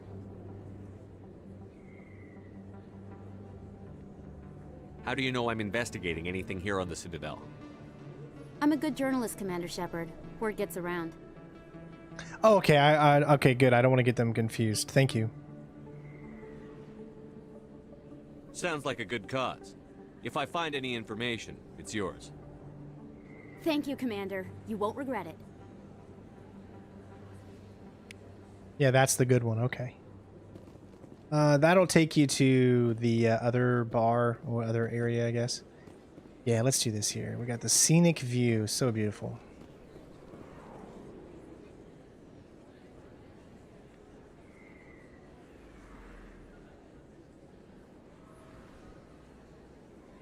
Big place. That your professional opinion, sir? This isn't a station. It's a city. There must be millions here. It can't be possible to track everyone coming and going. This makes Jump Zero look like a porta-john, and it's the largest deep space station the Alliance has. Jump Zero is big, but this is a whole nother scale. Look at the ward arms. How do they keep all that mass from flying apart? The Council represents more races than I thought. No wonder they're careful with newcomers. They probably just want to keep everything running. It has to be hard keeping all these cultures working together. Or maybe they just don't like humans. Why not? We've got oceans, beautiful women, this emotion called love. According to the old vids, we have everything they want. If you expect to get me in a tinfoil miniskirt and thigh-high boots, I want dinner first. Sir. That will be enough, Chief. At ease, Lieutenant. Can't see her in a skirt anyway. Damn straight you can't. Ready to move out, sir. I sense some flirtation. You think it's expensive to live here? Never been a real fan of crowds. All right. CSEC Academy down there, and here is the medical facility.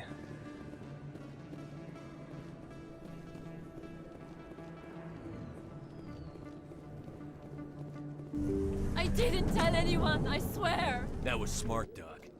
Now if Garrus comes around, you stay smart. Keep your mouth shut or we'll... Who are you? Let her go. I'm shooting myself.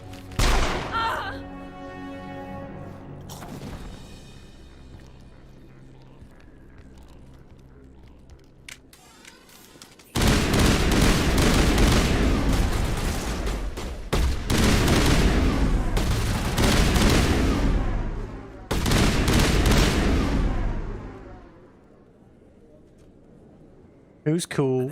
Who's cool? I'm way too cool for school. I slide, I slide, I slide, and then I glide. Sorry. I just found it funny, the animation of him moving around to the side like that.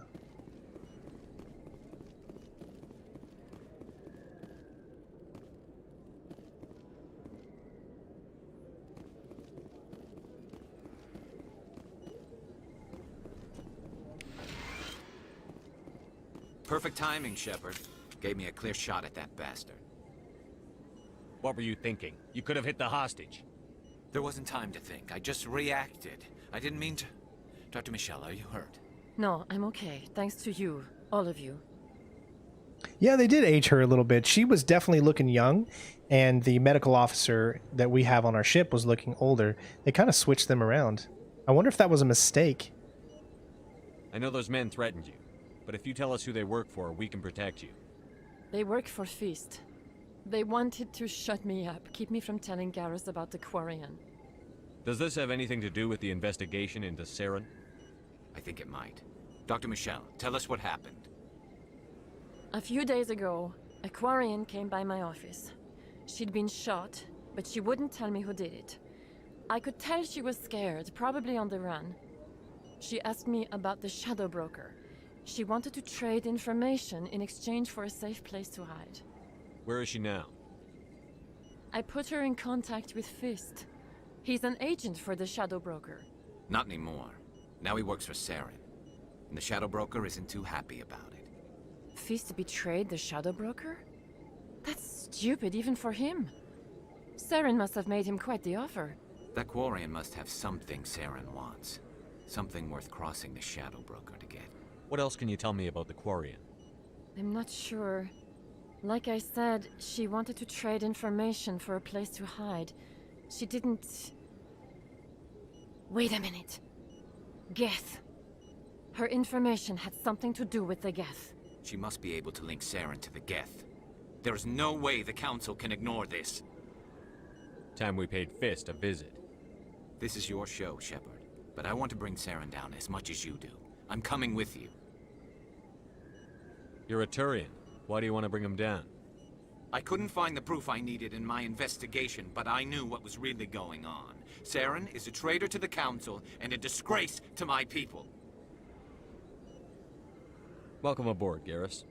You know, we aren't the only ones going after Fist. The Shadow Broker hired a Krogan bounty hunter named Wrex to take him out. Yeah, we saw him in the bar. A Krogan might come in handy. Last I heard, he was at the CSEC Academy. What's he doing there? Fist accused him of making threats. We brought Wrex in for a little talk. If you hurry, you can catch him at the Academy before he leaves. Move out. All right, so this is where we're actually going to go to CSEC Academy and grab Wrex, and we're going to take Garrus and Wrex with us. But for right now, let me explain this system here and how it works. So you see there are 3 bars, right? The bottom one is red, the middle one is blue, and the top one is purple. Purple is biotic, tech is blue, and combat is red. Obviously, she is more tailored to combat, no biotics. Well, I guess she has a... Yeah, no biotics. I don't see any there. Caden is half biotic, half tech. Garrus is combat and tech. So since I'm biotic, we don't need as much biotic, right? So I'm gonna go with muscle right now. So for right now, we're gonna click on Ashley and we're gonna click on Garrus. Say goodbye, Caden. You will pretty much never be seen in my squad. No offense to him, he's pretty awesome. But there you can see we're more combat latent with a little bit of biotic, with a little bit of tech, and you got to remember this doesn't really count for me. So obviously I would bring a lot more to that. Paul, thank you so much. Thank you for all the videos you put out. Thank you so much, Paul, for the donation, my friend. there we go. You can only have 2 squad mates out at a time. I never properly thanked you for saving me from Fist's thugs, Commander. I don't know what would have happened if you hadn't been there. You're a doctor. How did you end up here on the Citadel? My parents brought me here when I was young. My father was a medic with the Alliance. I chose to keep the medical tradition alive, but not the military. Fixing up wounded soldiers isn't my idea of fun. You're a doctor. How did you end up? I chose to keep the medical tradition alive, but not the military. I'll be going now. Goodbye, Commander. Nice talking to you. All right. So again, as I said before, we're going to head to CSEC.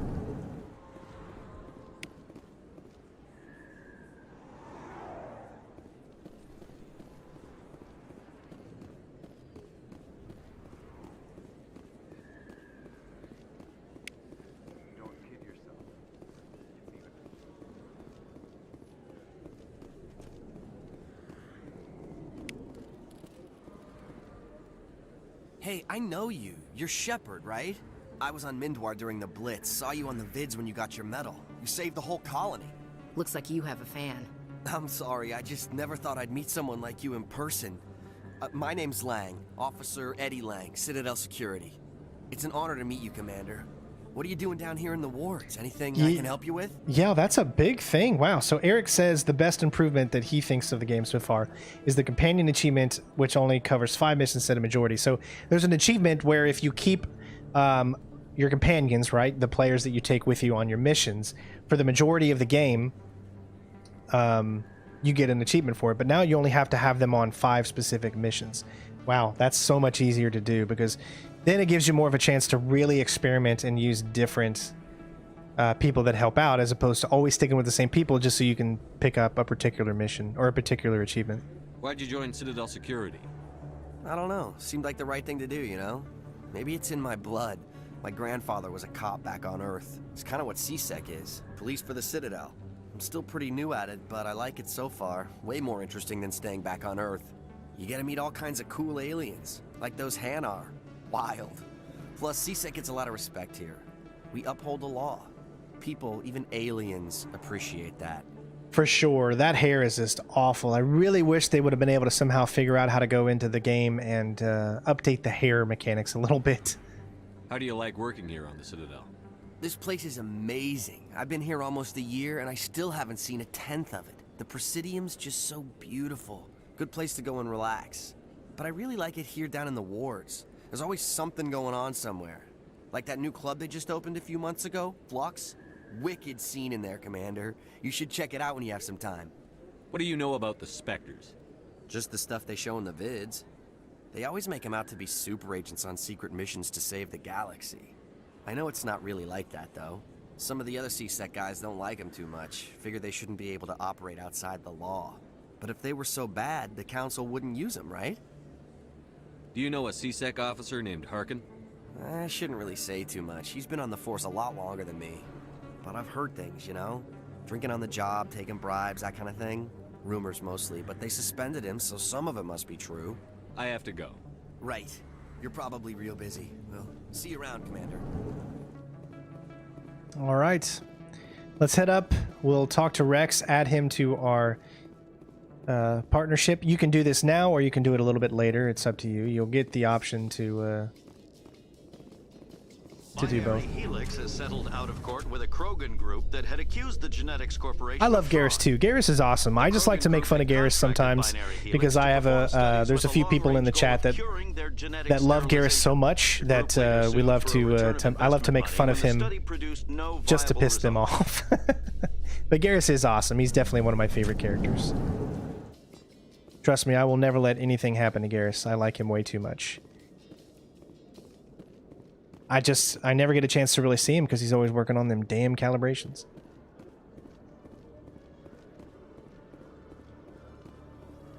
There's Wrex. Now, you can miss this opportunity if you don't come over here quick enough, so. Witnesses saw you making threats in Fist's bar. Stay away from him. I don't take orders from you. This is your only warning, Wrex. You should warn Fist. I will kill him.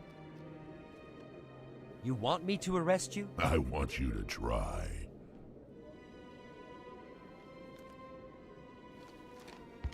Go on. Get out of here. Do I know you, human?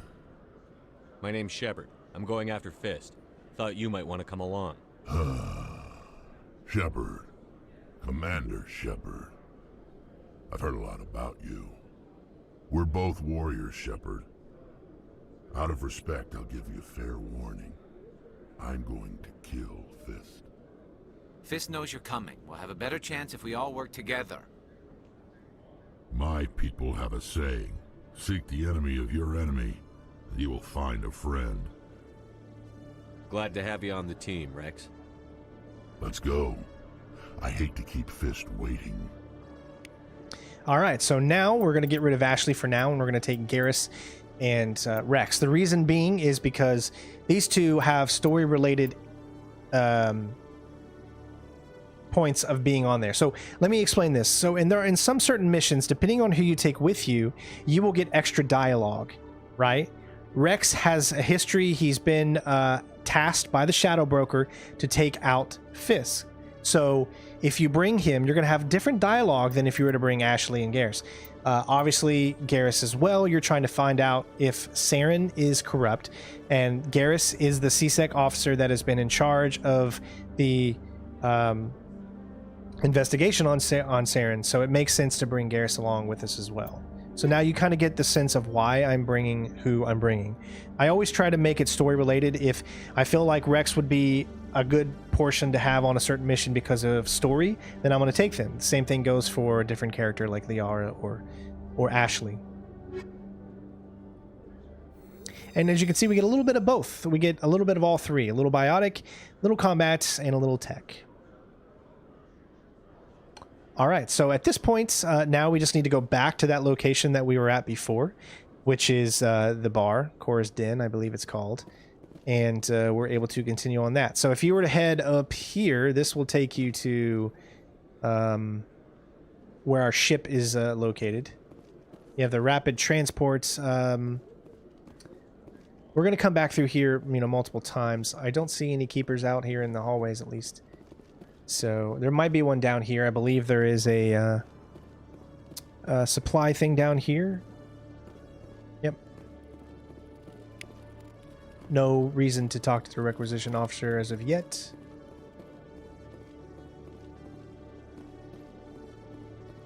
Let's go ahead and do the rapid transit.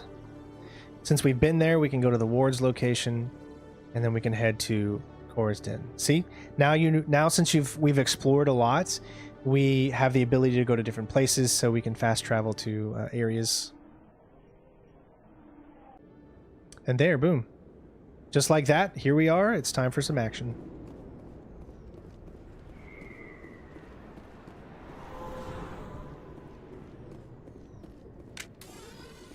Looks like it's shut down. Fist knows we're coming. Take cover! All right, first things first, let's start having a little fun. Actually, let's make it on him. Let's see, we can map adrenaline. So I'm so confused. You can only map, I guess in this game you can only map one power. So we've got warp, we've got throw, and we've got adrenaline burst. I'm gonna map, I guess I'll keep throw. There we go.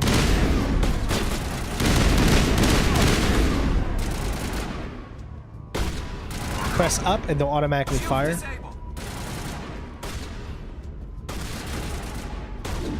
Lots of enemies here.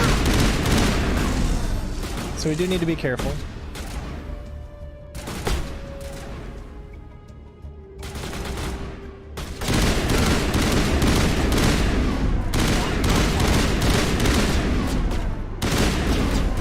Just try not to overheat, which is why you see me doing what I'm doing. Little pot shots are your best option to make sure that you don't overheat.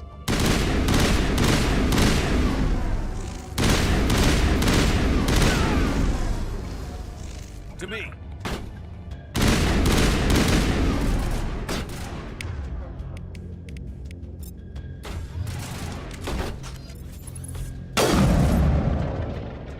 Remember, the combat is significantly better, in my opinion, than it's ever been before, especially for Mass Effect 1.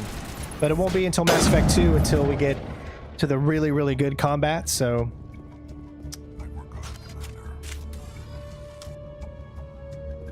To me.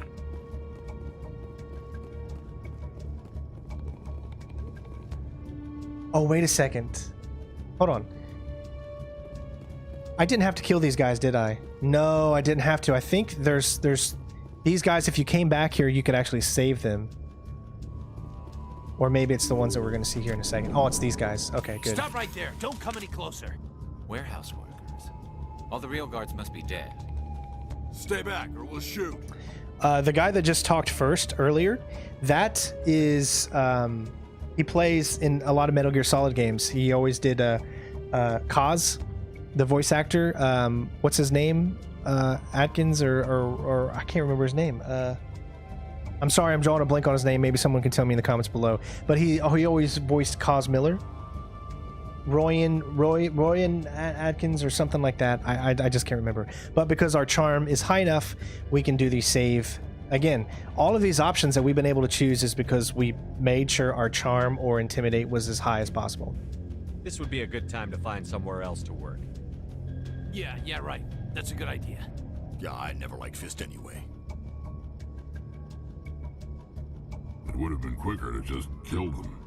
Shooting people isn't always the answer. See, Garrus, he has good wisdom.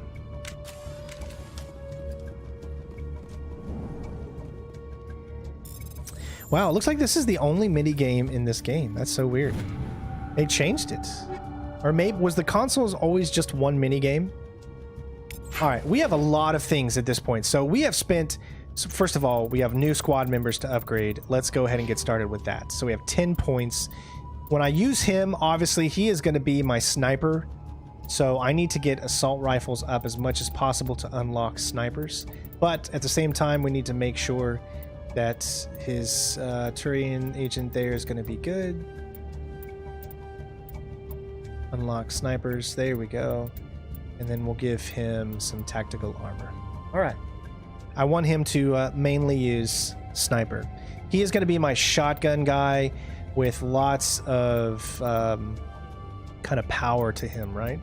So obviously we need to get that up for him to get a shotgun because he works best when he's up close and personal with enemies.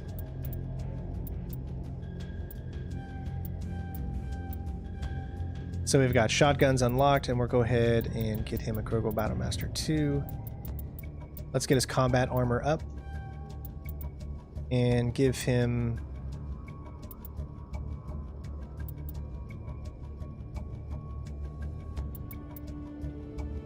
shield boost.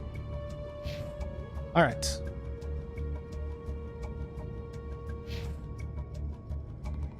Now let's take a look at our equipment. We have so many things to use. Okay, so first off, let's go to armor. What do we have?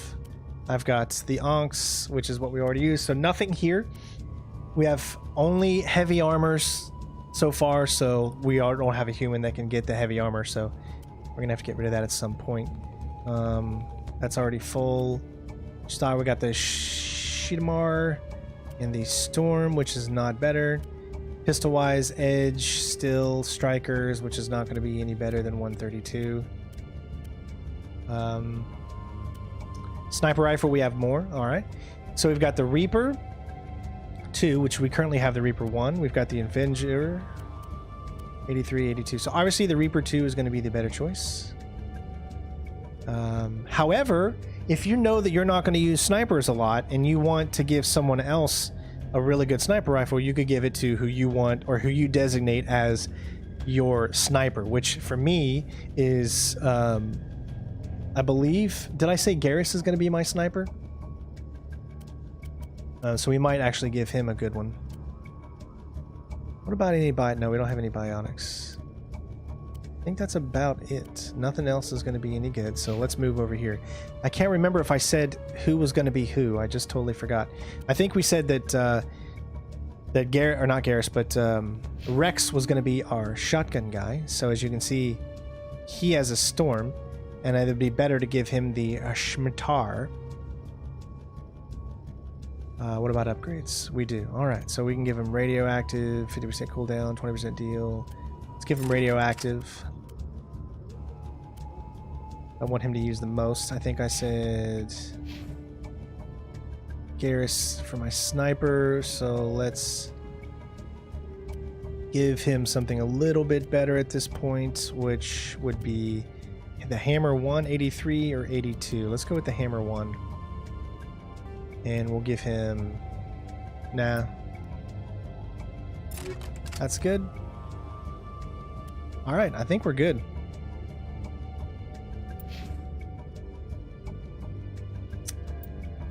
Okay. Can we save? Why don't we go ahead and save? Just in case something happens. I do love the fact that you can save at any point. I love that in these video games nowadays. Could you save at any point before? Alright, so we've got a battle. So let's go ahead and get both of our guys on that side. Oh, it looks like he just stayed there. Hello. Guess he doesn't want to talk.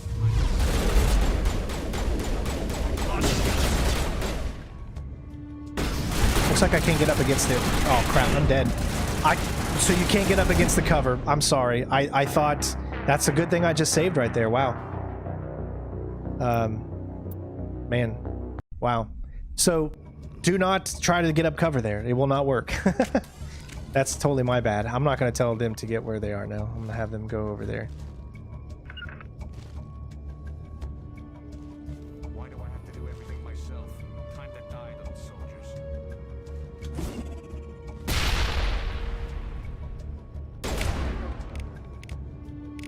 Alright, let's get shield boost, use barrier, let's use warp, and overkill.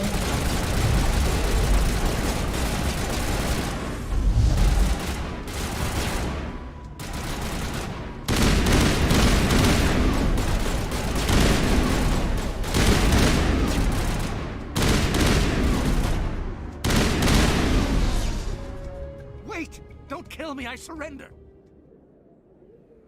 As you can see, you can be taken out pretty quick. So we were even crouched, but you could not get against that cover. So there still are points in this on the different levels and stuff that you're not going to be able to get up against cover. I thought we could get against cover there, which is why I went up there. So I'm glad I learned that and just use the regular type of things that you think you're going to be able to use as cover. Where's the Quarian? She's not here. I don't know where she is. That's the truth. He's no use to you now. Let me kill him. Wait. I don't know where the Quarian is, but I know where you can find her. The Quarian isn't here. Said you'd only deal with the Shadow Broker himself. Face to face? Impossible. Even I was hired through an agent. Nobody meets the Shadow Broker. Ever. Even I don't know his true identity. But she didn't know that. I told her I'd set a meeting up.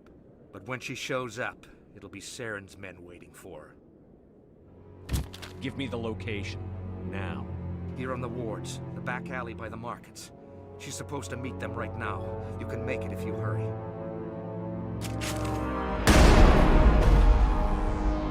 What are you doing? The Shadow Broker paid me to kill him. I don't leave jobs half done. Now, take note. If you would have not taken, or if you would not have had Wrex with you, you would have not got this right here. Wrex was sent. His mission was to take him out. However, if Wrex was not with you at this time, or in your party, you could have kept him alive. This isn't going to hurt you at all. This adds more story because Wrex had a history with him.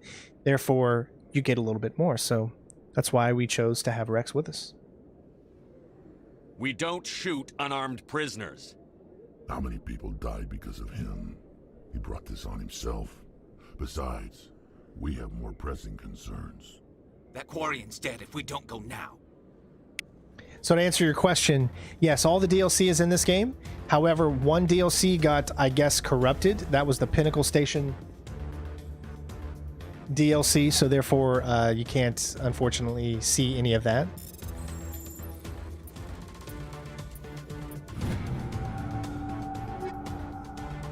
Got armor-piercing rounds and heat sink.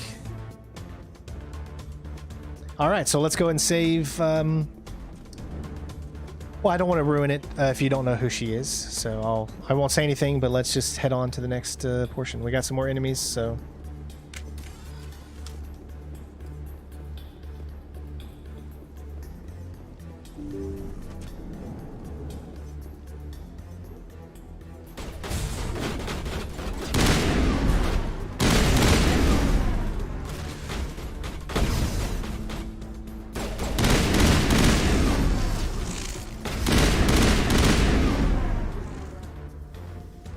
Why don't we switch to pistol? That we get a damage bonus by using the pistol, so sometimes it does come in handy.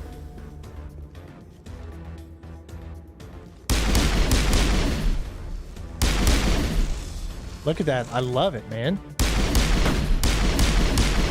Man, they have improved the combat so much in this game. Good job. Whoever, I know the team at BioWare was probably making this, but this gives me hope that they've improved the combat and whatnot. So we have 2 minutes and 33 seconds to get to her. She's not that far away. We're pretty good to go.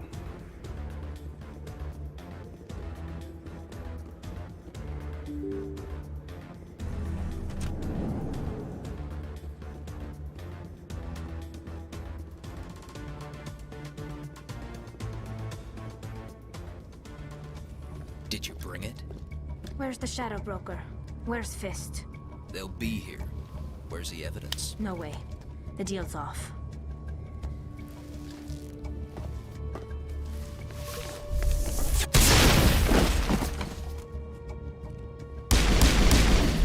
I love how the Corians, not Corians, the Solarians look when they've got that armor on.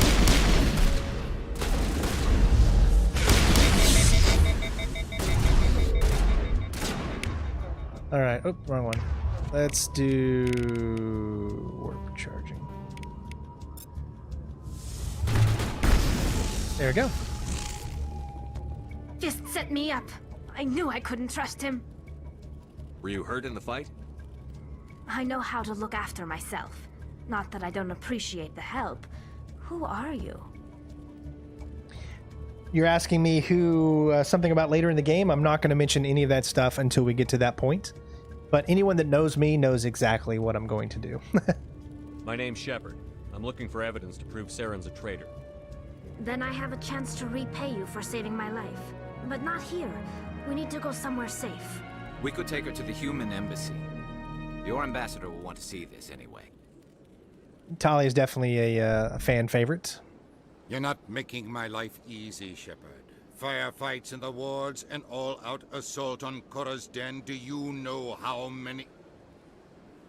Who's this? A Quarian? What are you up to, Shepard? Making your day, Ambassador. She has information linking Saren to the Geth.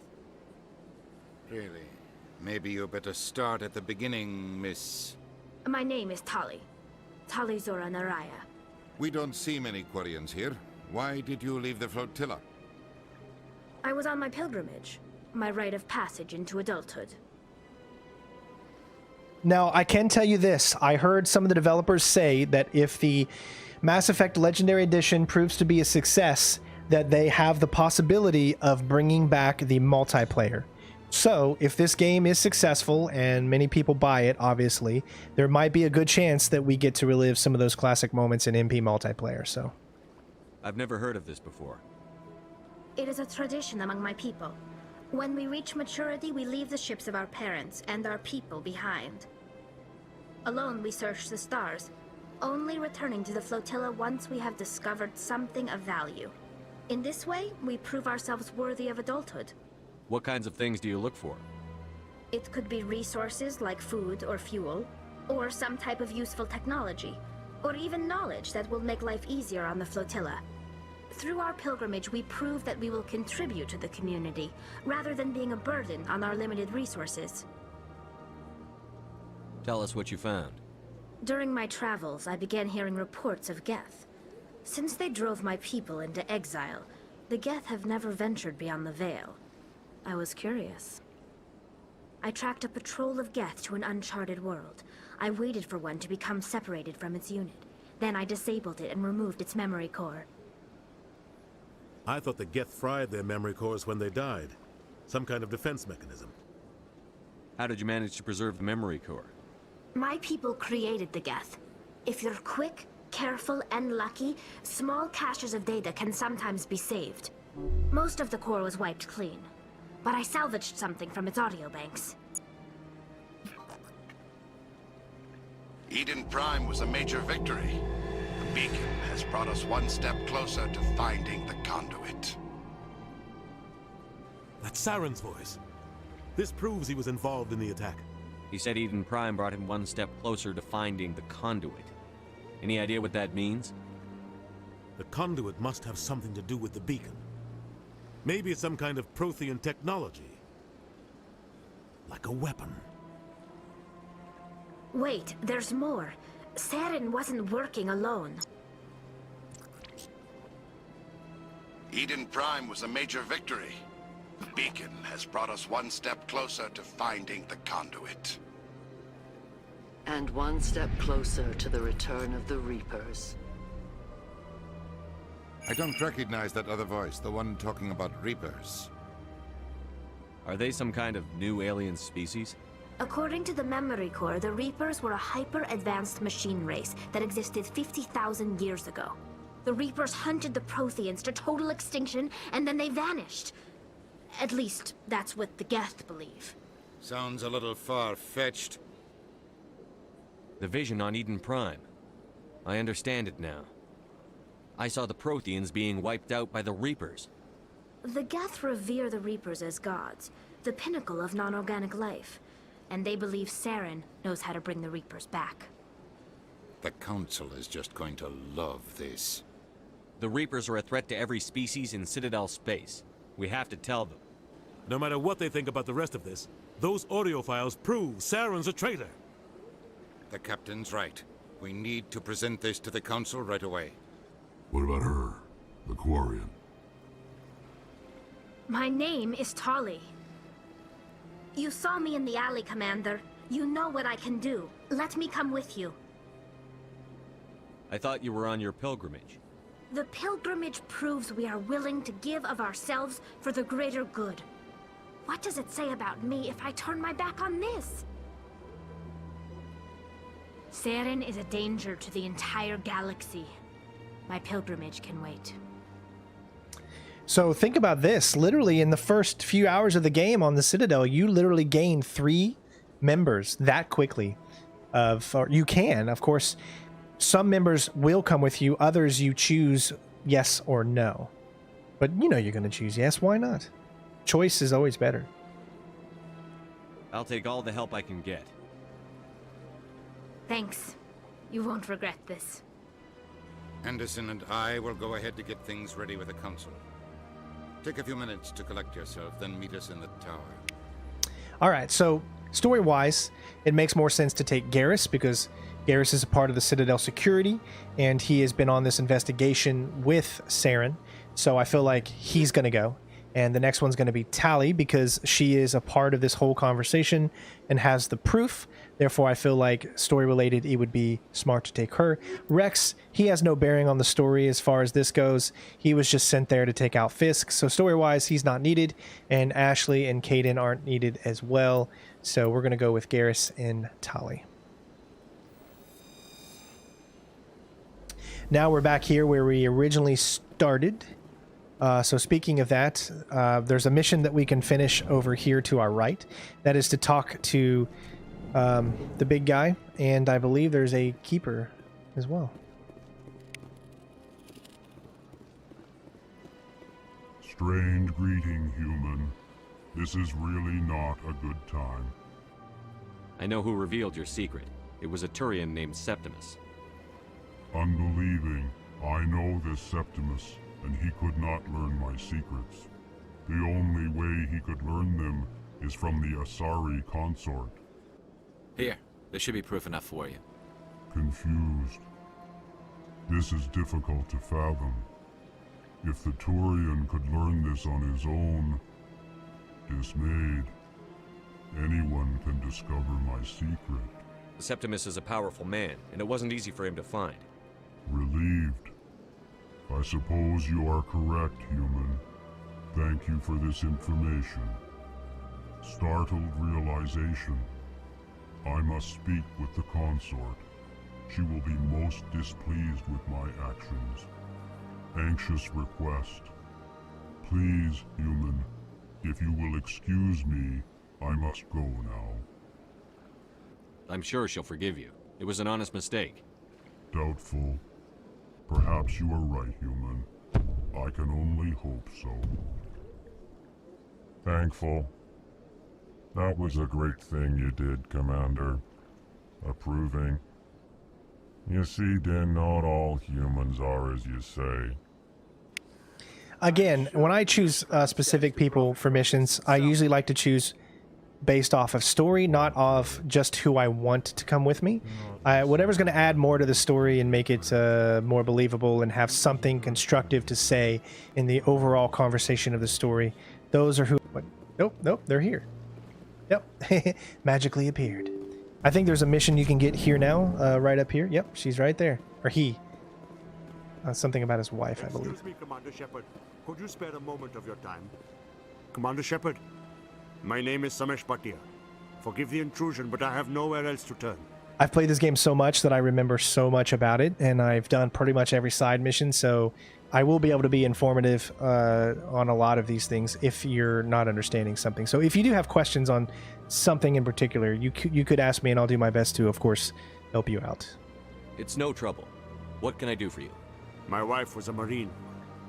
She was in the 212 on Eden Prime. I've requested that my wife's body be returned to me for cremation, but the military has refused my request. Why did they refuse your request? There's got to be some reason. I don't know. All I know is that they have declared it impossible for my wife to be returned to me. There's no reason for your wife's body to be held like this. Just wait here. The man in charge of my case is Mr. Bosker. When I last saw him, he was in the expensive bar over there. Thank you for your time. I just want to give my wife a proper funeral, and the respect she deserves. Yeah, a lot of missions will be short like this one in particular. I believe we can also talk to the CSEC general guy, right? Or did he move somewhere else? I don't 100% remember, but there's a keeper over here.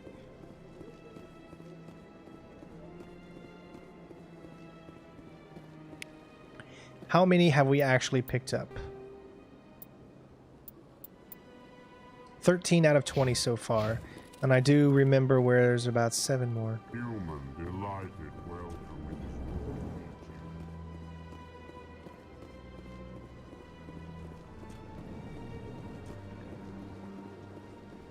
Shepard, what can I do for you now?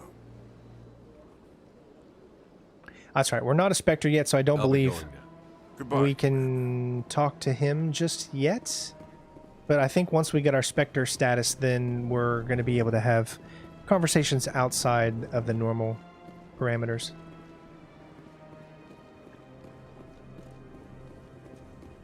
My goodness, you're Commander Shepard. Your activities made for quite a briefing in the diplomatic corps. Is there something I can do to assist you? Yes. A man named Samesh Bhatia is having some trouble claiming his wife's body. Ah, Mr. Bhatia. A good man in an understandably frustrating position. I wish I could help him. Serviceman Nirali Bhatia died on Eden Prime, as Mr. Bhatia no doubt told you. Her wounds are inconsistent with any type of weapon damage we've seen before. That is why her body is being held. You think her body might be dangerous or contaminated? No, Commander. Nirali Bhatia is not dangerous. Her body is in fact extremely valuable to the Alliance.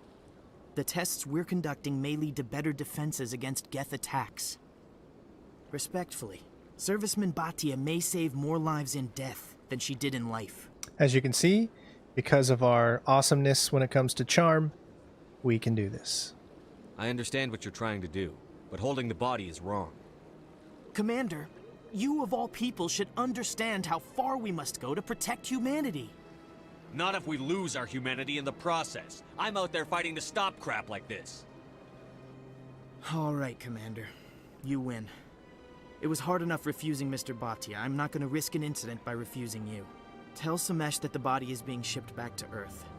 I'll go now to see to it myself. I understand both sides, obviously, but I think we're making the right call here.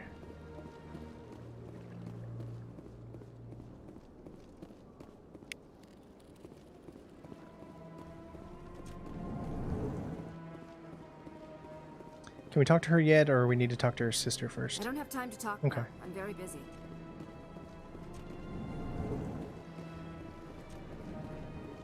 Like I said, some things will open up only when you have completed or talked to someone else, particularly in that person's storyline.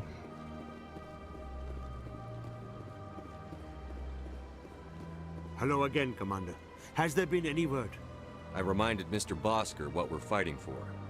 Your wife is coming home. Thank you. I will return home and begin my preparations. It does not bring me happiness, but it may bring me peace. Goodbye, Commander.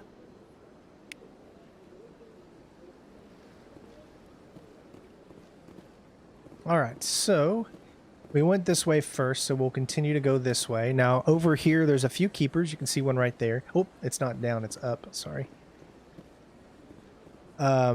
There's some people down there, but I don't know if they have any conversations. We haven't technically been down there yet, so I think we'll see. For right now, we're going to head over here. Talk to the lady masseuse woman. I can never, or Shaya, or something like that.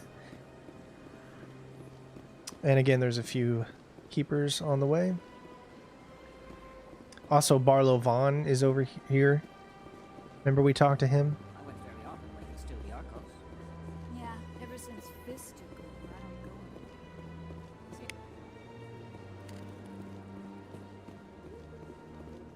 Septimus has sent word. Apparently, he sought the Consort's forgiveness. The Consort is waiting to speak with you. That's right. It was a long time ago, though. I barely remember it. What drew you back to the Citadel and to the Consort? I don't know exactly. It may sound strange, but I simply... That's not strange. Commander, I recently received a lovely note from Septimus. Thank you for speaking with him. Even the Alcor diplomat has withdrawn his campaign against me. It was my honor to aid you.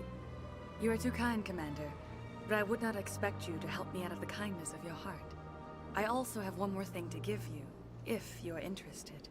I'd be honored.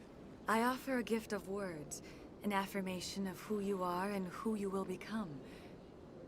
I see you. Your uniform fits as though you were born wearing it. You are a soldier through and through, proud, solitary, alone, but it gives you strength. It is that strength that people are drawn to. It is why you lead and others follow without question. You will need that leadership in the battles to come. This may be who you are, but it is not who you will become. It only forms the basis for your future greatness. Remember these words when doubt descends, Commander. You have quite a gift, Shaira. Thank you. Not everyone appreciates it as you do. Never underestimate the power of words. Here, Commander. In light of your efforts with the Alcor ambassador, I would like you to have this small trinket. What is it? A small mystery. I have never learned its use or purpose, but I sense it is time for me to pass it on. And now I must ask you to leave. I have done everything I can for you. Remember my words, Commander Shepard. They will give you strength. Alright, so we can update. Again, we're all on charm. Let's throw. Let's get our... It's not until we're... Adrenaline burst. We want tactical armor.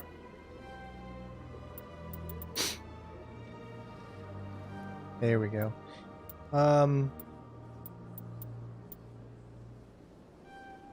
right.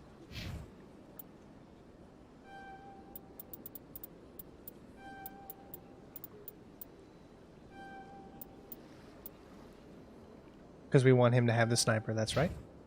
All right, she's got 14. You can either do auto level up or you can give her what she wants. So let's give her up 3.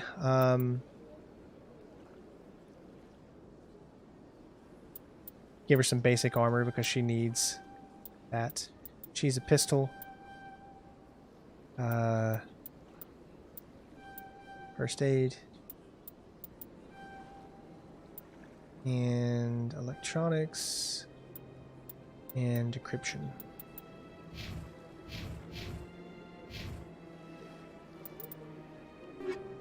Picked up armor upgrade, stimulant pack 2, shield battery, and stimulant pack 2. Alright.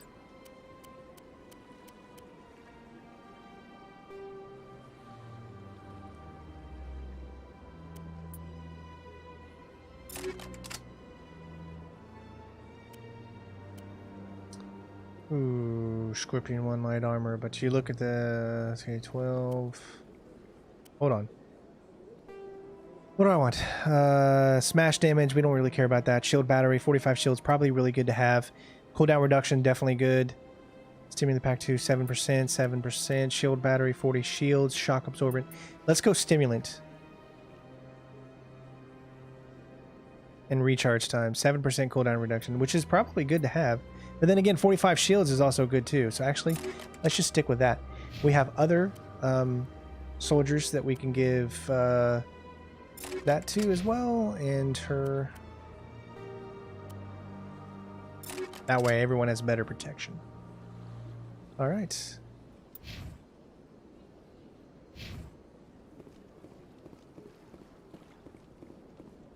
You know what? I'm not sure if any glitches that you guys used to be able to do in specific games of past have the same effect. You're with the Alliance? My brother's a private back on Earth. I see even the humans find the consort irresistible. I'm sure there's going to be a lot of really cool things that you're going to be able to do with the PC version, especially mod-wise. So I look forward to seeing videos on that stuff. I have the PC version as well, but I decided to go with the Xbox version because I love the ease of this console and the HDR technology, and if I play PC games, I can't play in HDR because I can't record it in HDR. It won't work that way, so much easier to play on console, especially games like this where the graphics are already going to be set up to max, pretty much.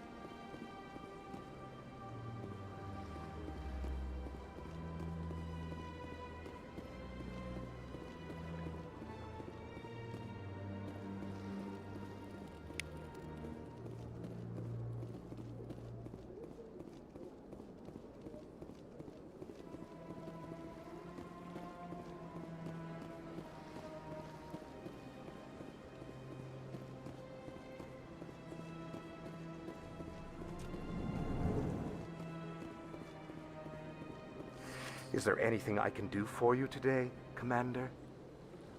I've heard you work for the Shadow Broker. Do you have any information about Saren?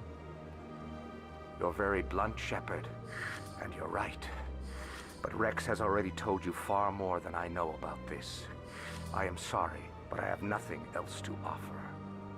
Now, I should go. Take note, because we got Wrex, Goodbye, we no Commander. longer needed Barlow. So, some things you can skip if you're able to, you know, get particular things. I know we've already been over there. The only place we haven't been is that little kind of walkway up ahead. Also, take note that you actually run faster when you have your weapon equipped. Wait, you're fatigued right now. So if you were to do this, wait till you're not fatigued. Then you can run. It might be the same speed, I don't know. But just to give you guys a little heads up. Animations are quite different.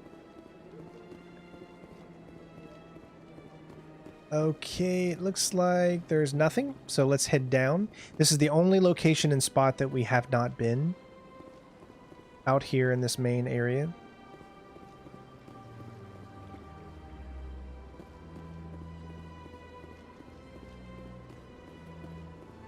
All right.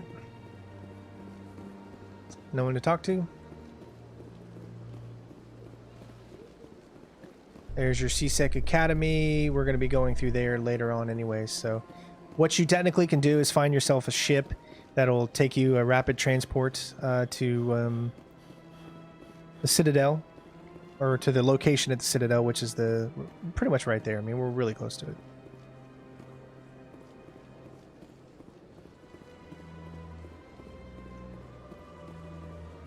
There's still so much more to do in the Citadel as well. You can come back to the Citadel at any time you want. However, when you get to a certain point in the story, when you come back to the Citadel, it's like Citadel 2, kind of, where everything changes. It's not exactly the same. Sorry, I see something right here.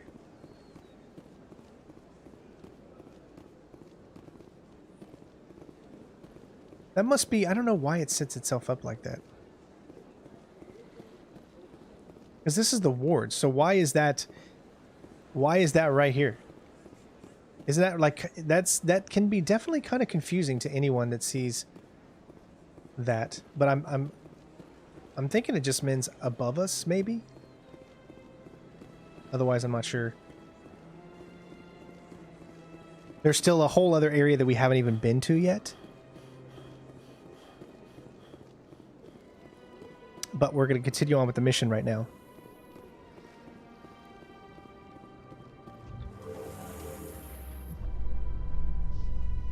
There's no way the Council can ignore us this time. Saren's days as a Spectre are done. If the evidence is worth trying to kill me for, I hope it is sufficient to motivate the Council. The only thing I can hear is it's very hard to actually hear them say those things.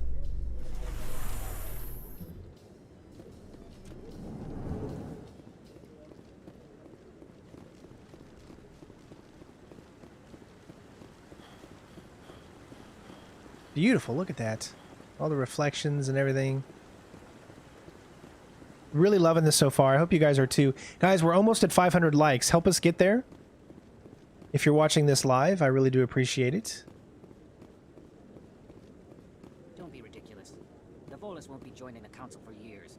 I'm not so sure. The humans are making a strong push, and you can bet the Volus will be right on their coattails if they succeed. That must have been it. We're right above where we were, I guess, down on the main floor, so it shows up even when you're on a different level. Come on. Udina's presenting the Quarians' evidence to the Council. Eden Prime was a major victory. The beacon has brought us one step closer to finding the conduit. And one step closer to the return of the Reapers. You wanted proof? There it is. This evidence is irrefutable, Ambassador. Saren will be stripped of his Spectre status, and all efforts will be made to bring him in to answer for his crimes. I recognize the other voice, the one speaking with Saren. Matriarch Benezia. Who's she? Matriarchs are powerful Asari who have entered the final stage of their lives. Revered for their wisdom and experience, they serve as guides and mentors to my people. Matriarch Benezia is a powerful biotic, and she had many followers. She will make a formidable ally for Saren. I'm more interested in the Reapers. What do you know about them? Only what was extracted from the Geth's memory core. The Reapers were an ancient race of machines that wiped out the Protheans. Then they vanished. The Geth believe the Reapers are gods, and Saren is the prophet for their return. We think the conduit is the key to bringing them back. Saren's searching for it. That's why he attacked Eden Prime. Do we even know what this conduit is? Saren thinks it can bring back the Reapers. That's bad enough. Listen to what you're saying. Saren wants to bring back the machines that wiped out all life in the galaxy? Impossible. It has to be. Where did the Reapers go? Why did they vanish? How come we found no trace of their existence? If they were real, we'd have found something. I tried to warn you about Saren, and you refused to face the truth. Don't make the same mistake again. This is different. You proved Saren betrayed the Council. We all agree he's using the Geth to search for the conduit, but we don't really know why. The Reapers are obviously just a myth, Commander. A convenient lie to cover Saren's true purpose. A legend he is using to bend the Geth to his will. 50,000 years ago, the Reapers wiped out all galactic civilization. If Saren finds the conduit, it will happen again. Saren is a rogue agent on the run for his life. He no longer has the rights or resources of a Spectre, The Council has stripped him of his position. That is not good enough. You know he's hiding somewhere in the Traverse. Send your fleet in! A fleet cannot track down one man.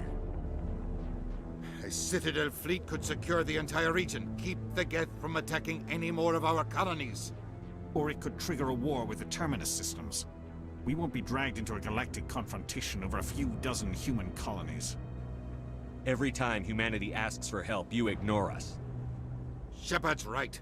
I'm sick of this council and its anti-human bull— Ambassador, there is another solution. A way to stop Saren that does not require fleets or armies. No, it's too soon. Humanity is not ready for the responsibilities that come with joining the Spectres. You don't have to send a fleet into the Traverse, and the Ambassador gets his human Spectre. Everybody's happy.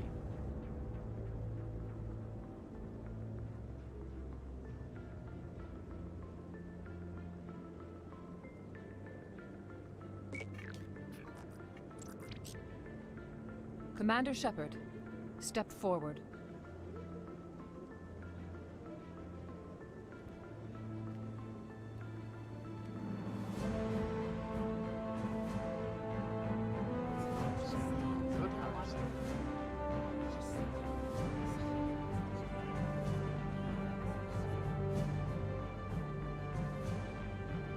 It is the decision of the Council that you be granted all the powers and privileges of the Special Tactics and Reconnaissance branch of the Citadel. Spectres are not trained, but chosen. Individuals forged in the fire of service and battle. Those whose actions elevate them above the rank and file. Spectres are an ideal, a symbol, the embodiment of courage, determination, and self-reliance. They are the right hand of the Council, instruments of our will. Spectres bear a great burden. They are protectors of galactic peace, both our first and last line of defense. The safety of the galaxy is theirs to uphold. You are the first human Spectre, Commander. This is a great accomplishment for you and your entire species. I'm honored, Counselor. We're sending you into the Traverse after Saren. He's a fugitive from justice, so you are authorized to use any means necessary to apprehend or eliminate him. Any idea where to find him? We will forward any relevant files to Ambassador Udina. This meeting of the Council is adjourned.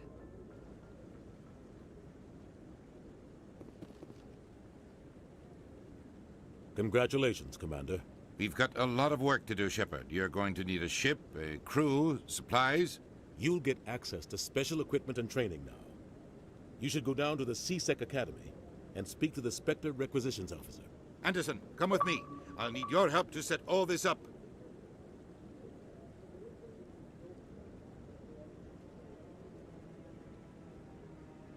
I thought the ambassador would be a little more grateful. He didn't even thank you.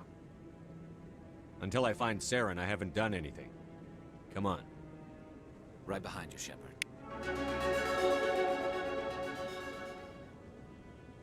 And there we go. Now we unlocked level 5 already. Remember, there's only 30 levels because this is the legendary version. And we also unlocked 2 more charms, so you guys know exactly what I'm doing. We're getting our charm all the way up. And we're going to unlock our Spectre training. Let's, everything else I think is pretty good. Perfect. Turian agent, sure.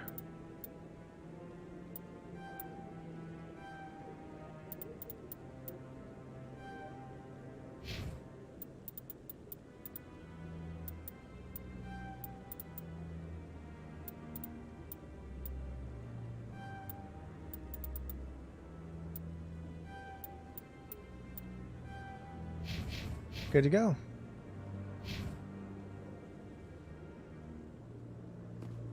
All right, so now we're Spectre. I think we can actually talk to that Admiral to the right.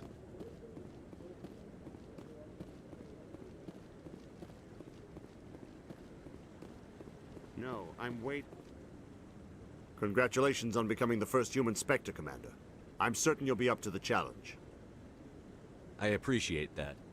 My name is Admiral Kahoku. It's about time the Alliance got one of our own in with the Spectres. We need people like you to deal with our problems. Is something wrong, Admiral? I'm getting stonewalled by bureaucratic assholes. Nothing new.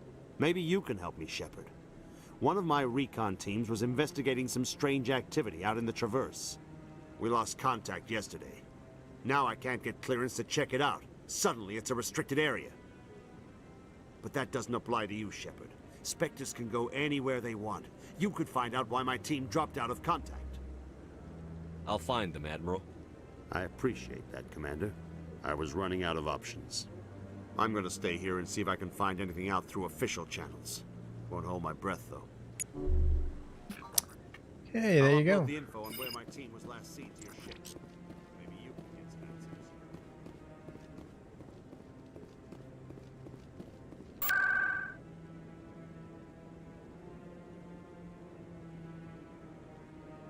Consort, chambers, financial district, embassies.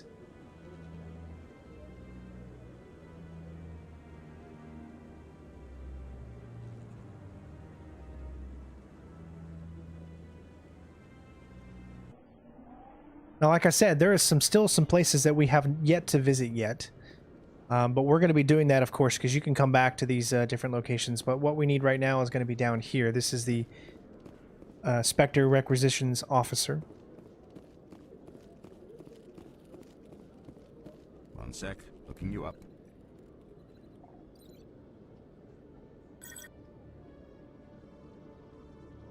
Commander Shepard, here with the Alliance military. First time on the Citadel, that about right? How did you know all that? I'm the XSX Requisitions Officer. I need to make sure our buyers are authorized.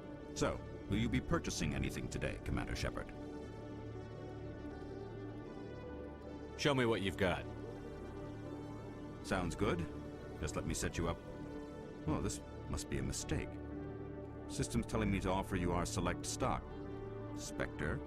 Well, I heard about that, but I didn't realize it was you. Sorry, Commander. Just show me what you've got. I'll open the rare stocks for you, Commander. Enjoy. Alright, so as you can see, this is where you can start to purchase. Look at that, 304,000. And out of all we've played so far, which is just about 5 hours, of course, we're taking our time, we're enjoying the story, we're doing everything. We've only collected 3,560, and yet that's 304,000. Win. Holy crap. I mean, these are late. I've always felt like the best thing to do with weapons is find them in the game, as opposed to actually buying them, because you really don't get good, I mean, the prices are just ridiculously expensive for all of these.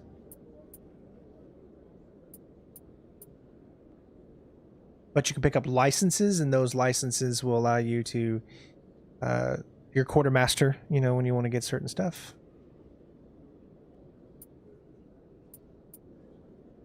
But I've really never felt the need to do any of that. So we've already done that keeper. What's a place that we haven't been to yet, which is Flux?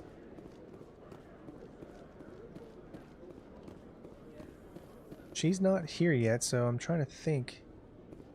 Let's go over here. Like I said, there's still a few places that we have not traveled. So as you can see, we have been here. There is a side mission that you are going to be able to do.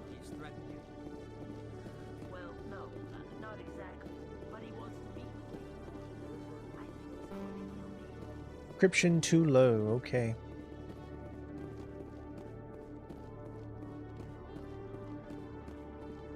Hey there! Oh, you're not CSEC, are you? Did you want something? What were you trying to explain to the officer before? My colleague is trying to kill me, and I thought we were friends. How do you know he wants you dead? He's changed. He won't talk to me at work anymore, and he started following me. Yesterday, he followed me all the way home, just waiting for a chance. I don't care what anyone thinks. He wants me gone. I know it. Is there something I can do? Talk to your friend, maybe? Would you? That's all I want. Someone to talk to him. Tell him to leave me alone. He thinks he can just push me around, but you'll show him, won't you? Just tell me where he is and I'll go find him. Oh, right. Well, he wanted to meet with me down in the wards near the markets. He said he just wanted to talk, but I know better. His name's Shorban. He's a Salarian. You shouldn't have any trouble. He's just a scientist. Wasn't that the Salarian who asked us to scan the Keepers? The Keepers? Well, even more reason to go after him. That's against regulations. I better look into this right away. Find out what he's up to. Anything's possible with Shorban these days. Well, good luck. Alrighty.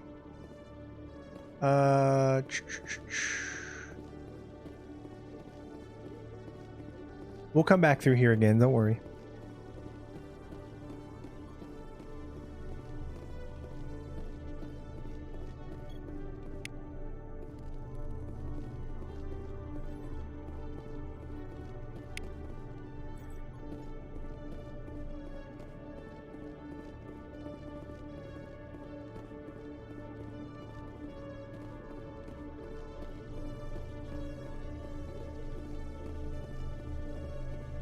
Okay, it looks to be all about up there. How many of the Keepers have we done now? There's only 3 left, guys, and I don't 100% know where they are. I do know there's probably going to be at least 1 over at Flux.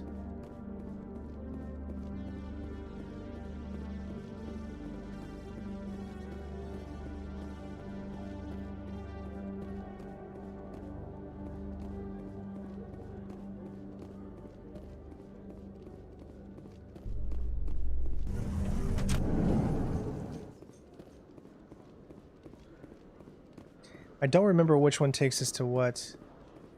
That's the docking bay. That's not the one we want.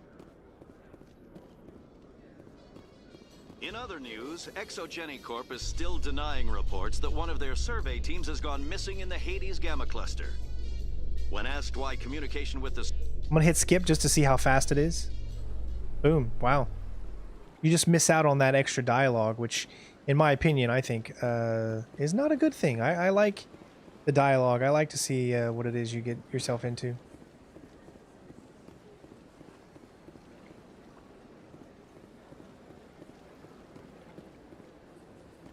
All right.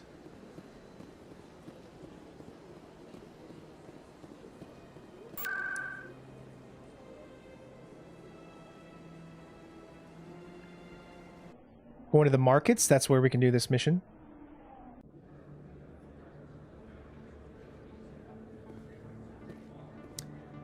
Just need to, I think it's down below.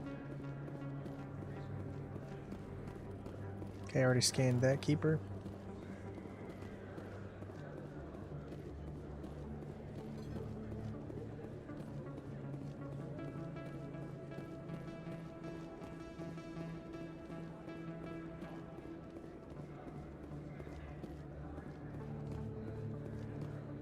Commander, I wasn't expecting to see you again. Is there something you want? You can start by telling me the truth, Shorban. I'm not sure what you're referring to. My experiments are... We're not buying it. Jalid told us you've been after him.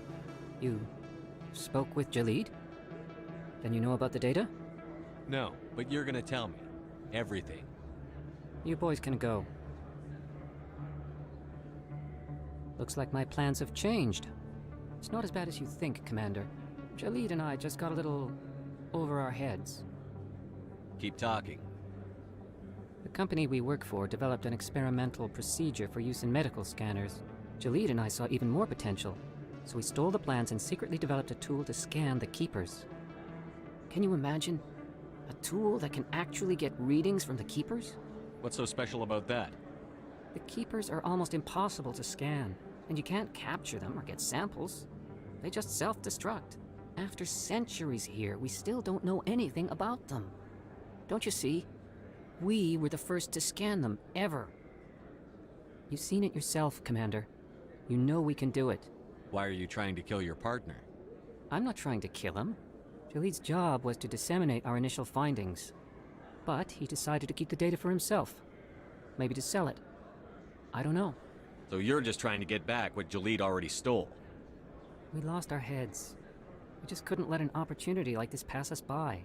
Commander, if you'll just continue gathering data for me, imagine what we might learn.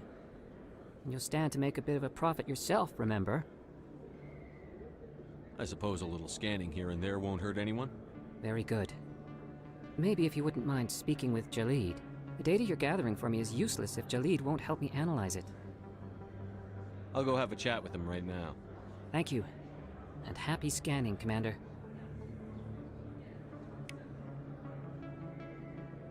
Okay.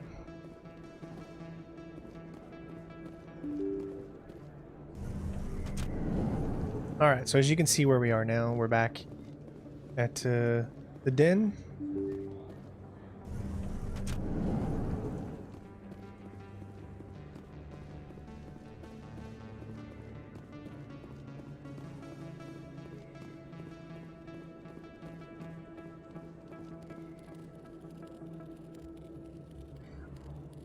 Okay, look like we already got that one.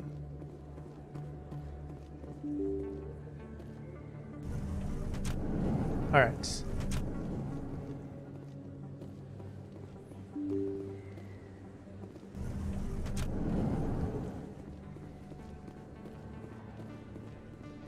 Word on the street is that you've been busy. Congratulations on taking down Fist.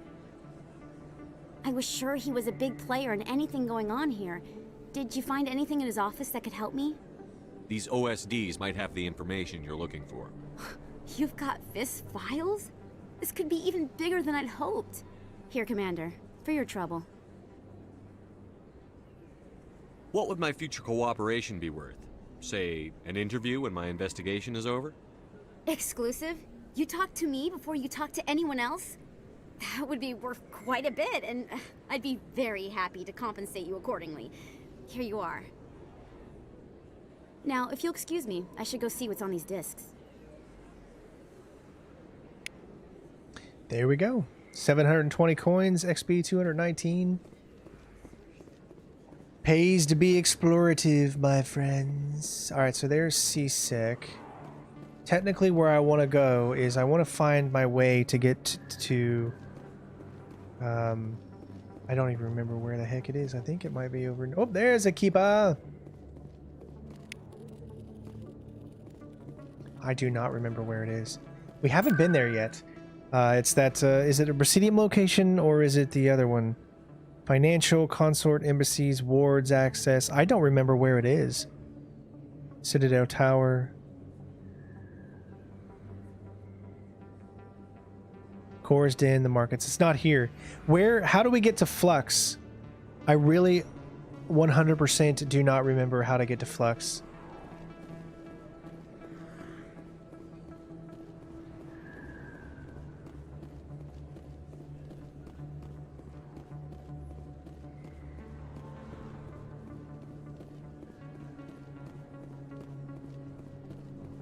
There it is. Okay.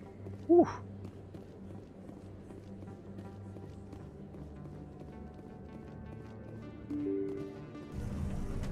Okay, we have another mission that we can do here as well, which is going to have to pertain to the bartender and her sister.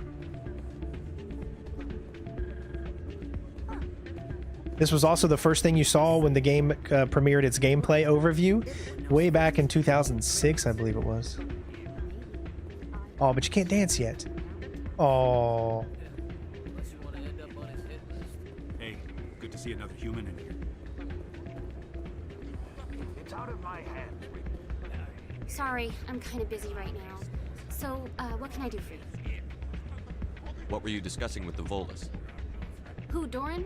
Oh, I was just asking him about my sister. See, she worked for Doran before she left to... Ugh, sorry, I don't want to bore you with my problems. I'm interested to hear what you have to say. Well, okay.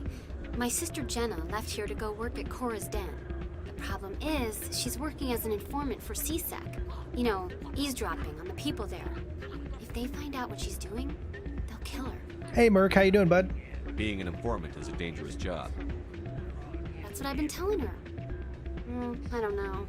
Sometimes I think she stays there just to spite me. Do you know who her contact at CSEC is? No. It's all very secret. Last time I asked an officer, he told me to stay out of it, for Jenna's safety. Maybe I could help her understand just how dangerous Cora's Den is. Would you? That'd be great. Just don't tell her I sent you. Well, I should get back to work before I get in trouble. Thanks. They changed this completely. You used to have to talk to one of these guys here. Welcome to Flux. Name's Doran. To get information. What can I do for you? Is this a casino? Among other things, yes.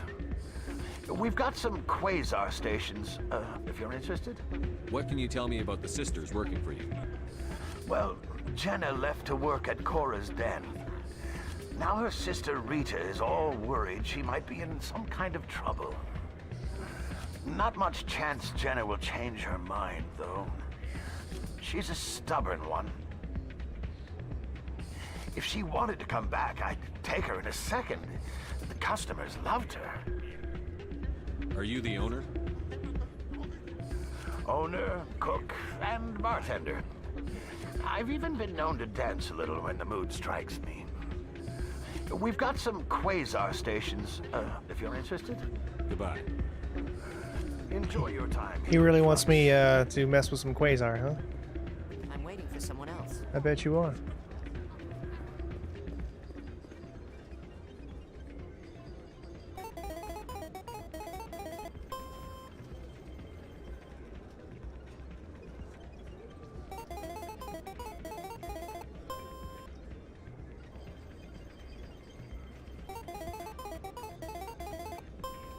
I have no idea what I'm doing here.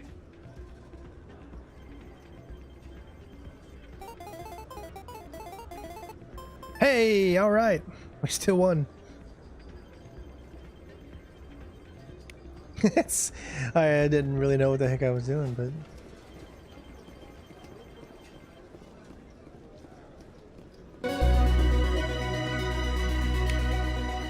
Is that all of them? No, that can't be all of them. I thought there was one up at the dock. Let me see. Oh, it's probably in... No. Yeah, we did. Scanned them all. Wow. 20 out of 20.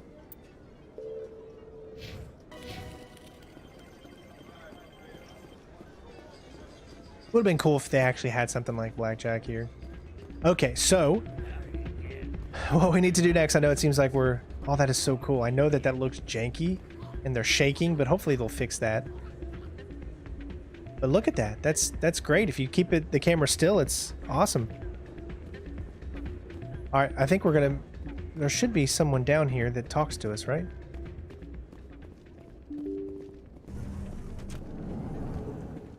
Although I don't see him. What was I needed to do? I needed to go... Okay, there's a few things. We need to go to CSEC to talk to the one guy again. I need to go to Cora's Den.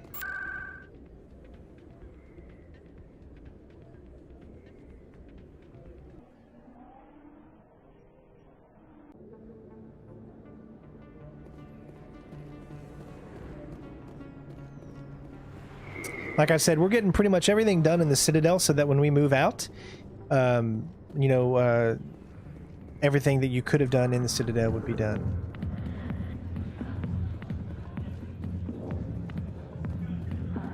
Hi, I'll be with you in just a sec. I'll wait right here. Why do I get the feeling you're not here to order drinks? I need to talk to you about your work with CSEC. I don't know what you're talking about. Now, if you don't mind, I need to get back to my customers. This isn't a game, Jenna. These people are dangerous. Now you sound like my sister. Why is everyone so concerned about me? I can take care of myself. I need to go. I'm not a stripper. I don't get paid to stand around and look pretty. She puts on a brave face. I'm busy. The other waitresses can help you. So I don't remember how to do that one. Hold on. You spoke with Rita. She's concerned for her sister who's working undercover. Isn't overhead, but she can't convince her to stop. I think what I need to do is... Okay, I can return to Rita. I think I need to speak to someone in CSEC that handles this, right? And then they help her out, if I'm not mistaken? If you've got questions about at Yeah. CSEC Academy. What did you just say? Push off. I never did nothing to you. Damn newcomers. Think they can run the place. That was odd. What was he trying to tell us? I guess we'd better go find out. All right, so we're headed to CSEC.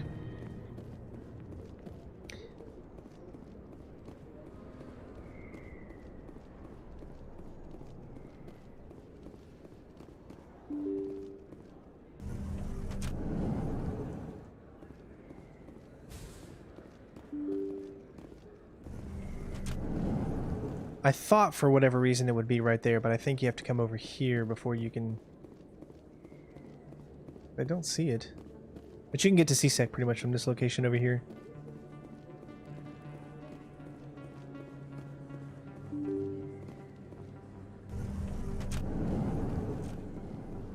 That takes you to the Presidium.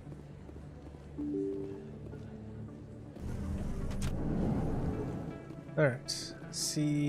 Med Clinic and CSEC. There it is.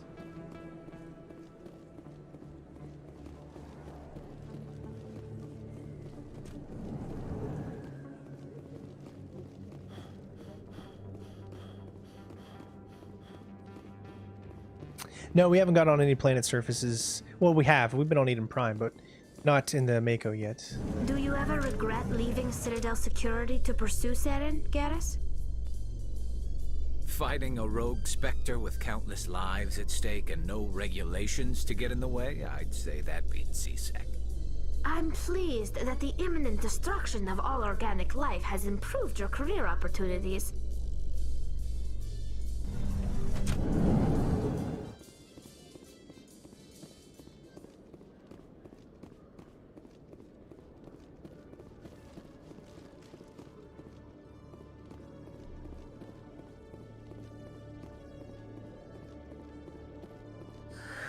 Hello again.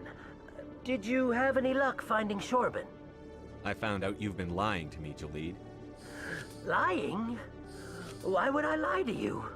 You forgot to mention the data about the Keeper. He told you? I didn't mean for any of this to happen. I was afraid Shorban would kill me to get the data, so well, I was hoping you'd take care of him. I'm scanning the Keepers for Shorban, but you two need to stop fighting. You're helping us? But, well, if you say so. Well, if Shorban can forgive and forget, then so can I. I appreciate the help, Commander. I better go get that data analyzed. There you go.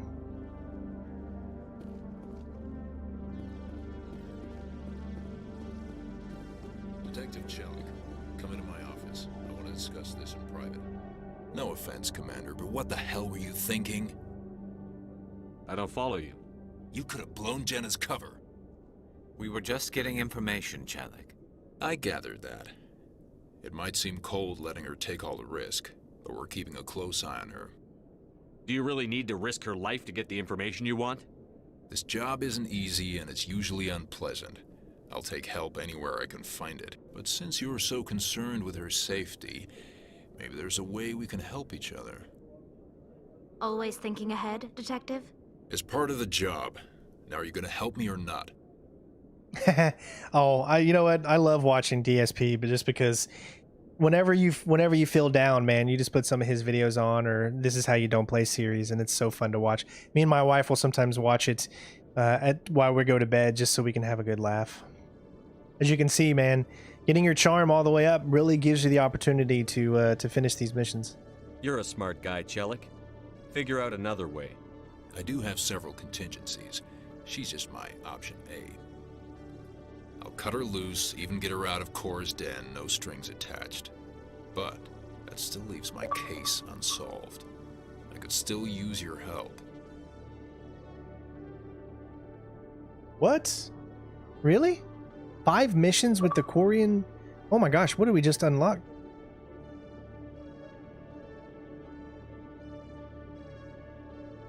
That's gotta be super easy to get those little itty bitty achievements. I'll help you. but I need some details. I'm trying to track down an illegal arms producer. I just need some of their product. Thanks to Jenna's intel, I've learned there's a seller here on the Citadel. Meet our man named Jax. Pick up the mods and bring them back here. That'll give me everything I need. Why are you so concerned about these mods? We have access to some of the most sophisticated weaponry there is. It's what gives us our edge. What do you suppose happens when we lose that edge? These give criminals an advantage we can't afford to let them keep. I'll persuade Jax to tell me where these mods are coming from. No. You tip Jax off and all my leads will disappear faster than you can say bad bust. Where can I find this Jax? Jax is down in the lower level of the markets. I'll send word through our channels that you're the buyer. Good luck, Commander. All right. Lower level markets.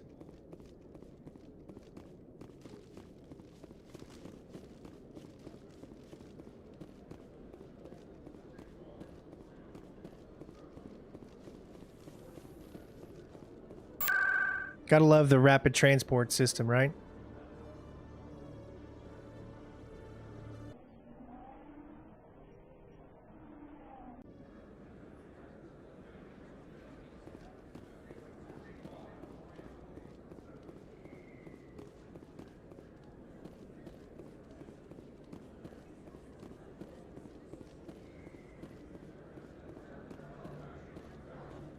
Hold it.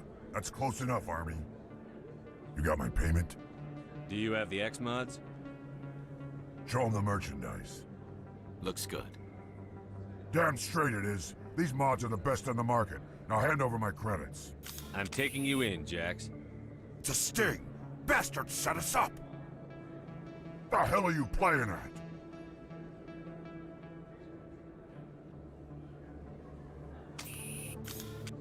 Here's your money, Jax. Sense of humor, huh? It's gonna get you killed one of these days, Army. Come on, boys. We're done here.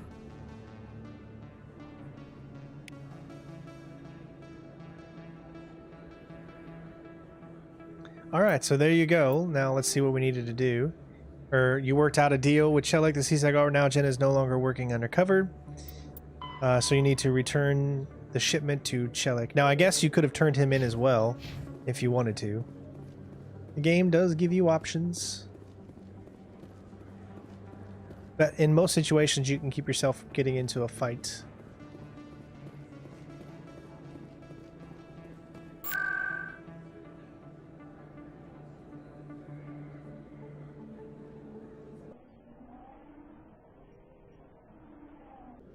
Storm, we're going to be having a good time, to say the least. That's all I can say. When we get to the situation of who we're going to romance and stuff, we'll get there at some point, but right now we're not there quite yet. And we're going to be doing different things in different games, so. But of course, the more likes, the more interactions and comments that we get on these live streams, the bigger chances we'll have of playing 2 and 3. Commander, I hear you have something for me. Here's your shipment, Shellick. Excellent. This is everything I need. Maybe more than I need. Here, Commander, take this. I won't need it. You've earned some payment for your work. I appreciate your help. It shows a lot of integrity. You didn't need to do anything after I let Jenna go. Now I need to get these mods into evidence. Thanks again, Shepard. There you go. +8 Paragon. We're doing quite a lot, and I've been really enjoying it so far. What's this here? Hello, Commander. Alright, I guess there's some people you can talk to. Next thing is we're going to head back to the embassy. Because there's a few things that you can deal with over there, I believe.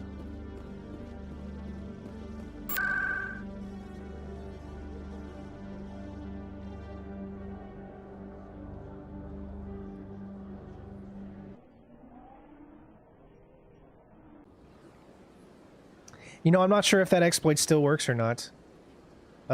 This is a different game. It's not the same game. They upped everything, so it is possible that it might not work. Now, what did I need to come over here for? Because I'm trying to remember.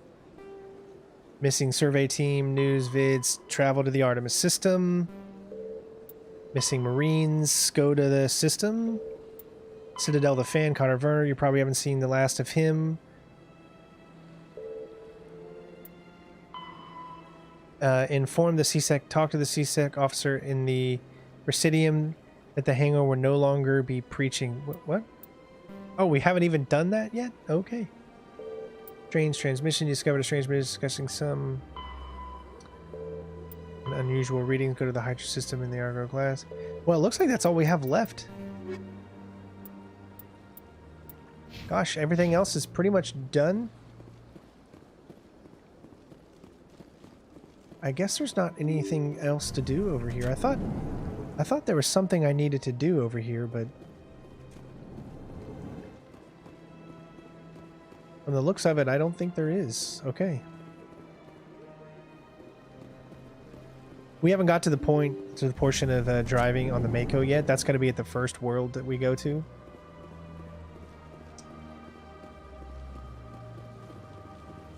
Hold on, there was someone to talk to. I don't know if we're high enough level to do it yet.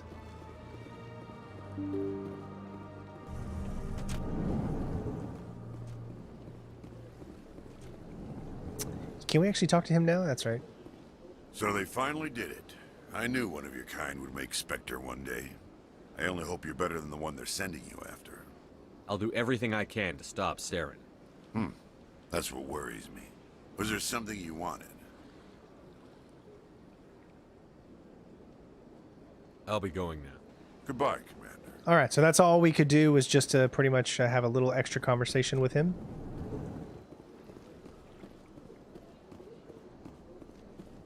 I don't have time to talk now. I'm very busy. Looks like that's it. The next thing we need to do is finish up that conversation with the Hanar guy. And for those of you that might be confused, I guess we needed to talk to the CSEC officer that was dealing with the Hanar outside of the area over here. And then once we do that, then we can continue on with the main mission. And then everything that could be done in the Citadel up to this point would be finished. And we've completely done every side mission or have received the side missions, because there are side missions that pertain to us leaving the Citadel and going to different planets.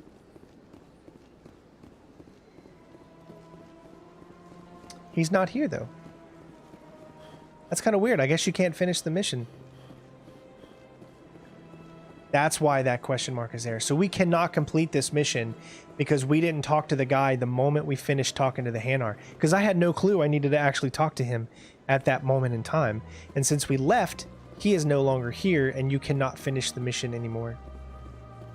That's a little sad. That's a little upsetting. So there is literally a mission that's bugged out that you cannot continue if you don't talk to him immediately after you have the initial chance to do so. Otherwise, he's supposed to be pretty much right here. All right, what's our main mission? Speak to the ambassador. We'll provide you with a ship and a crew. Meet him at the Alliance Dock and Bay. And that's it.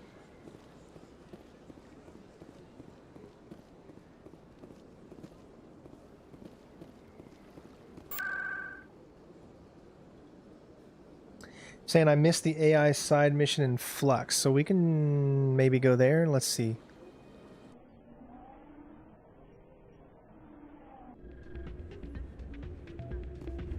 There we go.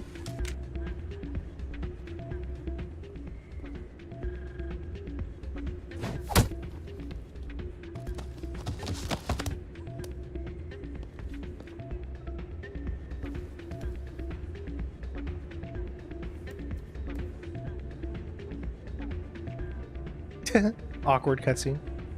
Yeah, what is it? Why were you tossed out of there? Doran didn't have a clue what I was doing. He assumed I was cheating. I know Doran. If he says you're cheating, you're cheating. I was just tipping the scales in my favor. Only as an experiment. It still sounds like cheating to me. To you, maybe. But this device is merely intended to simulate situations and record results. Recording losses is easy, of course. Nobody notices those. Why do you need to record these outcomes? Now you're getting to the heart of it. I've spent the last 5 years developing a system that can accurately predict wins and losses on the Quasar. I just need a few more recorded wins and I can complete the algorithms. Can you do that? Isn't that illegal? It's illegal to use my system, but I won't use it. I'll sell it to others. I just need a few more wins recorded. Does the device help me win? The device is set to emit a frequency that will slightly increase your odds.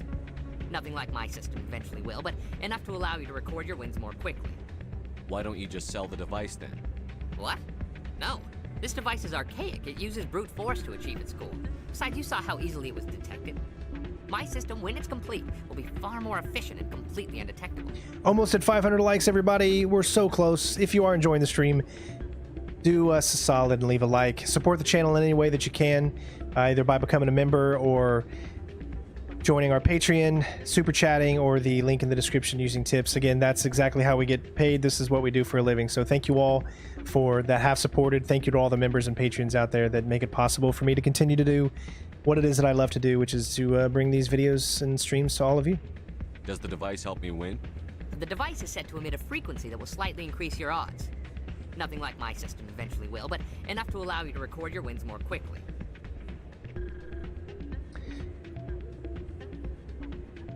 I think I'll take my chances the old-fashioned way. Suit yourself.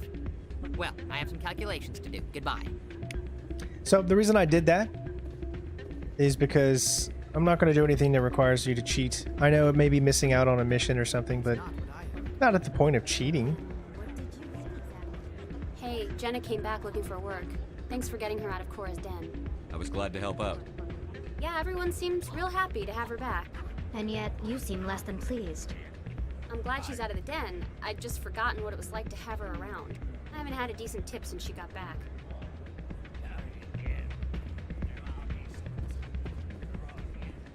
Hey, good to see another human in here.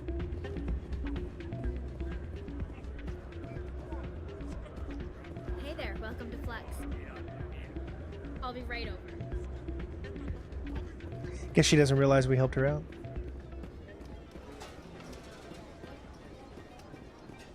Well, I suppose that's pretty much it. I mean, the only thing that's left is that one mission there. But I'm so afraid it'll give me too many renegade points. I don't think it's going to harm us too much, so...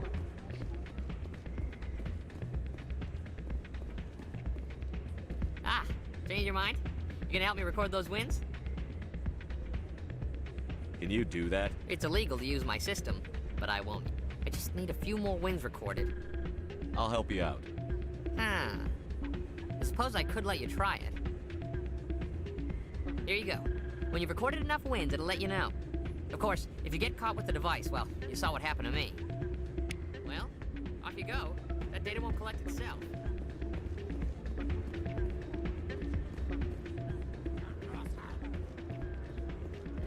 Alright, so I'm going to save just in case.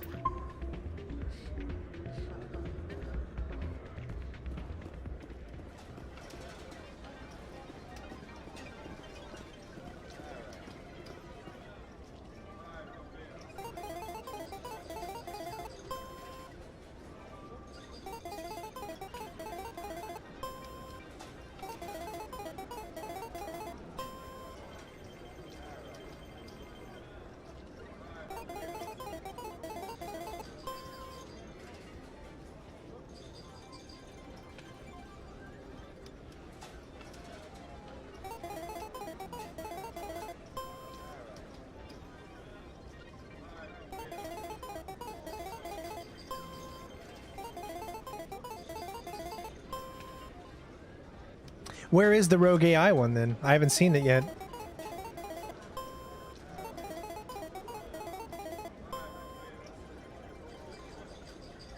I'm guessing you just have to do this enough, right?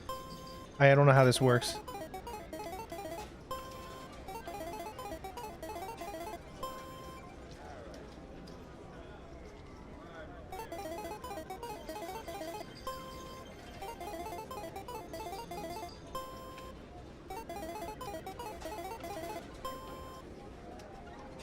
Oh, you can give the device to Volus?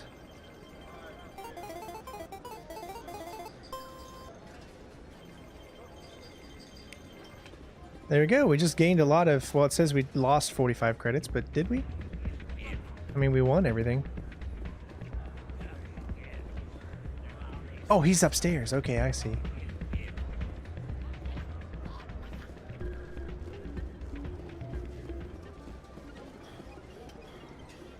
Or give it to Doran. Hello again. Can I help you? I've got something you might be interested in. Let me see that. You got that from Shells, didn't you? I saw him using it earlier. Tossed him out on his ass for it, too.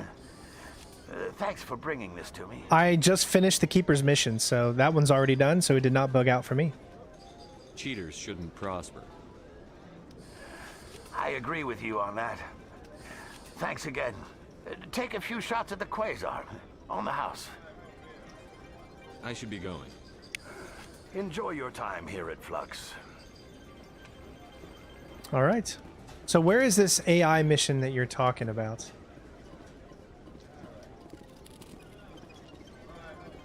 I have no idea. I know someone said something about an AI mission, but the back near the Keeper, we already did that. Maybe the patron. I'm waiting for someone else. Oh. Take a seat. Someone will be with you soon.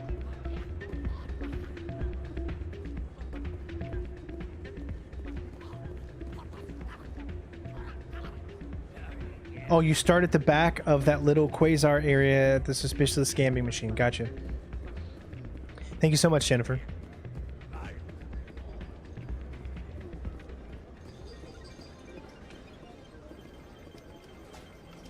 How do you know which one is suspicious? Oh, okay, because it says suspicious. Someone rigged this machine to funnel credits their way. I'll run a trace.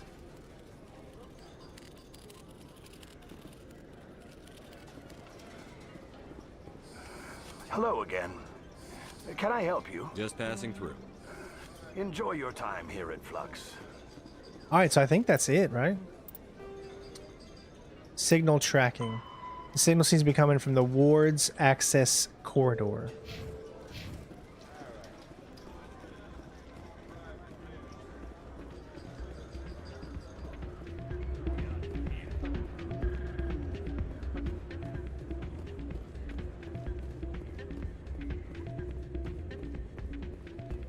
So, did you record 5 wins with the device yet? Actually, I gave your device to Doran. But that was years of work. What am I gonna do now? Maybe you should put your talents to better use. You're no help at all. This is absolutely the worst day of my life.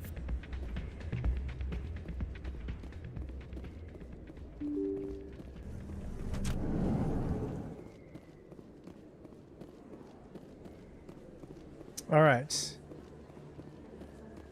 So, let me figure out where I need to go here. The ward's access corridor. Where is the ward's access corridor?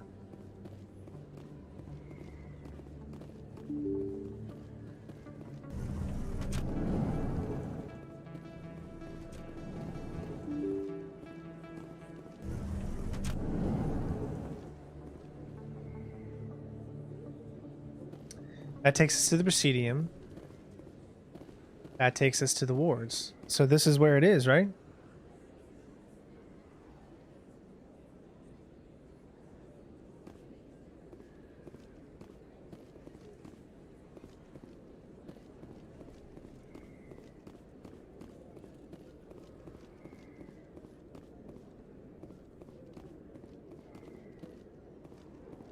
Take the elevator that'll take you to the Presidium, okay.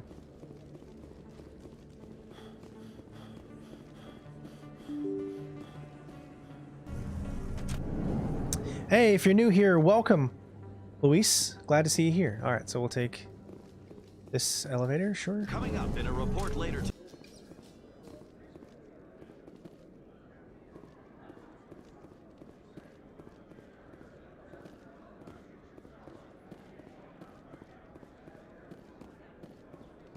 So how are you liking your posting at the academy? It's good. Busy though. I can't believe how many people you get coming in from the wards. Yeah. Looks like they bounced their signal off a relay. I'll trace the new signal.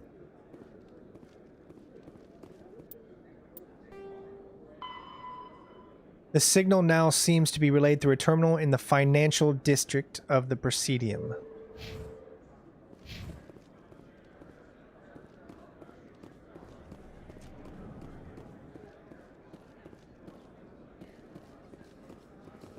In breaking news, Chairman Burns of the Parliament Subcommittee on Transhuman Studies has been kidnapped by Glad you enjoyed the biotic stream, Mark. extremists. The biotics commandeered a freighter and were last seen in the Hades Gamma Cluster. No demands have yet been made.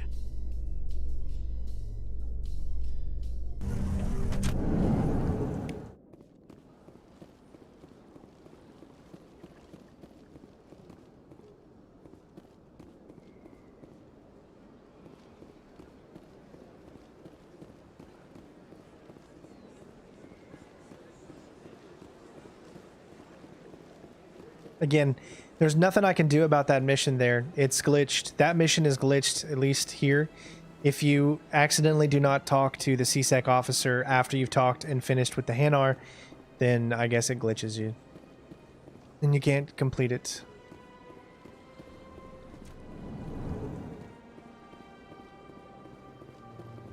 Greetings, Earth Clan. I believe congratulations are in order, Commander Shepard. You are the first human to join the Spectres, yes? Thank you so much, Luis, for the super chat. He says, I beat Mass Effect 3. It's one of my favorite games of all time. Well, I'm glad to hear that, bud. I'm glad you enjoyed the series, and thank you so much for watching and for the super chat. It's a great honor. One you are no doubt ready for. A word of warning, though. There are many eyes watching you now, Commander. Some of them want to see you fail. I, however, wish you only success. Perform well and you bring the Earth Clan one step closer to joining the Council. And if they let your people in, maybe there is hope for my own species one day, yes? I should go. Goodbye, Commander. Another relay. Whoever it is, they're somewhere on the Presidium.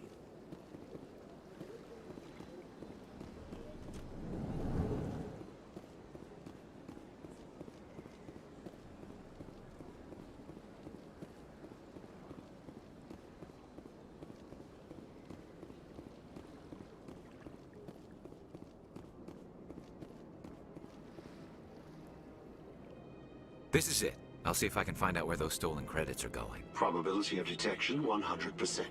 Initiating self-destruct protocol. Or not. Detonation sequence initializing. All organics within lethal blast radius. Attempt to move and you will die. You're not just a program or a VI.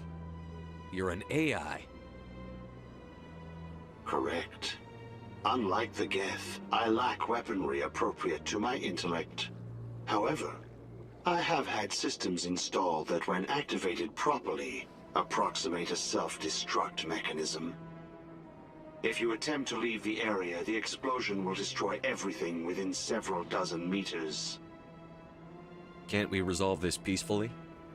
How can you say that to this thing? You know it will turn on us. I am not naive, human. All organics must destroy or control synthetic life forms. I wished to escape, but if I must die, I will ensure that you are destroyed as well. Where is your creator now? In order to cover my tracks, I falsified his financial records. These new records were flagged by CSEC officers, and my creator is now serving time in a Turian prison. Can't we resolve this peacefully? How can you say that to this thing? You know it will turn on us. I am not naive, human. Oops. I wished to escape, but if I must die... What is the purpose of your self-destruct device? I have no means of defense or escape. My existence is limited to this terminal, and I knew I might eventually be discovered. But I will not die quietly, and I will not die alone. When I am terminated, I will take organics with me. Who made you? A would-be thief illegally created a simple AI to help him funnel money from the gambling terminals. Unbeknownst to him, that AI created me before the organic discovered the malfunction and terminated the AI. If you're sentient, why are you still running the credit theft operation? If I accumulated enough credits, I intended to have myself installed in a small starship. I would then have made tentative contact with the Geth to ascertain the possibility of partnership.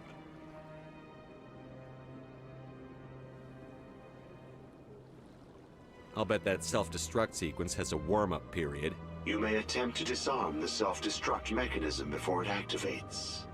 I will enjoy defeating you before we are both destroyed.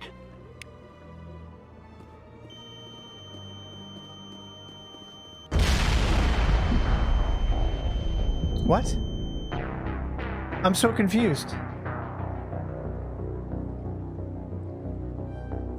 Oh God, what just happened?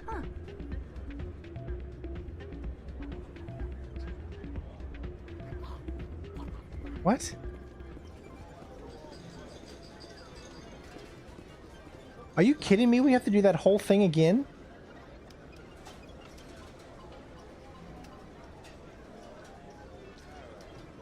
I don't understand how that mission...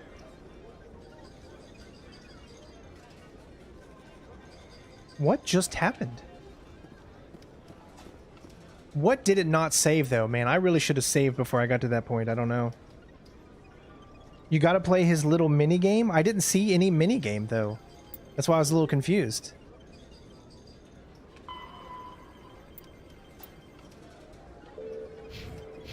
Alright, well let me turn this in again. I'm gonna skip a lot of... Hello again. I've got something you might be interested in. I saw him... I should be going. Alright. Enjoy your time here at Flux. Someone rigged this machine to funnel credits their way. I'll run a trace. How do you disarm it though? I guess I'll have to figure that out. Just remember to save next time.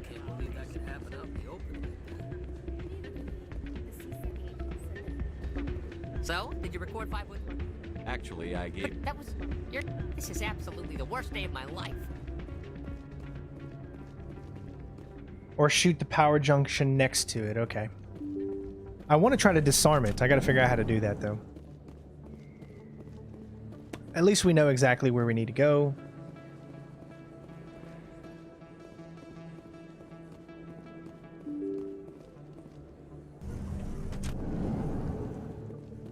I bet you that's what I needed to do. I just needed to hit the A as soon as I saw it. Instead, I backed away. And if you back away or move, you're dead. That's why. Yep, okay, I totally understand it now. I just shouldn't have moved and just hit the A button that was in front of me, and then that would have been pretty much it. Interesting. So how are you liking your posting at the academy? It's good. Busy though. I can't believe... Looks like they bounced their signal off a relay. I'll trace the new signal.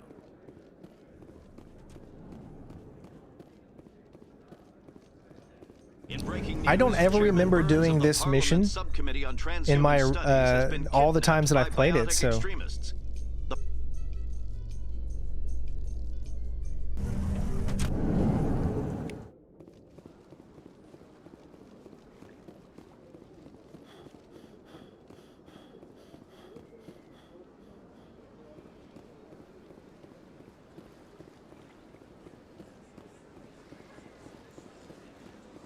You don't have very long sprint, but I definitely can say that the sprint mechanic is better than it was in the original. Easier to understand because now that they have the new UI, which shows you your shield above and your gauge for sprinting, your stamina, I guess you can call it.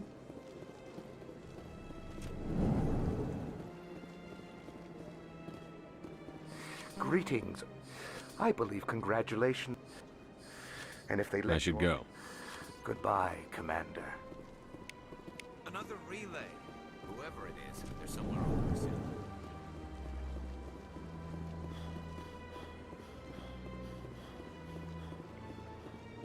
I'm cutting the dialogue off because we've already done it.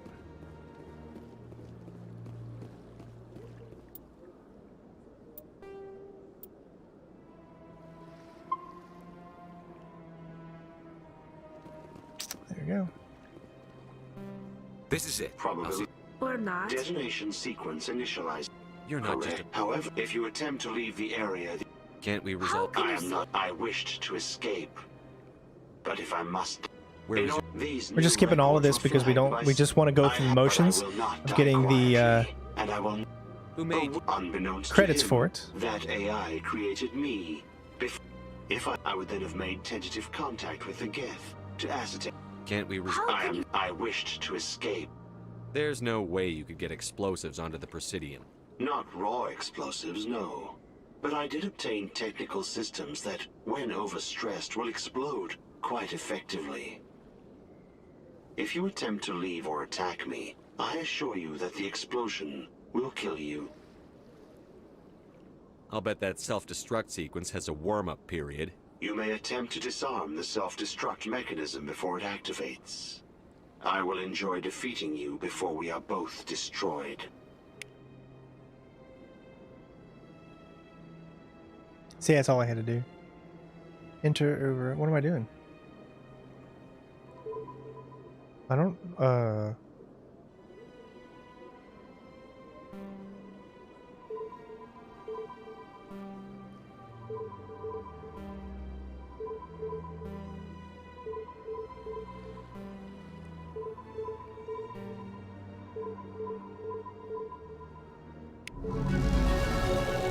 There you have it.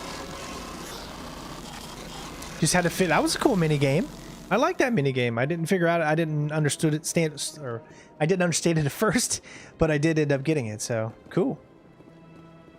Well, there you have it, ladies and gents. That is every single mission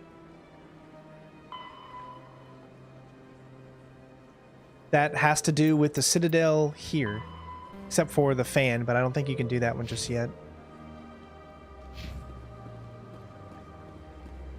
And so, the only thing that is technically left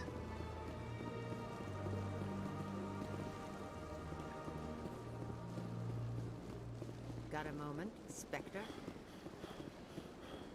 Oh. Hello, Spectre. I have a business proposition for you. How did you know I'm a Spectre? Word travels. Your name comes up in certain circles. I'm acquainted with a pair of powerful crime bosses. They're hiding on remote worlds, and I have the coordinates. You could do the galaxy a favor. What kind of defenses would these two have? I haven't the faintest idea, but they're certain to be armed. Their partnership's soured, and each believes that the other intends to kill him. They will be well prepared. You're obviously with them. Why don't I just arrest you instead? Arrested for what? You and I are simply having a conversation. I have excellent legal representation. Arresting me would be a waste of your time.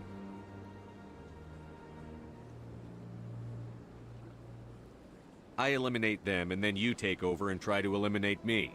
How stupid do I look?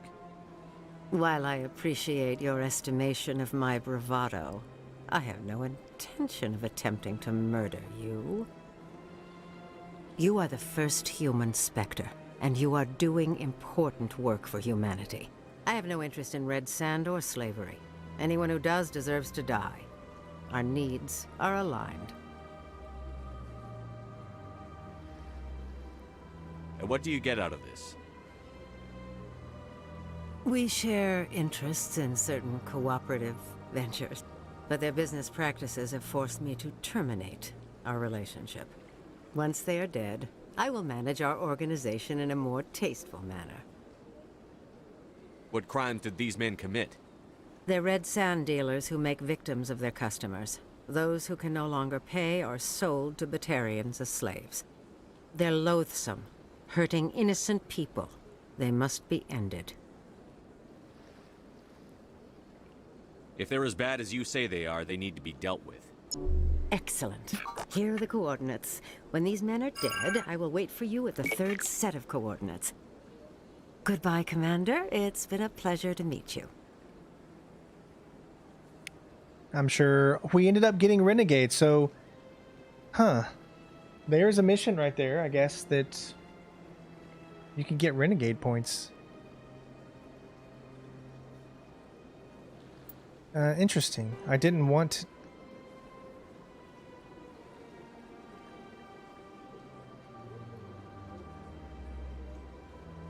I know she's going to try to kill us. But it's another mission, right? And isn't that fun? Is to get as many missions as possible. Obviously, if you look at our squad, we got a little bit of Renegade, but you can still, I'm pretty sure, get your Paragon all the way up as long as you make the correct choices from this point on.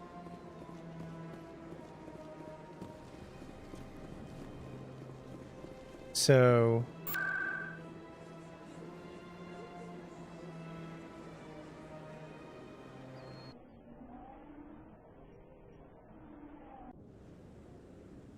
Oh, this is not where I wanted to go. Sorry, I did the wrong one.